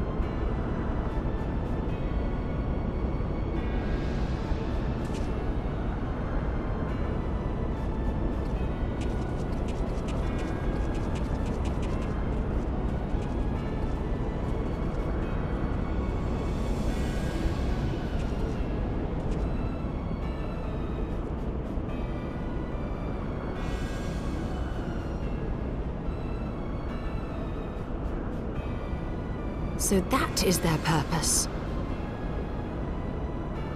To think that the knowledge used to bind no less a being than Bahamut sleeps here. Imprisoning a primal in such a manner would represent an effective means to halt the cycle of summoning, were it not for the grave and obvious risks. Indeed. We need but refer to past experience, that of Bahamut's calamitous return, to see why this is not the solution we seek. Held in duress, a primal will continue to nurse its hatred for mankind. And when it inevitably breaks free, its rage will be beyond quelling.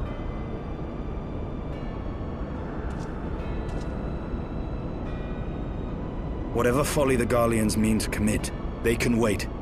We must remain focused on our task. Yes, of course. It would not be polite to keep the Archbishop waiting.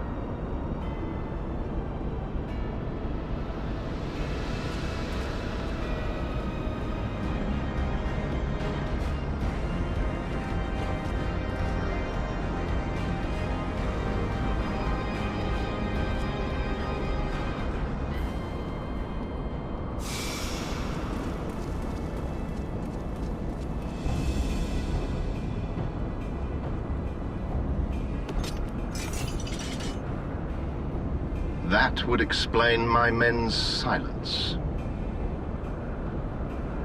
We meet again, and this time we will not be interrupted.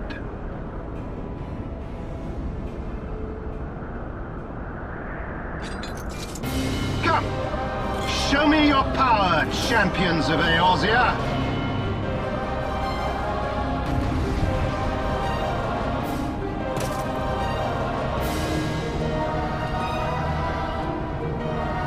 I had heard the tales of your strength, warrior of light, and now that I have experienced it firsthand, Van Baelsar's defeat seems less inexplicable.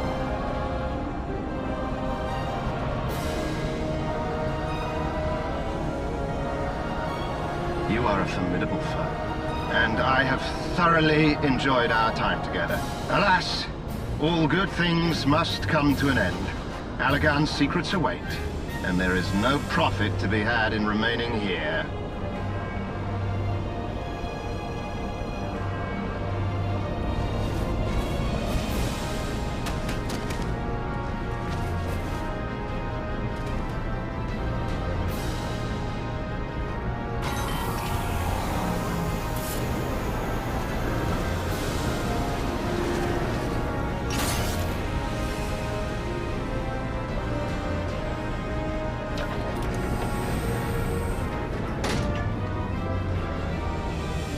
Keep them occupied.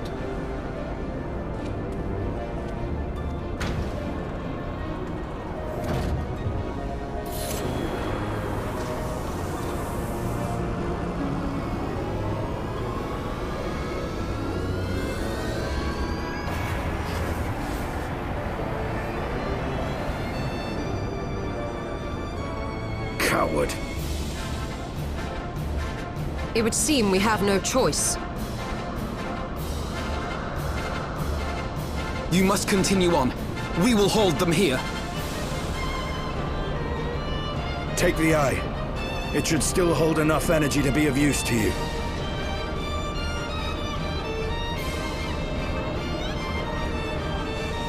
I shall join you as soon as I am able.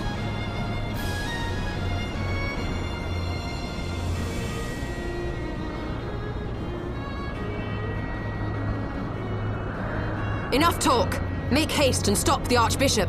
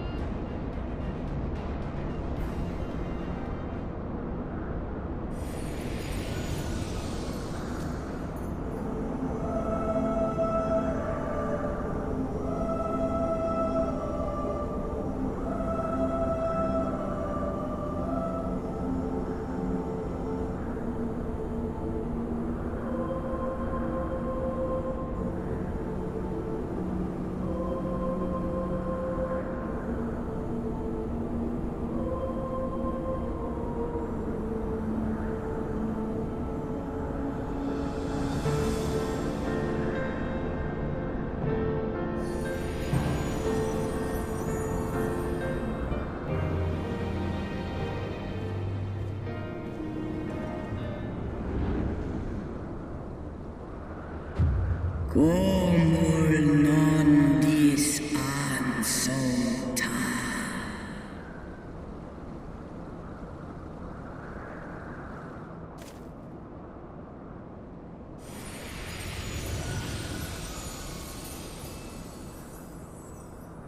Tiamatikin. Etkin. Inchis. Nes, an neskasni, ith an ilesa.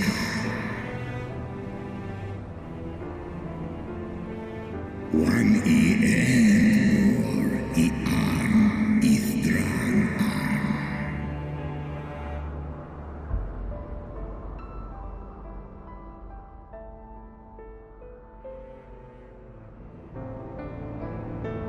Tha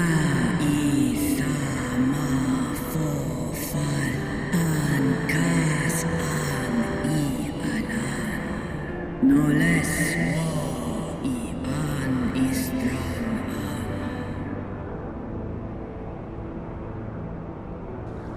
slosk an Tiamat ilum I Midgard arm for arm kom ul les ith for nesh sen in.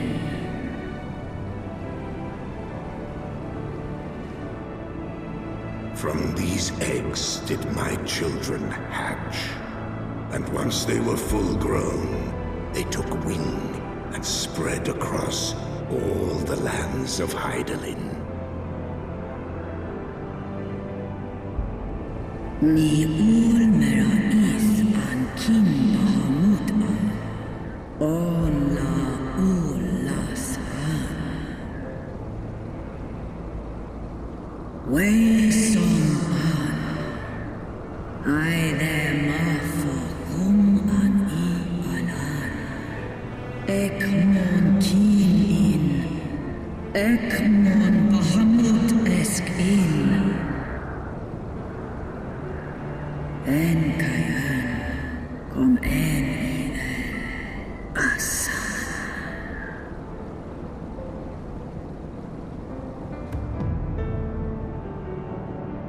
Osk nesk bahamut Israel. Almai sankai. Skash sai ulafaan. Nesk esk nice in. Seth alan I ekmon we I in.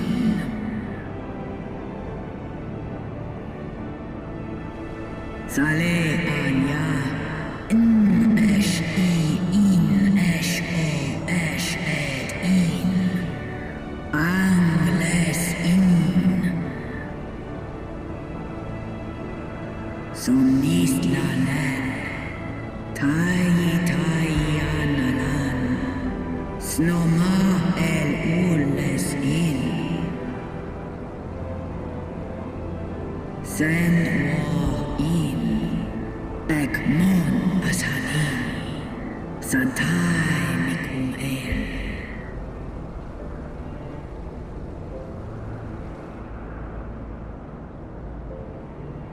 Nhai Emmanellain. Snodoma.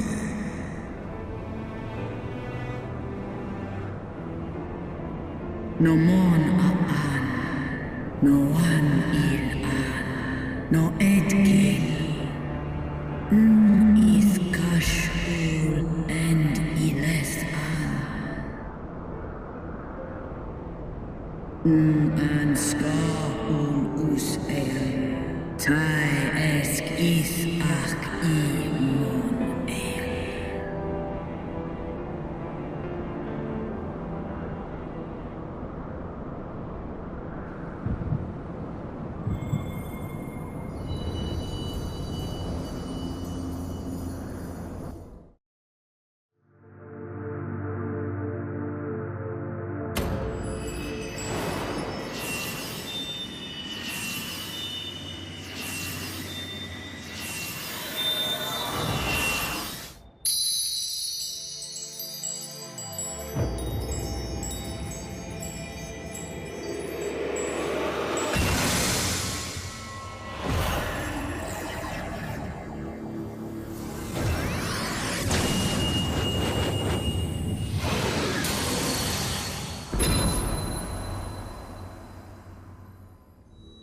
Warrior of light, beloved son, the light abideth within thy heart again. Full valiantly didst thou overcome thy many trials, but glory not in thy success. For the servants of darkness are ever close at hand. Receive of me my blessing once more, and go forth to shine thy light on all creation.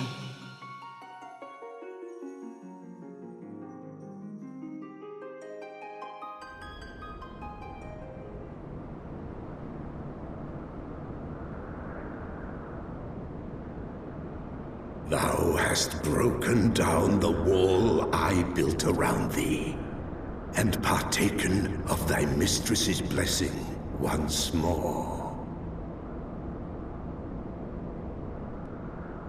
Strong art thou, mortal, stronger than any other of thy kind. Having looked upon thy deeds, I am convinced thou art worthy to bear her light.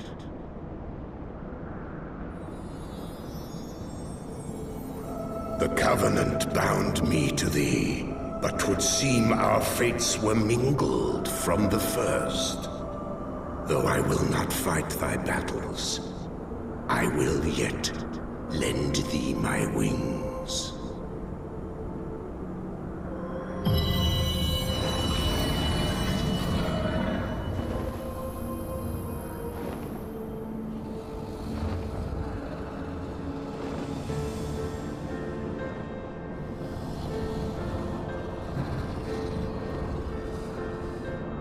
Come, mortal. We go to cast out the darkness.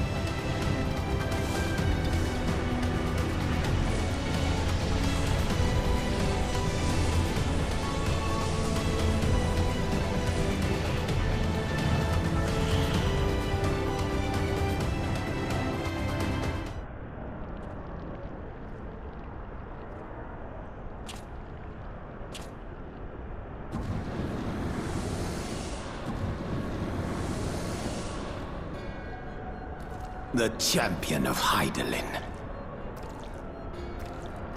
Tell me, why do you despise the primals so? They are the embodiment of mortal will, of mortal desire.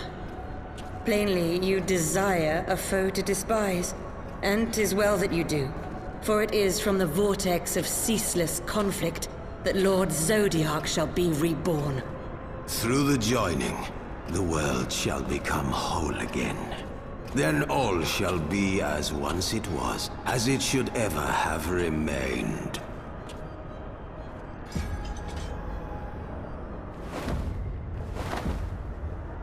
For the glory of Lord Zodiark. Your meddling ends here and now, warrior of light. Darkness shall consume light.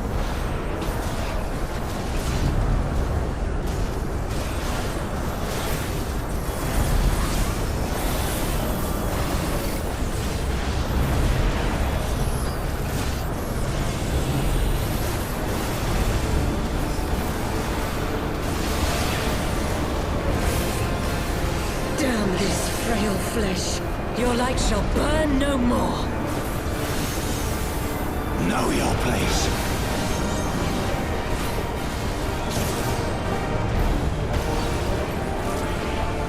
You have meddled enough.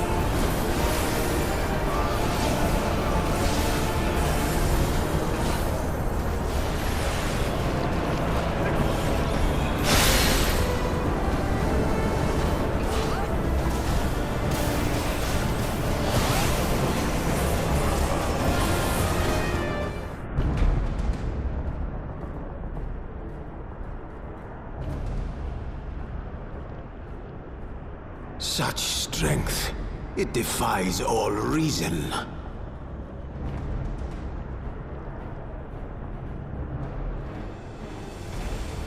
No, I will not be bested by the likes of them. La Habrea, it is time.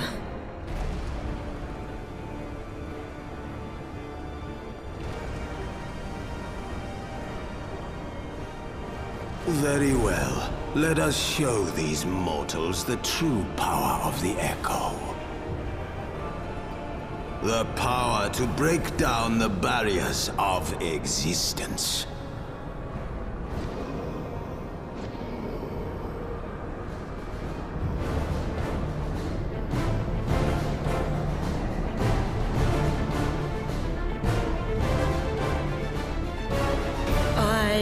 become you. And we are become one.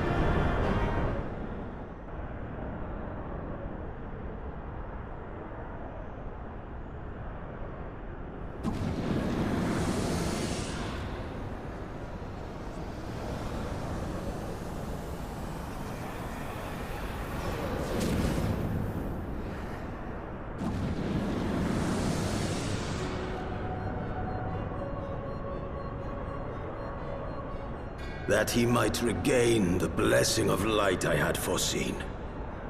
But he is grown so strong in it as to deny us our power. Let us withdraw, La Habrea. That power remains to us, at least.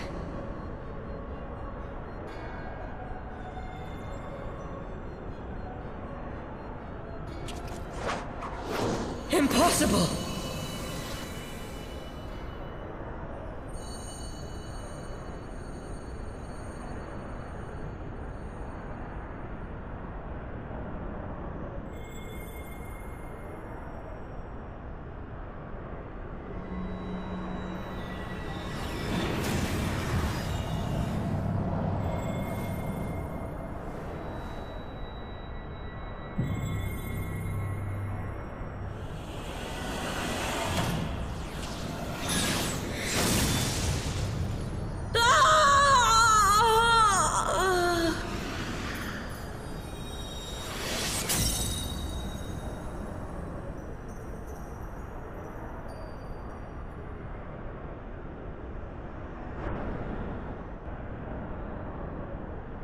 So, you harnessed the Eye's power.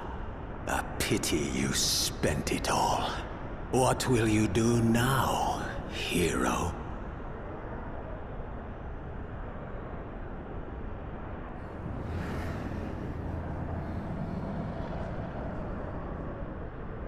So, not even the vaunted warrior of light can unmake an Ascian without relying upon mortal contrivances.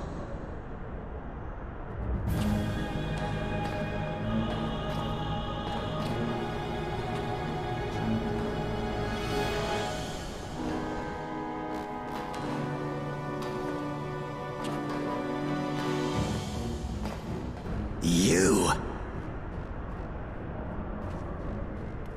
In the distant past, King Thordan and his Knights 12 fought and defeated Nidhogg.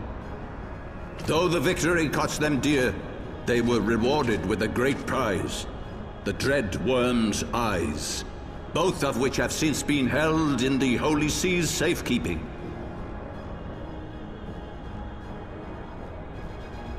The eye you possess was Nidhogg's left, and long has it served as the source of the Azure Dragoon's might. As for its twin,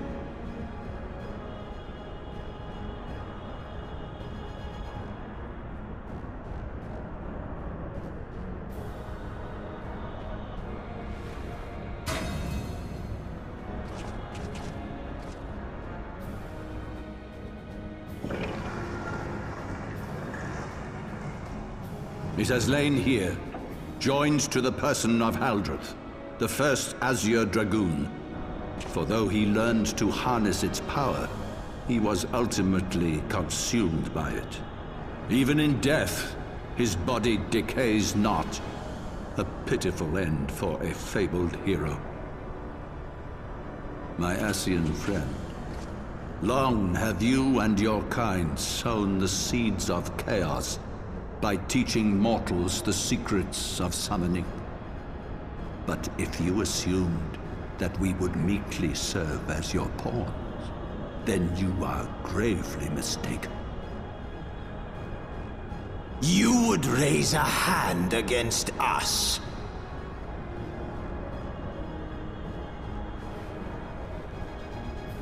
By taking unto my flesh the soul of the legendary King Thordan, I can become a god!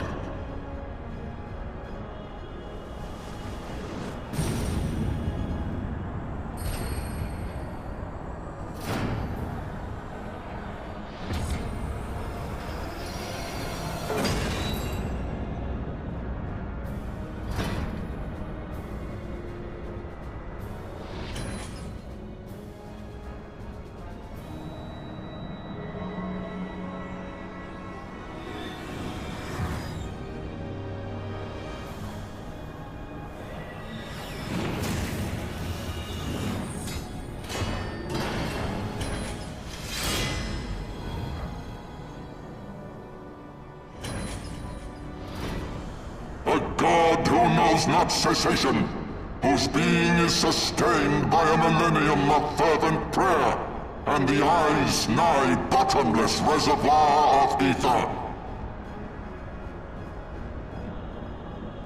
What? Your contempt for man has proven your undoing, Ascian. For my first act as God King, I do hereby sentence you to die!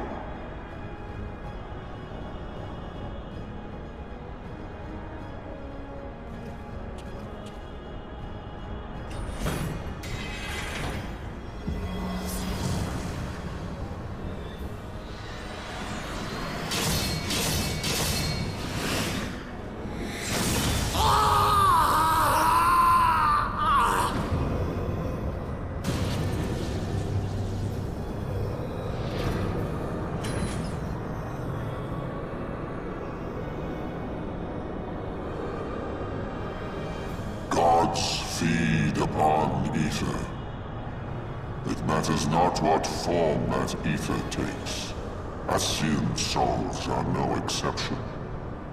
With this power, I shall put an end to 1,000 years of conflict.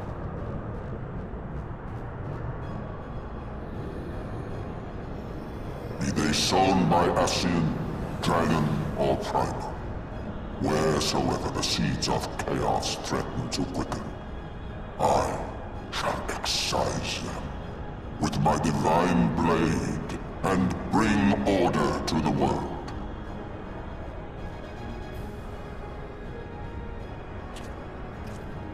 I have become that which you abhor, warrior of light. If you would take issue with my godhood, I shall answer you with my blade.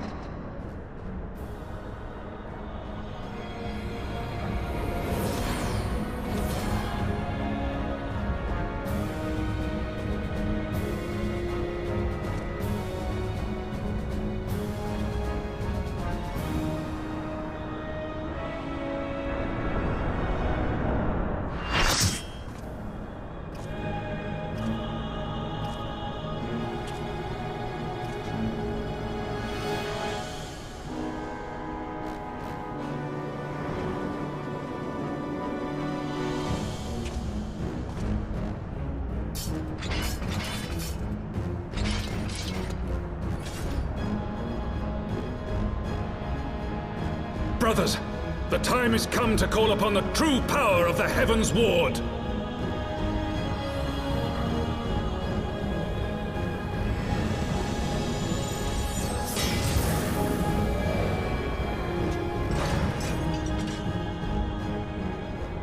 Fight me if you will, warrior of light. I care not.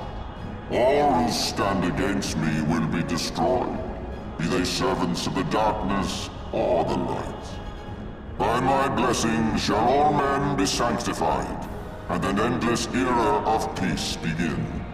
Vice and conflict shall cease to be. You reject my divinity, yet what have you to offer my people in its stead?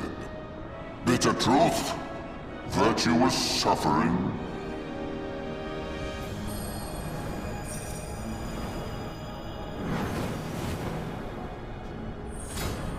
No matter.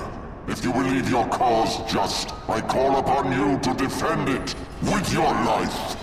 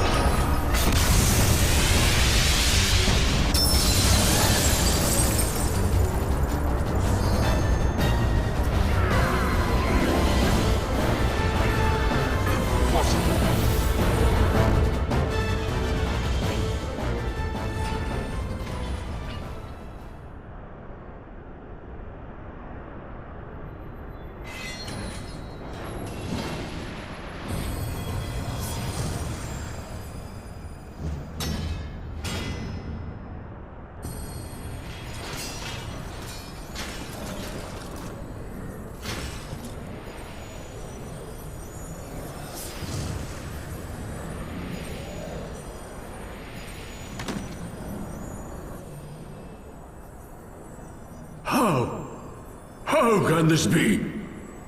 A millennium of prayer and the Eye's power combined, and still you stand.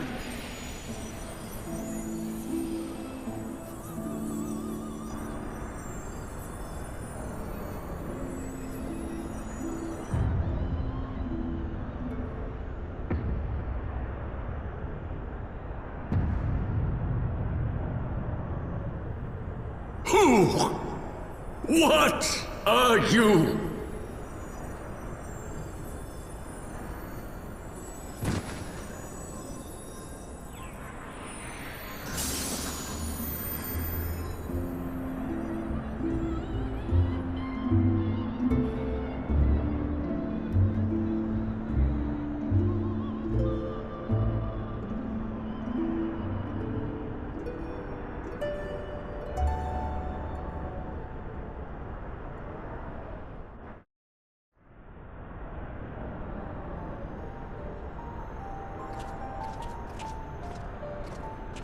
It is over then. I had hoped that mine would be the hand to end it. But knowing you, there was little chance of that.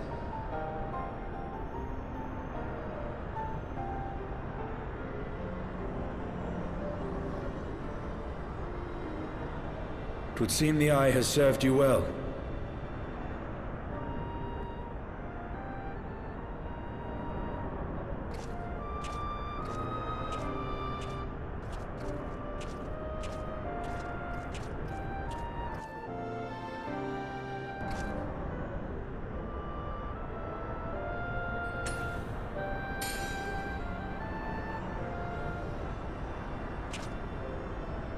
Its twin, at long last.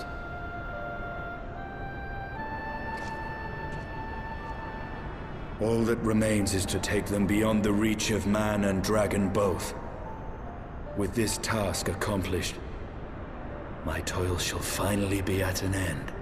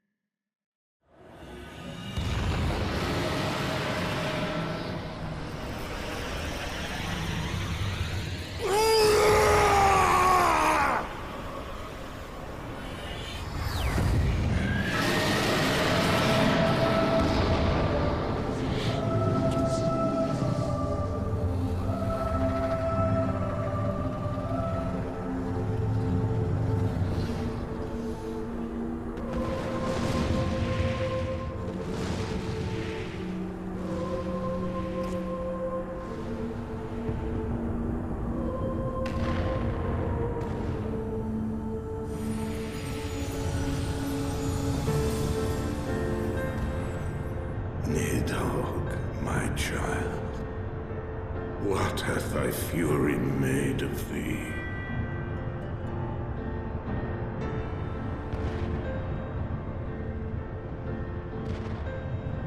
Let us away, servant of Hydaelyn.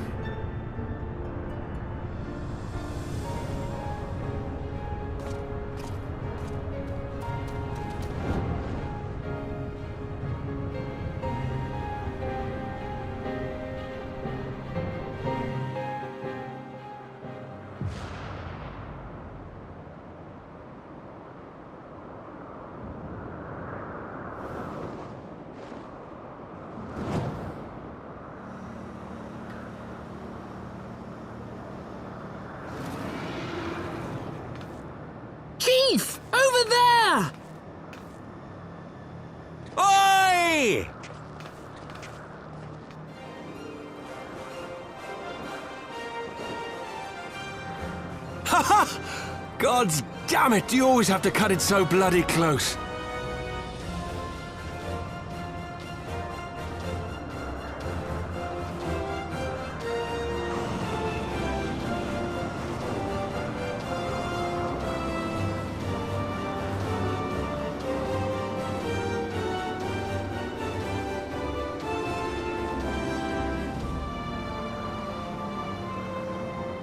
It would seem he has done it again.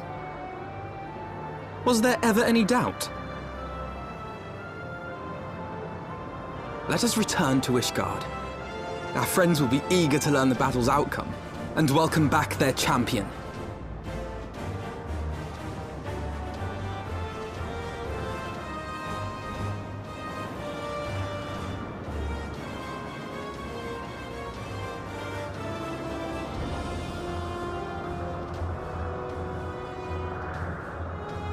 Where is Estinian?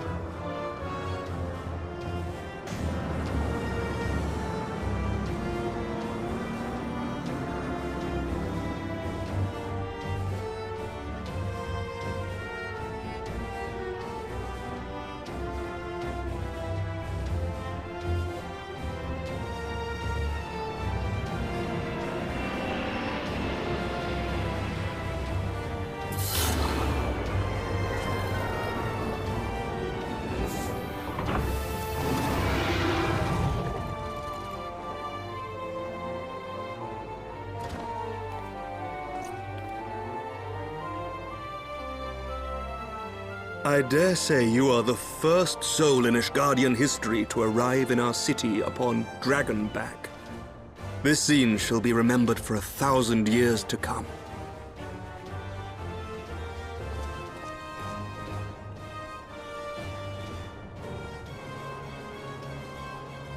As we had feared, the Archbishop summoned the soul of King Thordan into himself, and thence became a primal.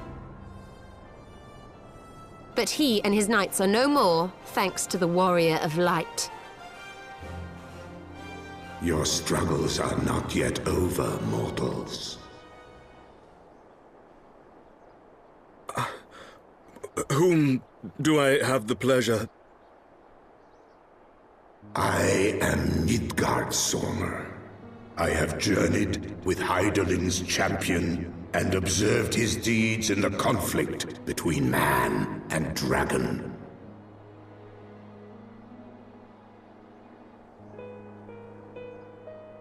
Tell me, children of Thordan, do you desire peace?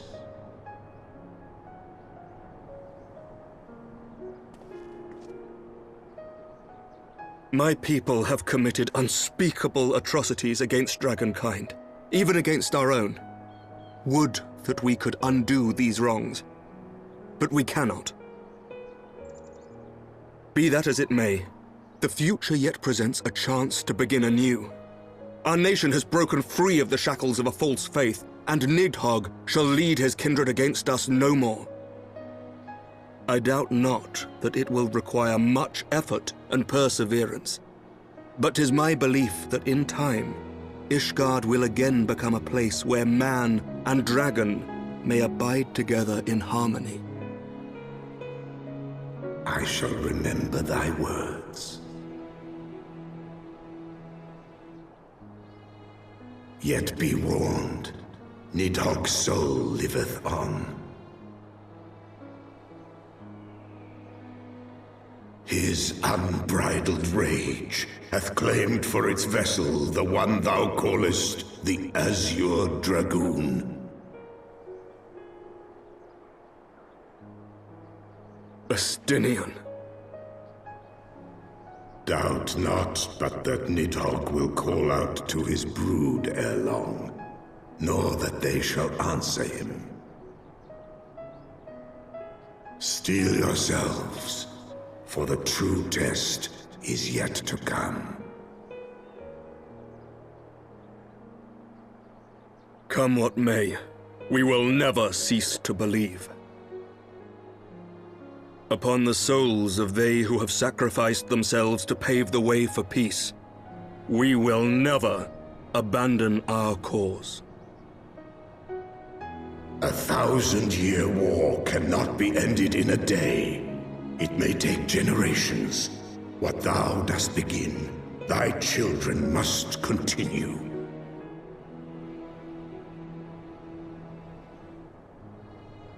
Entrust unto them thy hopes and dreams, that peace may reign again, and forevermore.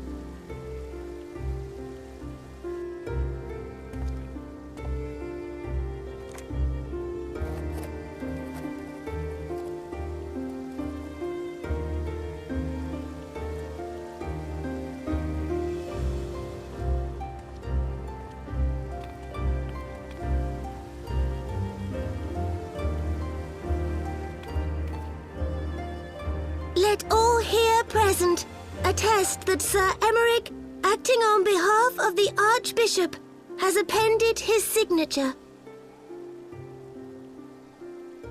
I do hereby declare that from this day forth, the Holy See of Ishgard shall once more be counted a member of the Eorzean Alliance. Let our nations move forward as one and stand united against the Garlean Empire.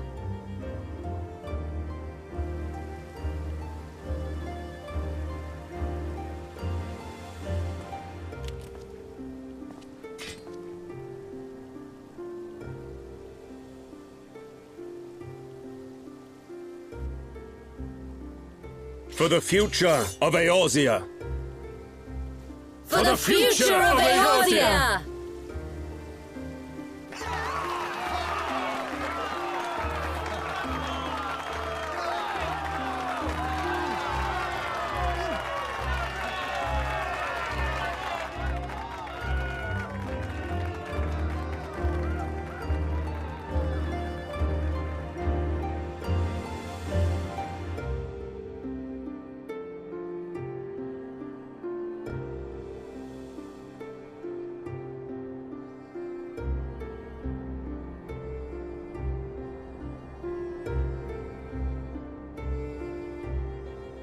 There you are.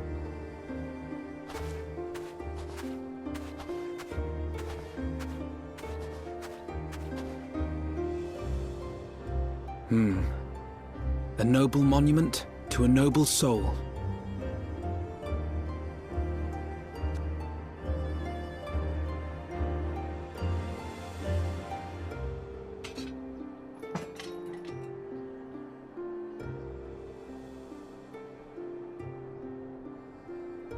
From here, Lord Orshafon can watch over all of Ishgard.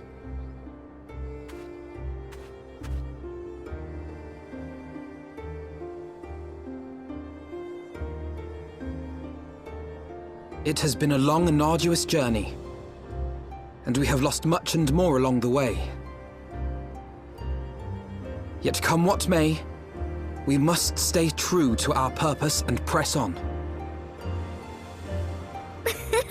That's right, you two. It's high time we got back to rebuilding the Scions. Which means we're going to need money! And lots of it!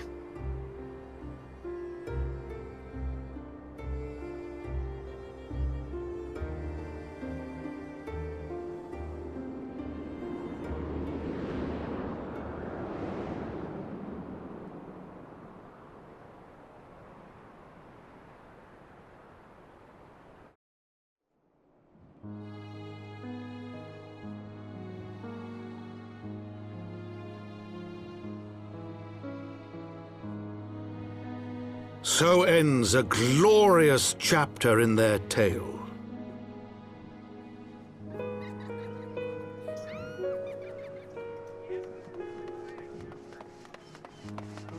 However, tumultuous days yet lie ahead for Ishgard. After 1,000 years under the yoke of the Church, the people take their first tentative steps into the unknown.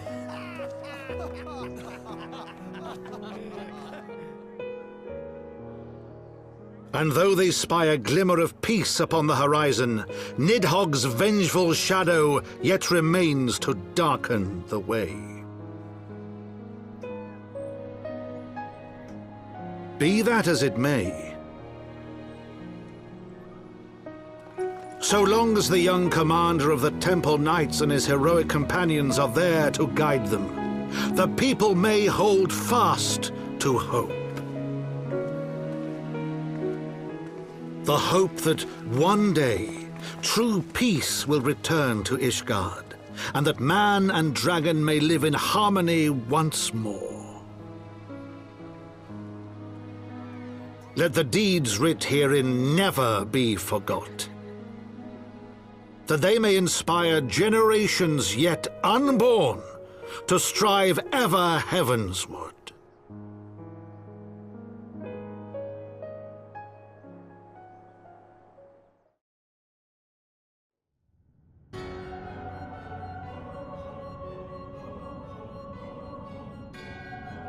So Lahabrea and Igaeorm have fallen. Bested by mortals in their attempt to initiate the Eighth rejoining. That they should be so complacent. And now it falls to me to deal with the consequences. Without intervention, the balance between light and darkness will begin to shift, placing our mission in jeopardy.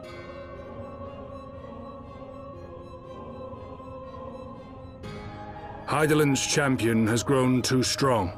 His might encroaches upon the realm of gods. Equilibrium must needs be restored. The time has come for you and yours to join the fray. Warrior of Darkness.